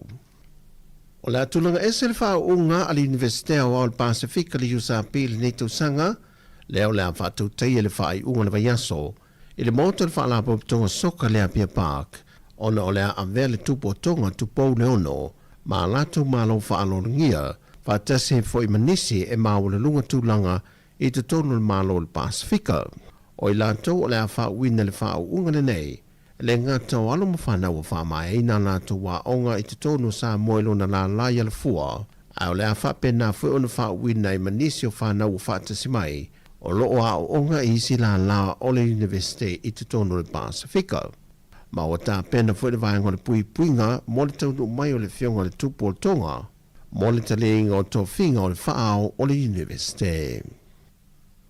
Ua whaadia se pepa whaamtalanga le tāo fia lo whainga malanga a le Virgin Australia mo Sāmoa, ona o le tūlanga taunga tāo le suau e a fua mai le tauolo tauina pe I sae tu tonu. Ua whaadia le pepa whaamtalanga o le a whaamuta whainga malanga a le Virgin Australia mai Brisbane anga I a pia, e amatatu le asolua se fuma le whao le masino au kuso. O Sāmoa le atunu lona lima lea iai atunu mo whaatulanga le tāo fio malanga a le company valele le Virgin Australia ona o mafuanga le taunga o le tau le swau. E lima morianga o whainga whaatua sina ma whainga whaala tua o loo tua ia le fionga le minister al whaamisinonga. Le fionga wheso lai a pulu tuinga mala o le sui fai pule le tumaloa ana lofi numero tasi. O le tua inga nā fua mai I le whainga palo ta tele le atunu o le tusanga o mawai. Mai o mōnianga uma o lo te ene le fionga le minister. E tau le manga le whaamasinonga le vaiaso le nei, na whailoa I le lilo I o lo tūlai mo le fionga le minister ia Alex Sua. E toa lima mōni mau o le tua leo leo o le mana na o e tūlai lumo le whaamasinonga e whaawawa lanto mōni mau. Na whailoa le tamaita ilo ia le tū te te ia mapusua tania toa iloa, o le ale mawhai o na whaalia so na whina ngalo I le mata au pule watu I nātu e le loia le tū tangi.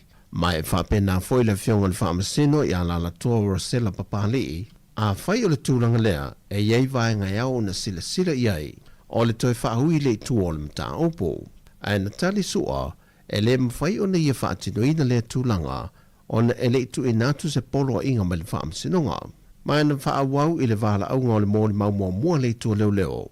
A na whae loe le tina I lumo le whaamasinonga, e leo mana o e whaawau lana mōni mau, pe whaawau foi le mata au pui lumo le whaamasinonga.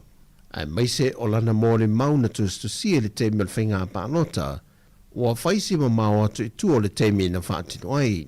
Mai ua mahe a foi o na uia tūlanga uma le whaale leia, ma toi wheso o tai I lantou. Mo i manatu fo'i, wa se ele sa o le fionga le li minista i ona tiu te tau ave le temi nei. Ma wa te tau fo'i ona whaangalu i futia wa sola. Pei ta ele italiena ele loia le tua leo leo, ma wha wawai ona i fsiringia pea lea mōri mau. Pele i eisi tasi nei e whaafefe i hanteia, po se isi fo'i mafua anga ua toe sui aila na mōri mau. Ma o lo whaawau pea leilo i longa o lea mata opo. Ana le ai ana nafi, wa le ai fo'i le so.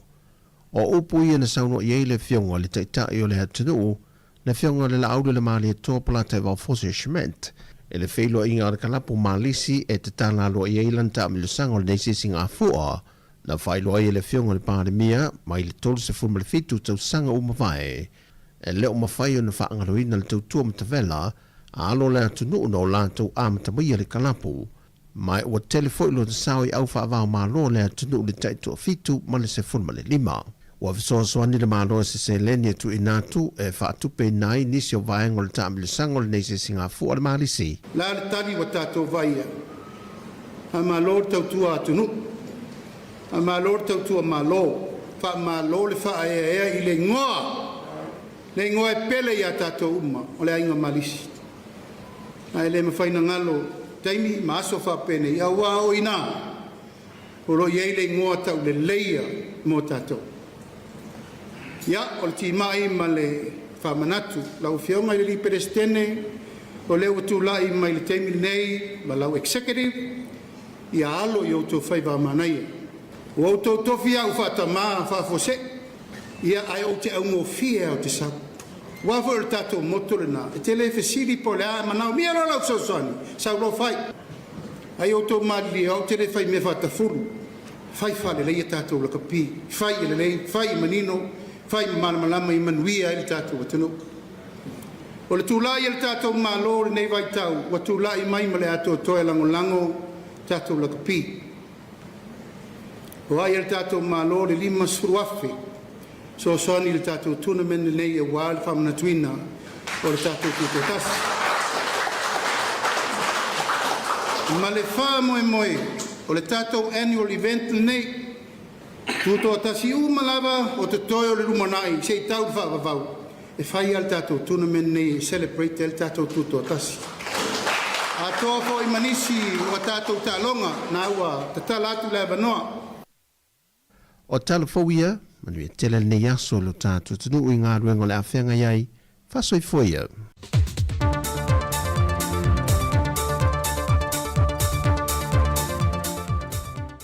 Talofa, I'm Tiana from Miti. Keep listening to Sāmoa Capital Radio Wellington.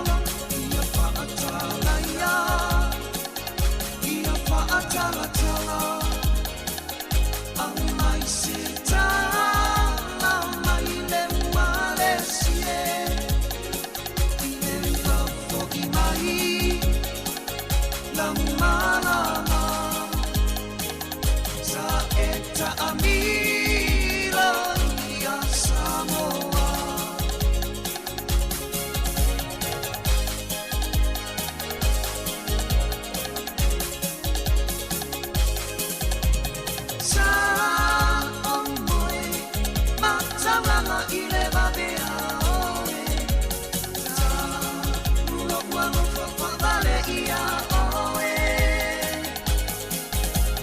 Ta Onu malu Ma pea nua nua I ile ana pe e pe tawi ai Ta uma ile tafa mai o ata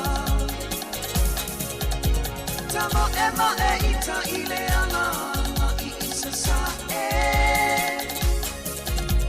Petawi matanga tato e no I ana I isi sipo E ta ino ino Isi a mea pa ala le walea Wa e la mea tele Ile la uleva o tele kea Ta mo e ita ile ana I isa sa e Petawi matanga tato e po I ana I isi sipo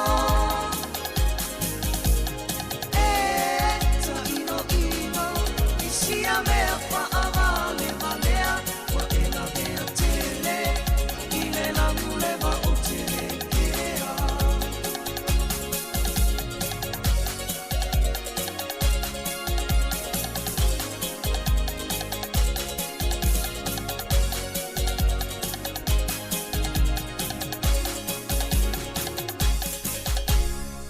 Ia, loi whawhong mai pēle tautua le si ufonga la momo nei vaenga le tai au ma lua lava lun sae ia e toi mōl whawaponga o tātou tala fōu I le to lai valu le tai au ai nā sa o tō whawhonga mai le tautua o ia tātou tala fōu le sunga ia la wano a ti lawa ia whapia fo le sunga tā sesa lem Sāmoa tātou tala fōu mai Sāmoa ai tautua nā whaamawane le numera le nā a le sunga ia ngalu peo no tō whaafonga mai le whaatala noanga na se ima vai atu nei.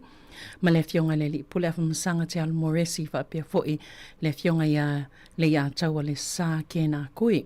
Ia I te iwa fia whaisau cranny flat I se taimi lata mai ia ua fiu e su al numera. O numera na o le olua tasi lua wha tolu lima lua o no wha. Olua tasi lua wha tolu lima lua o no wha mana ia fo I le tautua sia tamali o se o tātou atunu I le whaingo ia ngā luenga. Ai o pesepesenga mo nei vaenga o le awa uli o lea ua lua se fulu valu minu te elitu la se fulu male lua ia mai le tautua a le si ufonga o le laumua malo mo ngā luenga o lo whianga iai mai le tai au ana le la se ia pa ia mai nei taimi o le aso.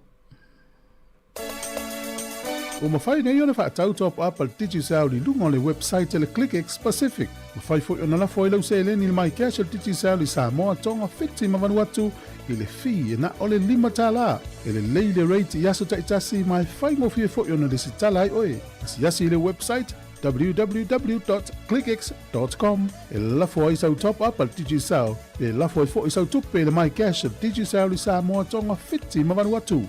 O li si whamtalanga whafsota I le olua tasi, lima ono tolu tolu whawha. Olua tasi, lima ono tolu tolu whawha. Sekia, DigiSound.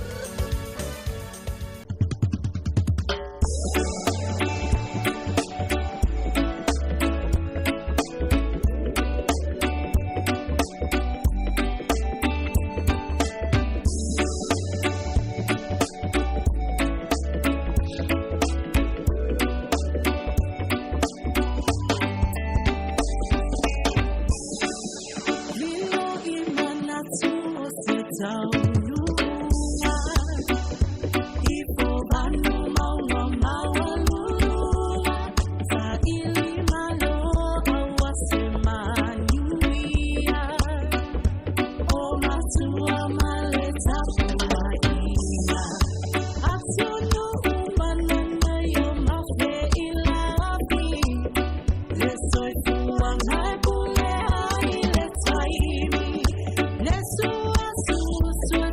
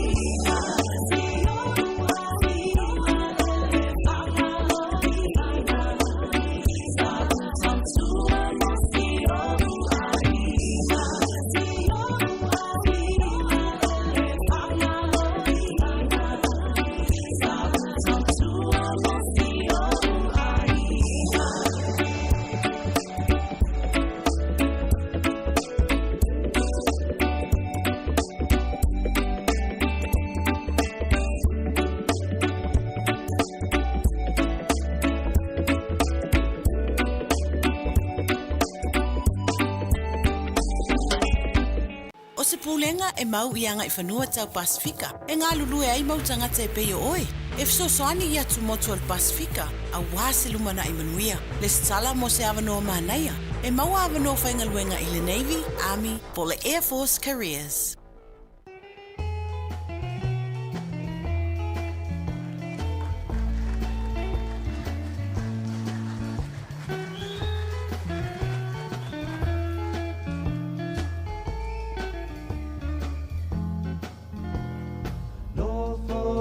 Au kila ni mawha solo solo o mawhau whaunga Ia te oe Sāmoa wa avea mafu a re tau alunga Anganu pa alo alo do alo whau a pua ina I whafo Le ula lea o te tiwai tu e wha o le lalo langi A te pai po I le ea, o se vainga e winga e se po I lea.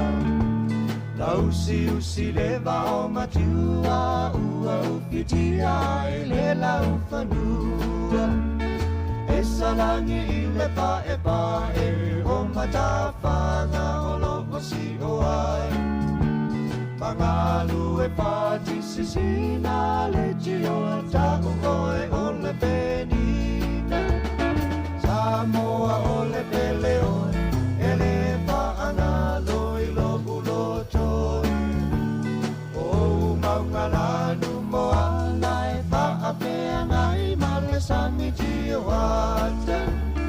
Vai tape e sua manino e whaamalu ina I lo utino. Sa o lotolona taanga e ma e vaisi ona e ama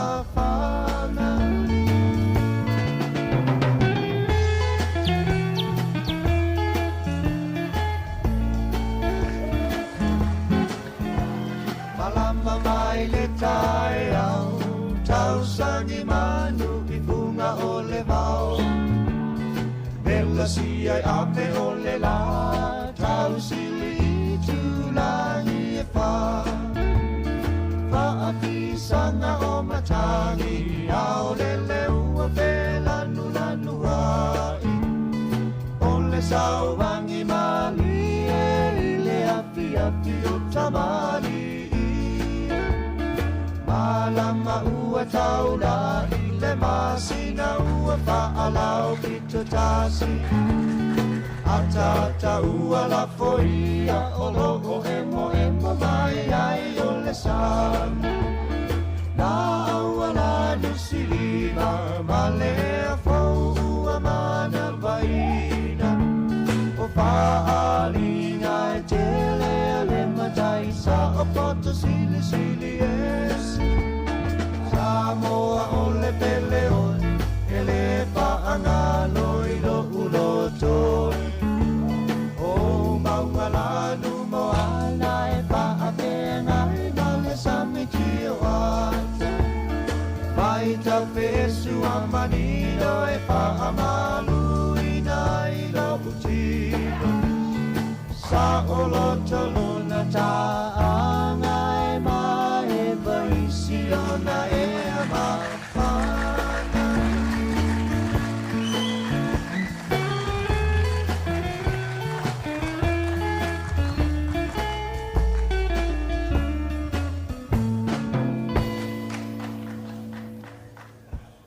Sifofona ole Samoa. Samoa Capital Radio. I love Samoa Capital Radio. Go Samoa!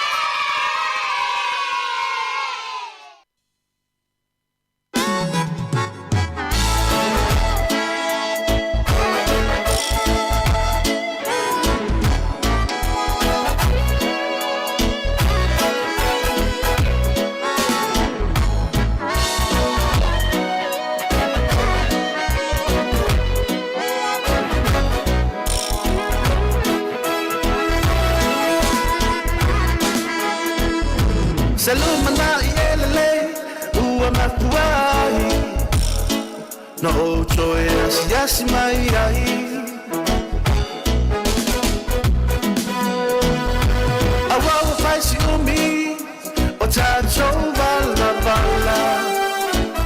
le fo I tu sanga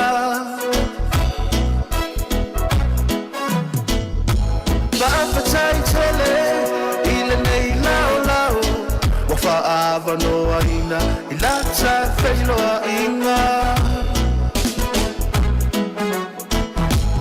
mala mona ai ole ma fana esa ola va e fa ava va inga beata to ma futa fa atasi via ile tama o ile langi le sura lo mani sura lona fa amalama ma to e va lona fa sino manga e mana to pola ale mana to fa ale o na o le ngana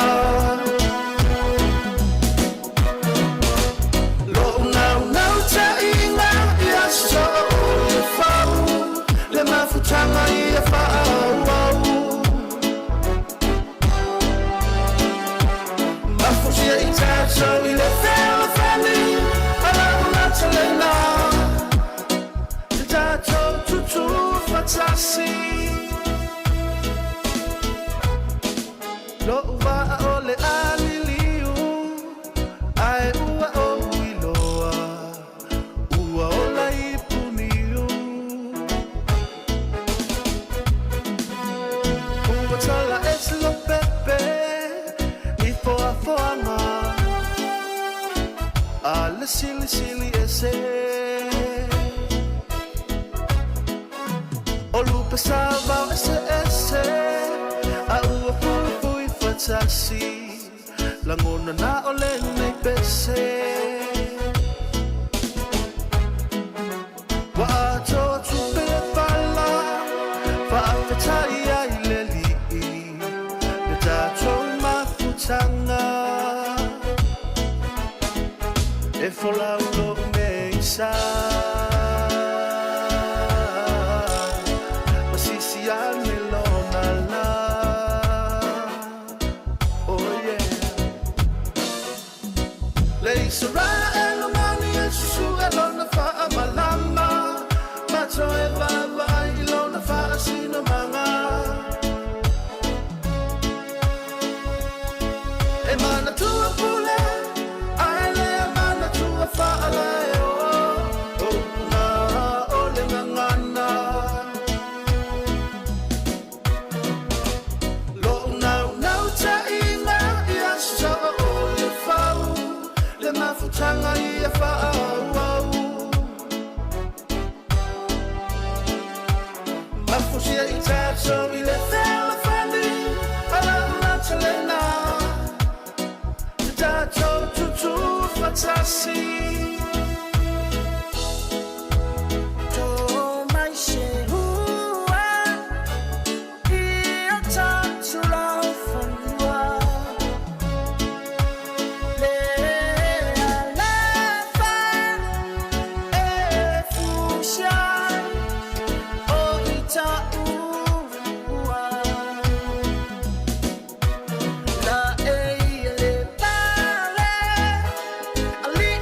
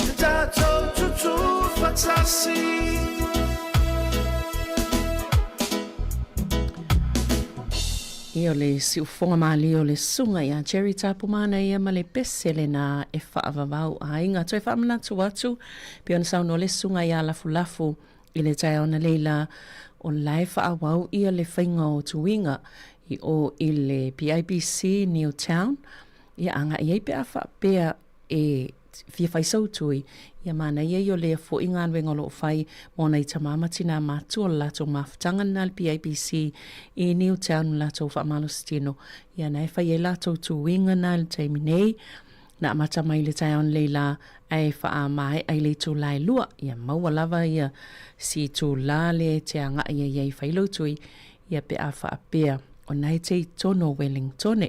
Mana ia le vaenga le sata oi talafo ma le whapoponga o talafo le sunga ia la wano le auli nei.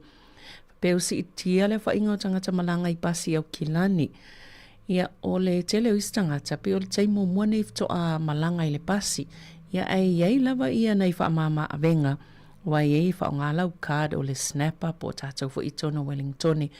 Ia e whai ona fsosani le taunga tau le penisini i le neiva i tau o peona tātou iei ona le tau ale tupu mai sai tu tonu ma Amerika. Pa in Sara elu. Ia mana ia lona winga le utele nei tangata e o whaonga au nanga pasi po o feo inga lau tele.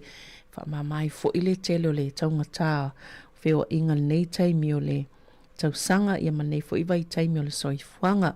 E le whaalinga le na whai i sini i le wawai atu fo i e momeo o drones po o masini fo i e whaafilelei e whaatontono atu i lalo.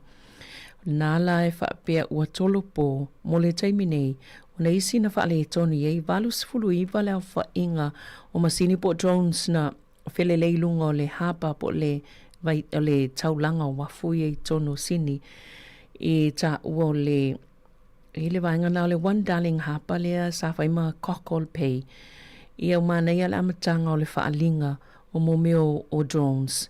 Ava ai le shape po le fōlinga o le whainga o drones ia na whaafilelei pe o se snail lona shape ma lona fōlinga. Ia ai te iwa amata lona filelei ana pa u ta itasi momeo o masini filelei whaatontonu ia po o drones. Ia wa iele whaale tonu. Ia o le teknolosia ia lelei ia taimi e whaale tonu ai. Ia lea lana a matauna pa u mai lunga i mele whaile whaalinga masini taitasi nei. Ia pe iwa se fulu, e walu se fulu, iwa po le iwa se fulu lea whainga o drones ia na pa u i fo ilalo. Ia ma ua whaale tonu lela o toi tolo po i le whaalinga na le na tuue. Lena a mata ona whai, mai le pōna po ia ina i sini. Ia e poto al masini a iei al taimi e whaale tonu ai. So es ful tolu minute tali tu lai tasi ia ona mai. A fo i lele tātou tau tua i lunga le tasi ono te se mal tasi whamo. Ia e whaawau pe lunga le tātou pe ngata whailangi ala tātou le teol si fonga la mua po le Sāmoa Capital Radio. I lona ofisa au tu i Porirua i tutonu o Wellington. Nisi o pespesenga ia mo le neifo i vaenga o le awauli whaafitai fo i le whaafonga mai pe le tautua a le siufonga o le longua. San, ola e uol tātou ainga. Tamalelei whalongo i upu o umana whaiatu, o whaasanga whaia onga. Tau mawhai awal whabai tele. To anga whailau te talo i le tua i aso ao ma le pō. Le whaatasi le tua ma oe. Tātou pese. Alo i o whaiva i a manu ia. Aua e te loto vai pea o mai whaina tā. Lua te whaatasi ma le atua i so o se ala e te uia. Lo uatali ia e whalongo mai.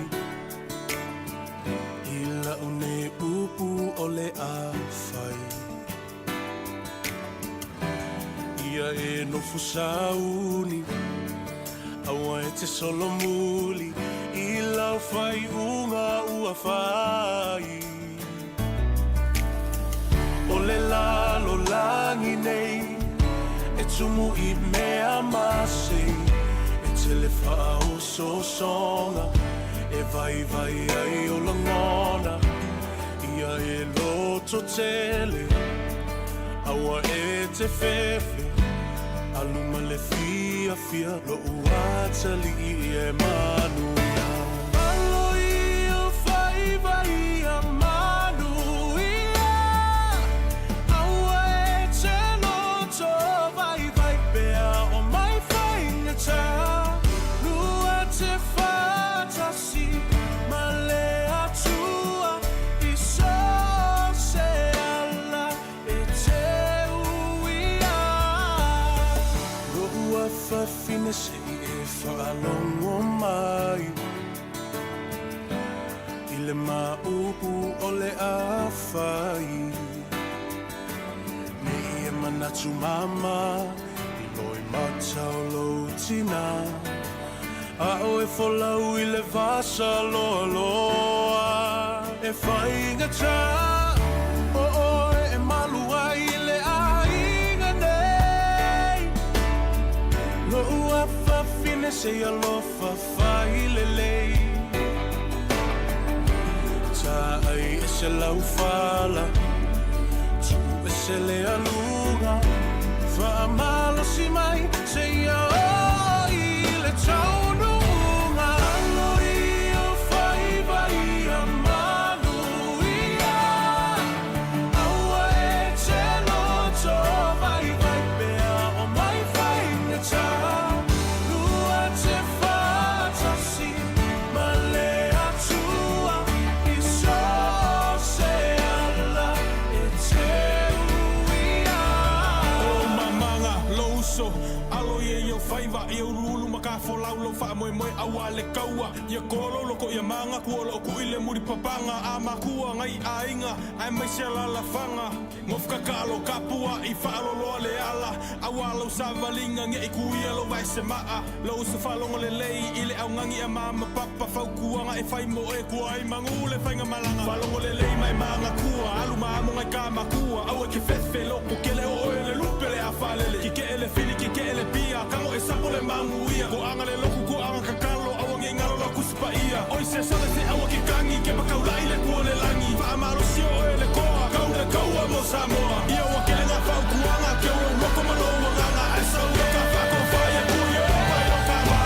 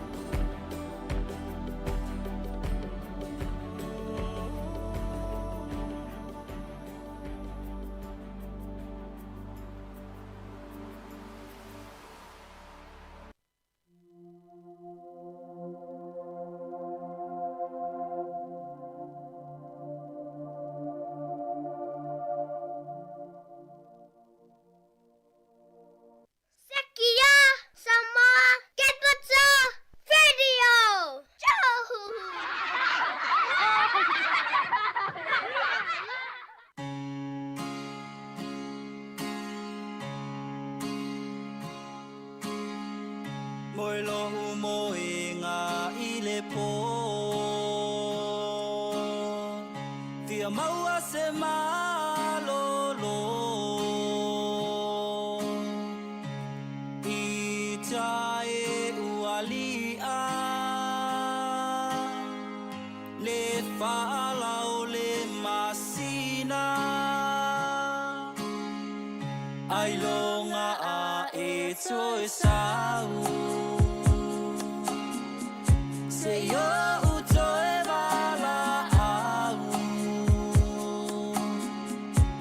Hani ilo ingoa Ilo uolanga atoa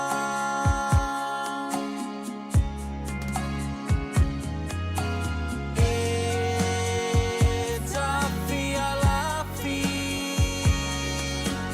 I se loto a papalangi Fia maua ni tupe se tele E whaatino ailo umana O lasi se mea ina whaingata Male matui tui tinga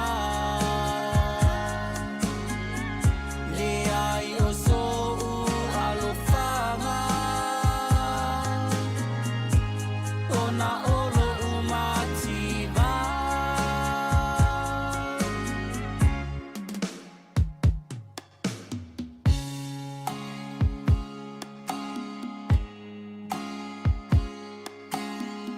Si o ufa a tauva Na o iloa I na lava Lo mai a te au Le tumu tumu o tangata Le alofa monisa le fo'i Lo lota whaamaoni Le tua e whaamasino E au mai aso utofi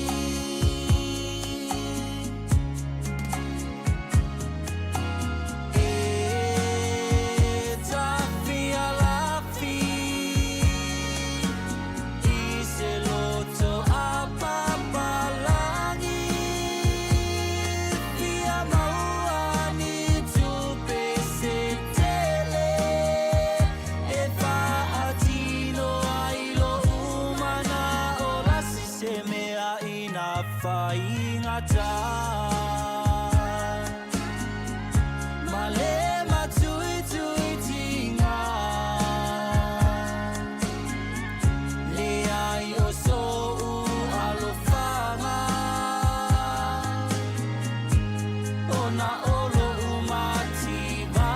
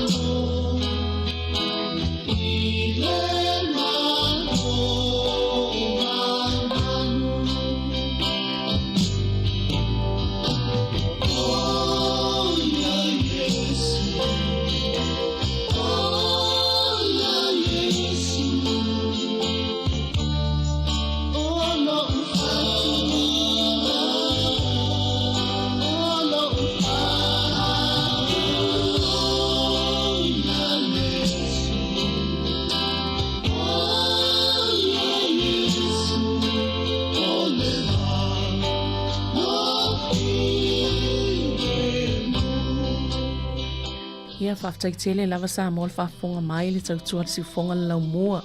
Longa le tasi ono tasi mal tasi whamo ma lo lava le langlango il tautua mai le tae awan le lai o mai nei tai mele aso.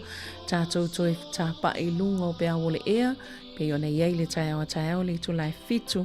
Ia e o le a whaawau pea, tātou po kalame i lunga o pe ngata whailangi, Facebook, YouTube, ma le website, po le pe ngata whailangi i le nei vaenga o le aso. Manuia lava ngā rengo toi o le nei awa ule.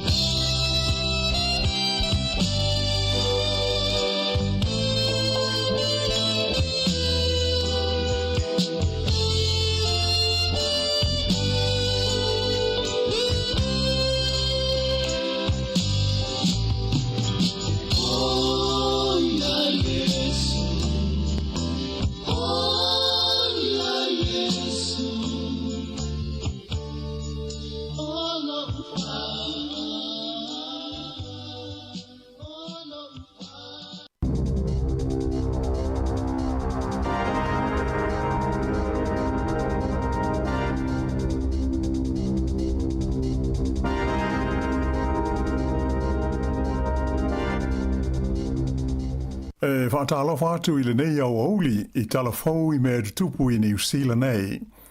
Sili atu I le tasi le miliona tā la, le au whainga o ni mea alofa tupe whaapolokiki I sa whaamawina I le tono New Zealand, talu mai le tausanga I lua awhi lua sifuru lua. O le tele o ia mea alofa po o wha I tupe, sa whaia e tangata I ai o lātou sotanga ma kompani mwhalapo tonga, o lo tarasanga ina ia vave ona whaamau nia mai ele malo I a lātou wāti na e te tele o lo fia whaia. Mai le luas fultolo o tarasanga o pasia I lalo le whainga lea e whaanati nati ai, ma whaavave le pasia o tarasanga. E fitu ia tarasanga e whesota ai ma tangata ma whaalapo tonga, ia sao lātou whaia ni mea lofa po o ni fōa ai tupe whaapolokiki, e pei ona ta ua I se lipoti ele walesi whaasala laua New Zealand. Ua manino ai lea whaasala launga, o mea alofa tupe la tau mai nei e au fiai, ia le whaasala lau afe tā la, lea sa fōa I atu mō le partia le National, a e wha pēle partia le New Zealand First, I le tausanga na te nei, lua afe lua se fulu lima. O ia mea alofa sa whaia e tangata iai so tanga mani tālo sanga, mō le fia vaveo na maua o ni whaamauninga mō lātu wāti nae o lo fia whaatino. O le pātia le leiba sa o lātu maua se mea alofa e walu afe ono se lau luas fulu tala mō lea lava I tu a inga o wha moe moe. Ai pe ona silo fia o le whainga wha vaia le malo e pāsia wha nati aini tāro sanga mō ni ati nae te tele fia whaia. O se vaenga leo le molienga I le vao le National, ma le New Zealand First, o lo o ngā lulue whaatasi ai, I le tonu o le whainga malo so whaatasi. O le wha ai au pito maulunga sa whaia le tausanga te luai, o le se leni lea se lau afe tā la, mai I le li I sua whaia Sir Rod Drury, mō le pātia le National.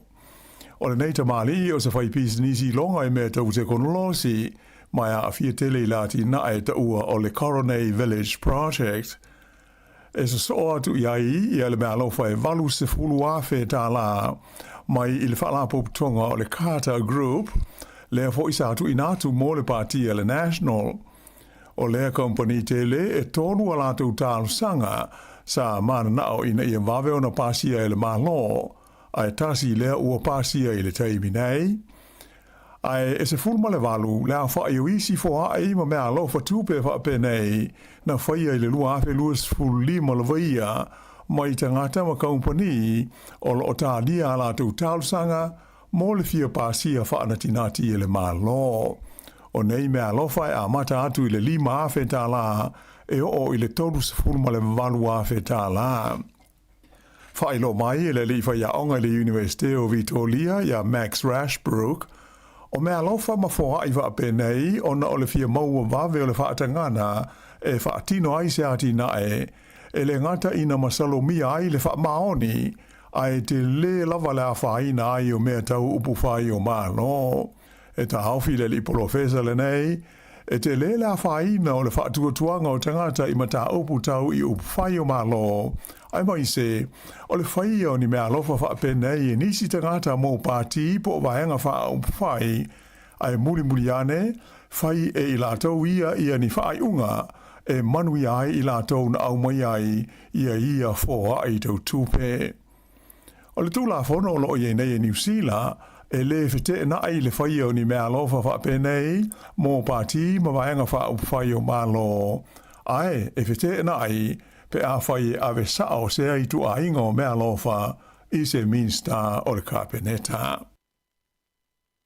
Ua lipo tia mai le si tia maulunga o lea whainga o tangata ua whaonga ina pāsi e whe malanga iai i le aitele o Aukilani. Whailo mai e le pulenga o awala o whela o inga Aukilani. Ua o atu lea whai o tangata ua whaonga ina pāsi i se a whainga mawae talu mai le taimi o le whaama i COVID se fuluiva. Mai ua masalomia a tonu o stasio mafua anga autu o le taunga tā leo le pensini ma le swa uta vale i le nei vai taimi. O whaamau maunga mo le masina o mati ma a perilo le tausanga nei wa ilo ai le matua to o tele na ua o tangata uanga i atu e whaonga i au nanga pāsi i le tonu o Aukilani.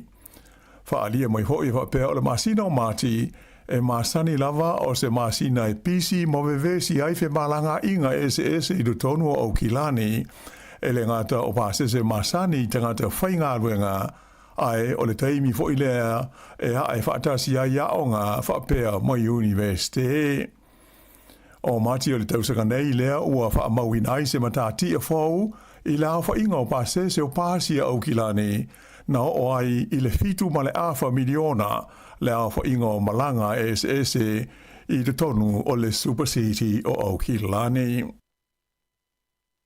Ua tele ia vaenga autu ua uma na whailo mai e le malo i nai vaia so ia ua mawai atu nei e tu sai o lana tala whaatatau autu o le tupe lea o le atau au ina atu i le parlemene i le stofi. O le asonga fua le fo ina whailo mo i aistasio fuafuanga le malo e whaapitoa lea mo la au whai bisnisi e mawhaiai una whaieni alatu ai tā lafu e maa male tu lui e veso aswani ai i ni suinga o la tau mana onga tau le malo si anga. O lea fuafuanga lo au fie le talo de tupe e sui ai ma le tu la fono e wha malo si ai company ma le ati na e o le kesi e tu ina maini wha amtalanga ato toa e tu sai o le supply atoa ma le mana omia o ia au nanga i le lumana ai.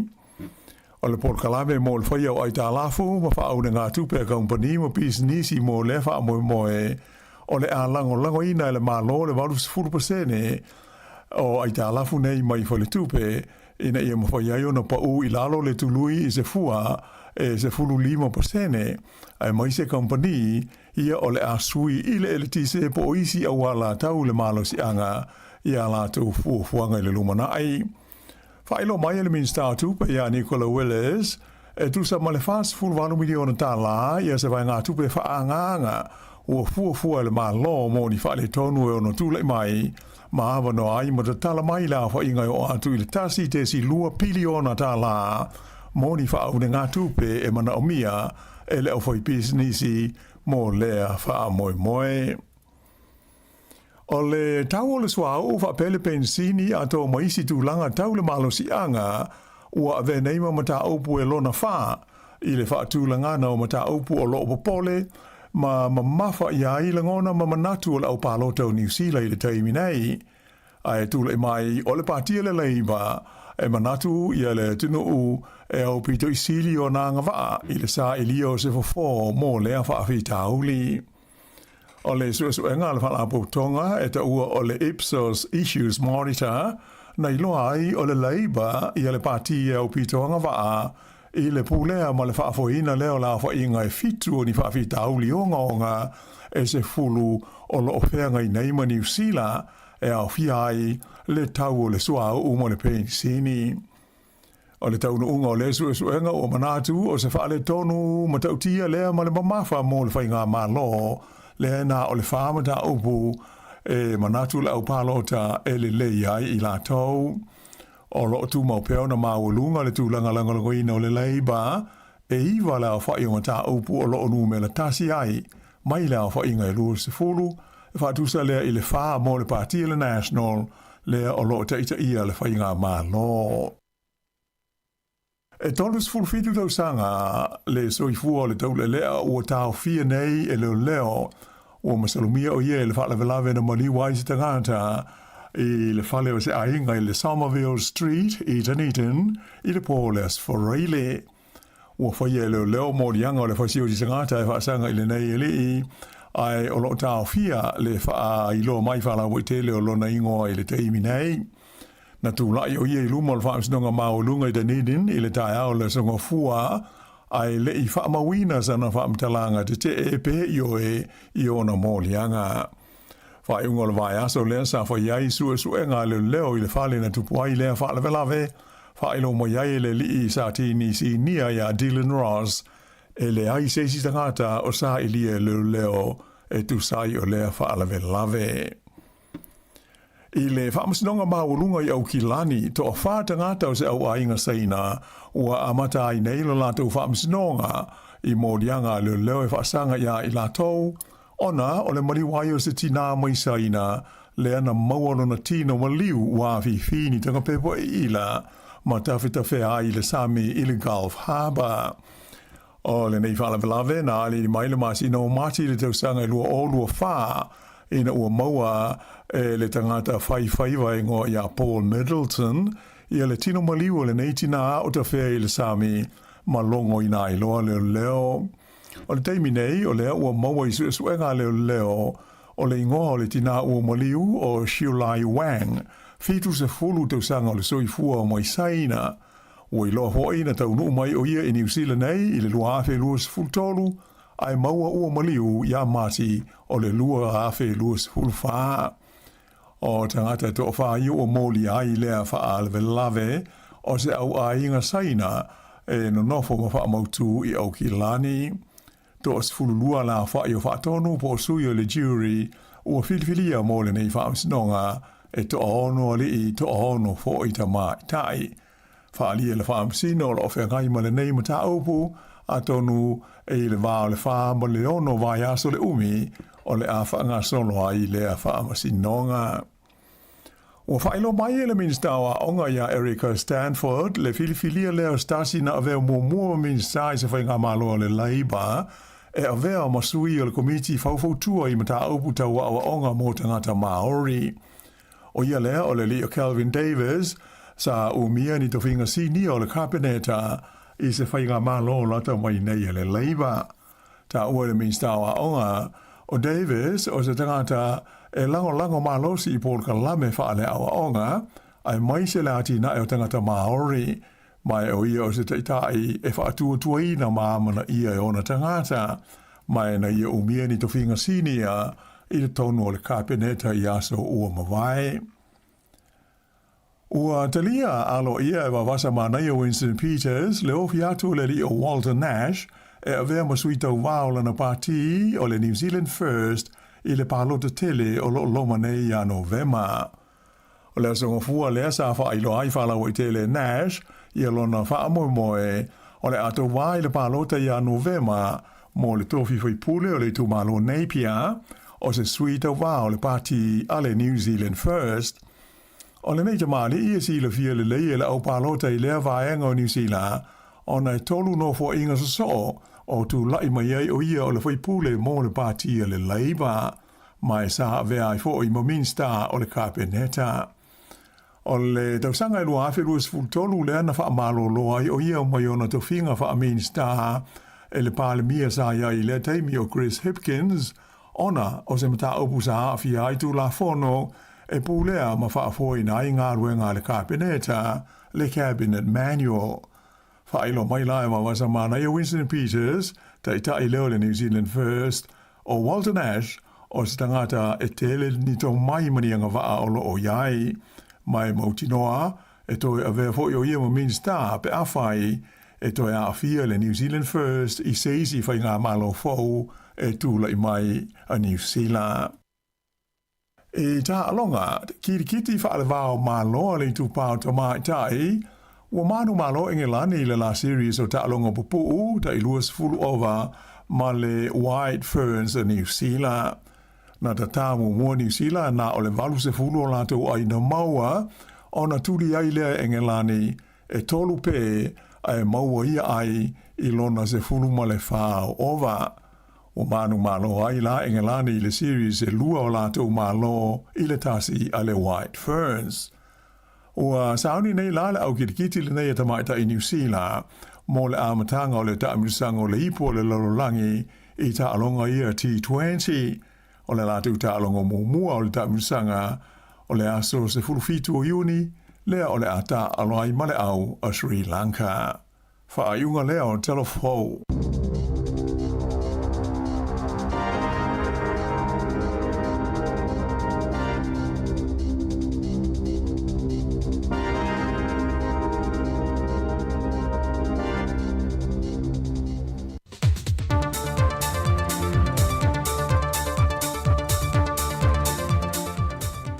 Toi whātala whātu le pa ialo tātua tanu le nei whai whao pōpongo tala whau mai Sāmoa o si mai elo whaafonga. O le aso le atulmata ia le atunu le toi taua whiai o le pālemene lana whontanga le wholasia leo le isi tala whātatau au tū o le tupe. Po a nisi ati na e whau o whāta o toi le whainga malo.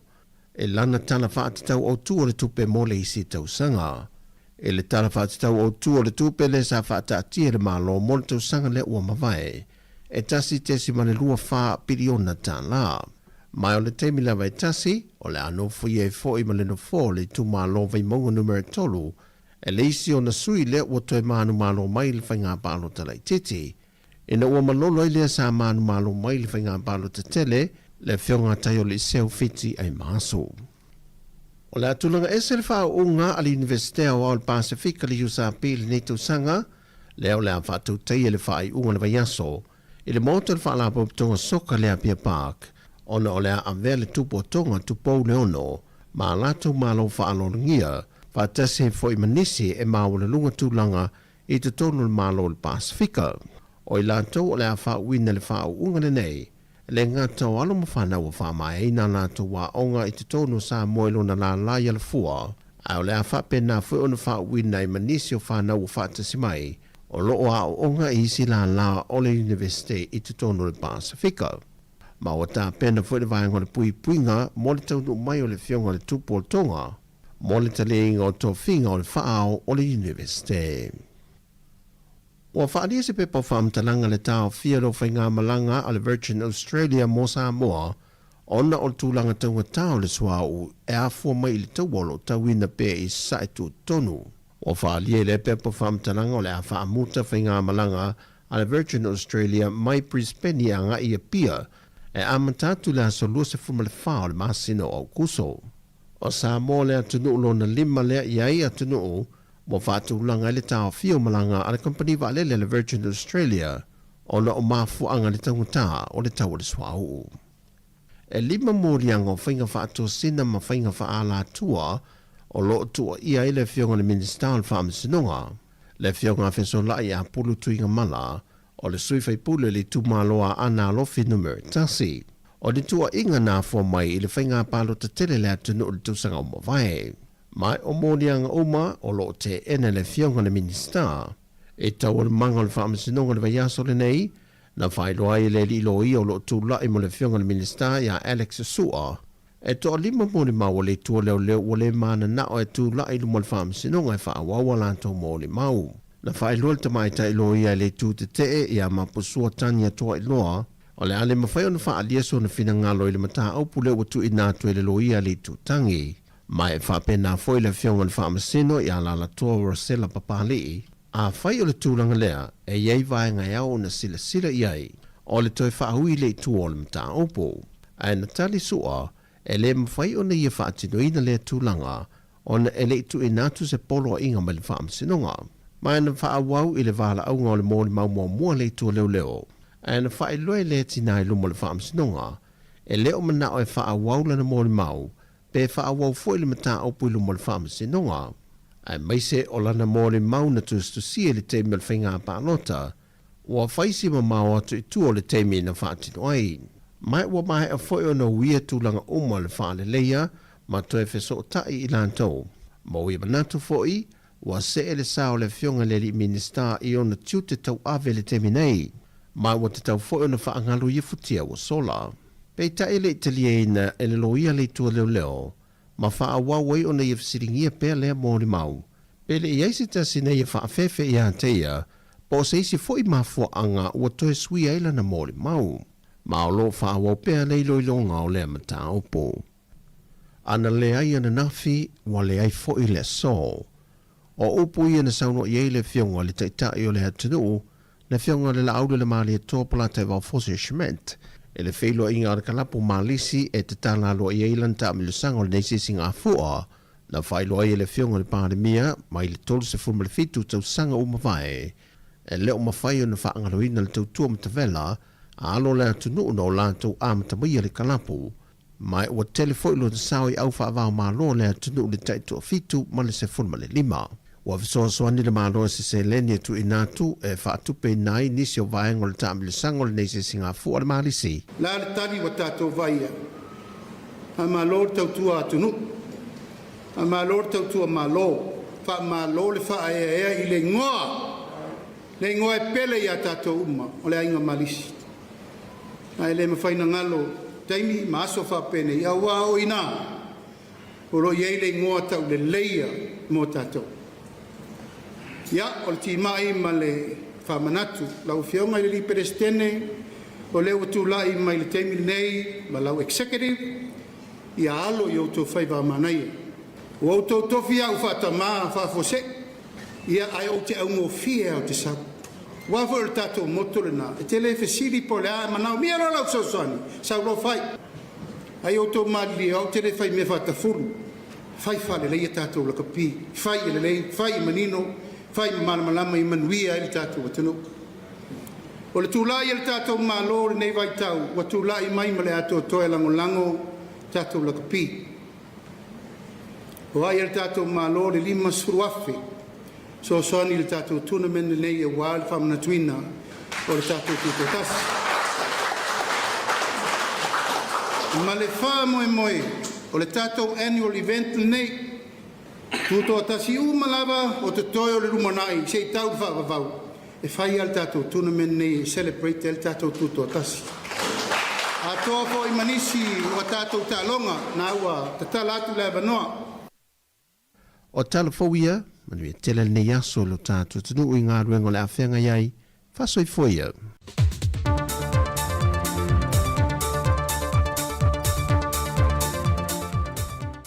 Talofa, I'm Tiana from Miti. Keep listening to Sāmoa Capital Radio Wellington.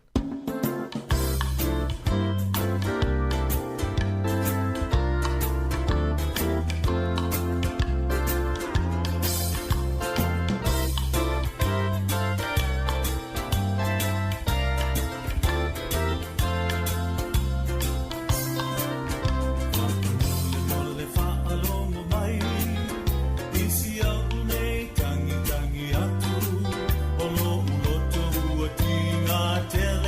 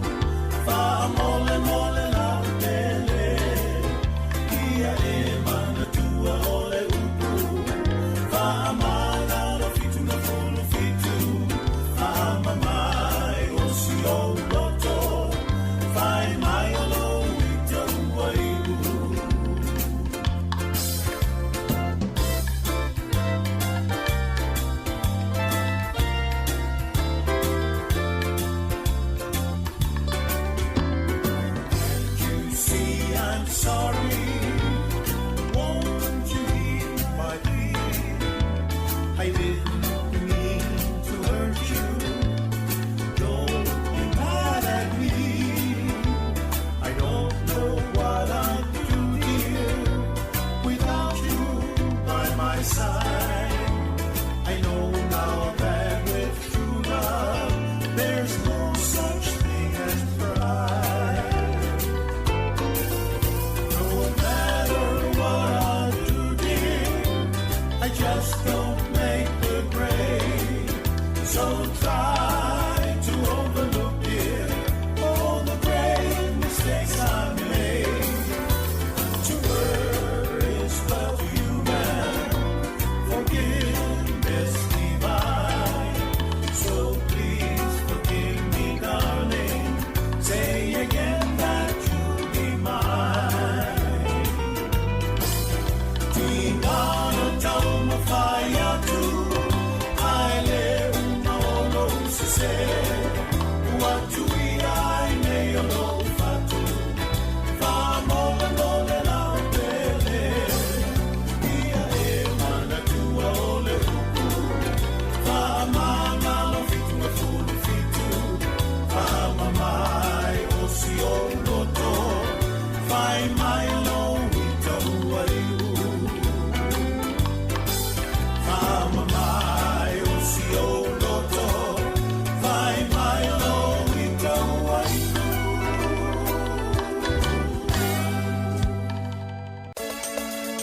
O mawhai nei ona whaatau top up al Digi Sauri lunga o le website le ClickX Pacific. Mawhai fo ona lafo i lau se eleni le mai cash al Digi Sauri Sāmoa tonga fiti mawanu atu i le fi e na o le 5 tala. E le leile rate i aso taitasi mai whai mo fie fo i ona le se tala ai oe. Asi asi i le website www.clickx.com. E lafo ai sau top up al Digi Sauri. E lafo ai fo i sau tupe le mai cash al Digi Sauri Sāmoa tonga fiti mawanu atu.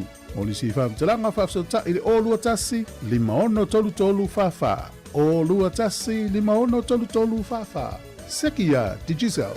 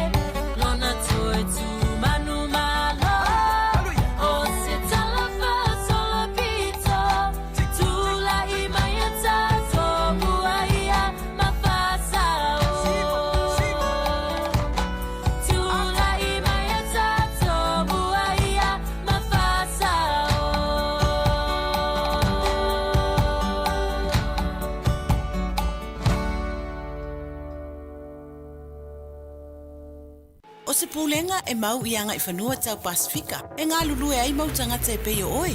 E fisosoani ia tu motu al Pasifika. A wāse lumana I manuia. Le stala mo se avanoa mānaia. E mau avanoa whaingaluenga I le Navy, Army, po le Air Force Careers.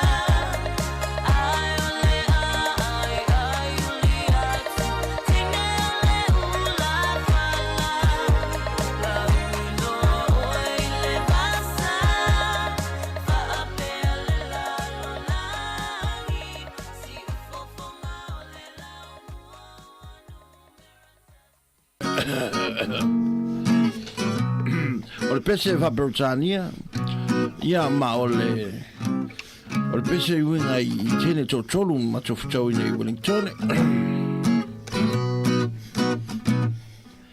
I met this lady at the library. She said all she could do was think about me. I asked her for her name, she said it was Mary. But then my friend told me when she was born it was Jerry. Hey lady, yeah, don't you hate it when you go out with a girl that look more like a man than you do? Kele ai I New Town, lady fa bear. Lady. Masang kele yele uso ya, I met this lady, her name was Wilma. She told me that she was a very good swimmer. But then I realized why she was hard to beat. When I looked down and I saw her size 19 feet. Hey lady, don't you hate it when that happens? When you go out with a girl that's got feet bigger than you, and it look like she can climb the tree without using her hands. Only in Cannons Creek will you find this type of lady. Last verse, ladies and gentlemen. I met this girl, her name was Katrina. She worked at the hospital as a cleaner. She said she would love me forever, only if I married her, 'cause she was a overstayer. Hey lady, yeah, to all my brothers out there, my Parangi and my Maori brothers, beware of the Samoan lady. She doesn't want a relationship, friendship, or partnership. She wants a citizenship. Yeah, only in Waitangi-Rua will you find this type of lady. Thank you very much. Sifofona ole Samoa. Samoa Capital Radio. I love Samoa Capital Radio. Go Samoa! Now, that's the best is now never.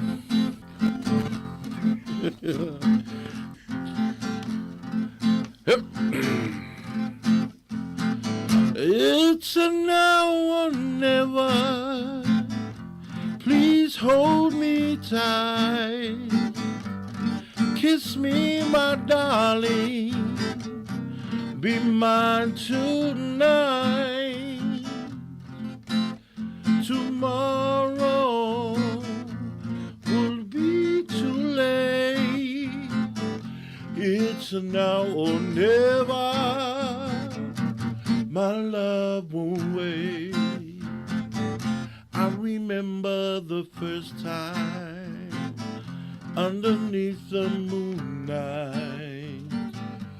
You held my hand and I kissed you all night. Your hair was golden and your eyes were so bright. I wondered if you were Samoan. I realized, yes, you were when I looked down and I saw the size of your thighs. It's a now or never. Please hold me tight. Kiss me, my darling. Be mine tonight. Tomorrow will be too late. It's now or never. My love won't wait. It's a now or never. My love won't wait.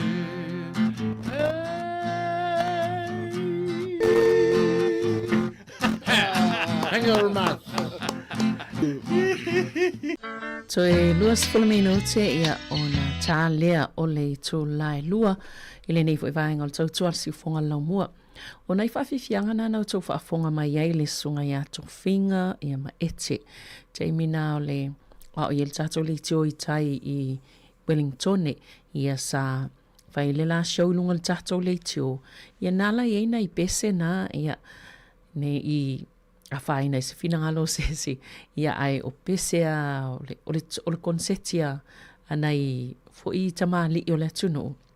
Ia nai tau sila fia e sel mali ia nai toi peu toi whanungo atu iei o mea lawana le sa whailunga le tato le tio le nātau sanga. Ai o tato pespesenga e tali tu lai lua i o nā whamuta fo ili o le tato tau tua ilunga o benga ta whailangi ale si ufonga la mua. Ia ai toi whaawawa ili o le tato tau tua le tu lai fitu tai au tai au. Ia whaawawa tu pia pespesenga nei vaenga o le awa uli.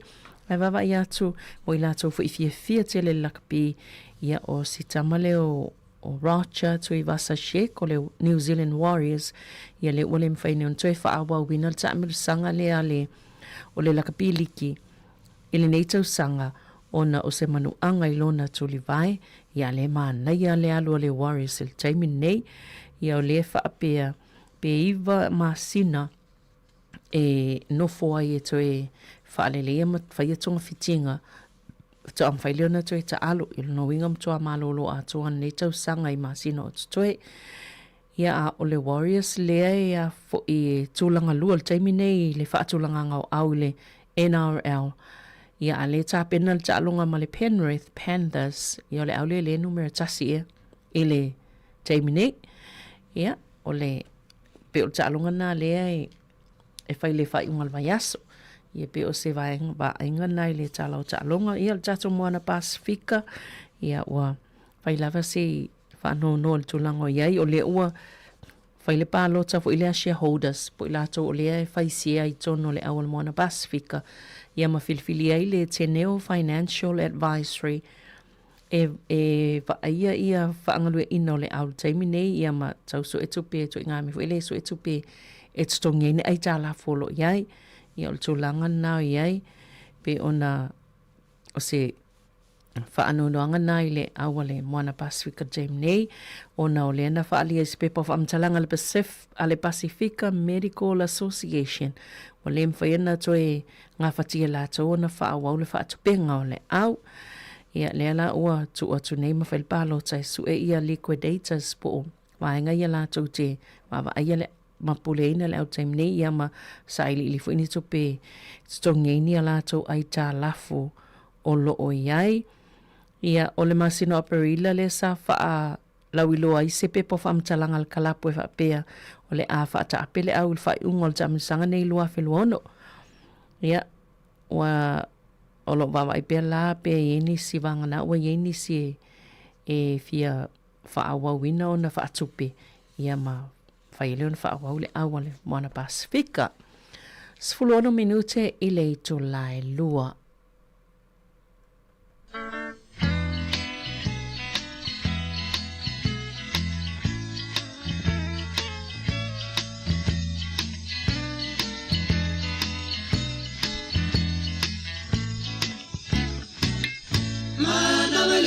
Kisele mama papau ira upele ole amro Sāmoa e tautele ole sorene lea ole setete e ape mape topeto asili letiana e peso ole na atio ata emo emo Tasi oe ai ono na selo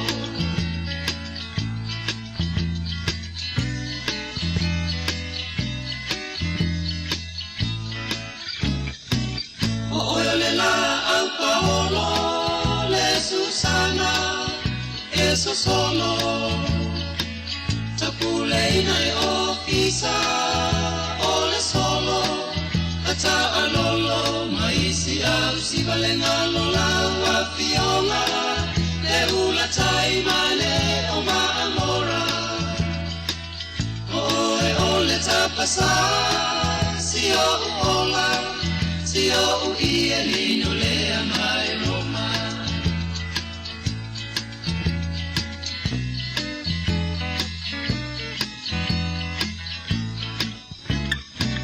Le afia fia moa na o no poa ina pula loa ina ua o tu ua le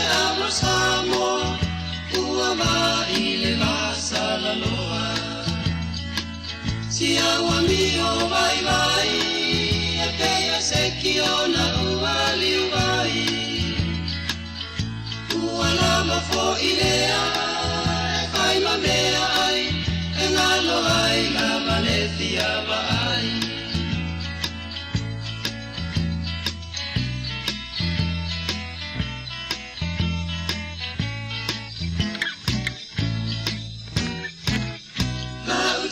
Sala ea, la umana mea, le matango fiona yo folinga, asulu miele masina, la utau sala ea, la umana mea, le matango fiona yo folinga.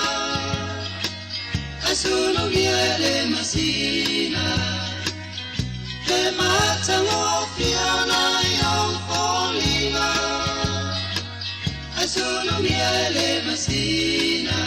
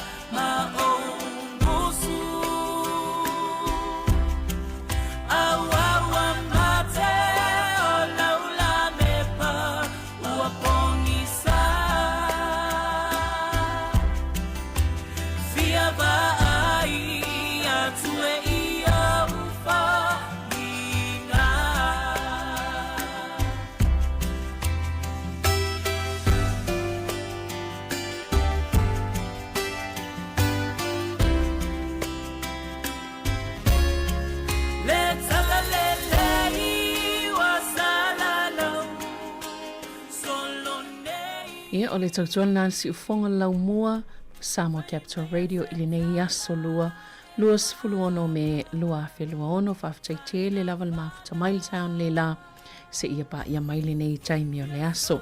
Manuia ngā luenga o whianga iai ia whaatasi pele atua ma tātou ta itatasi ma outou whaatasi ngā luenga o tutoe o le nei fo iaso ai whaasoi fua ia.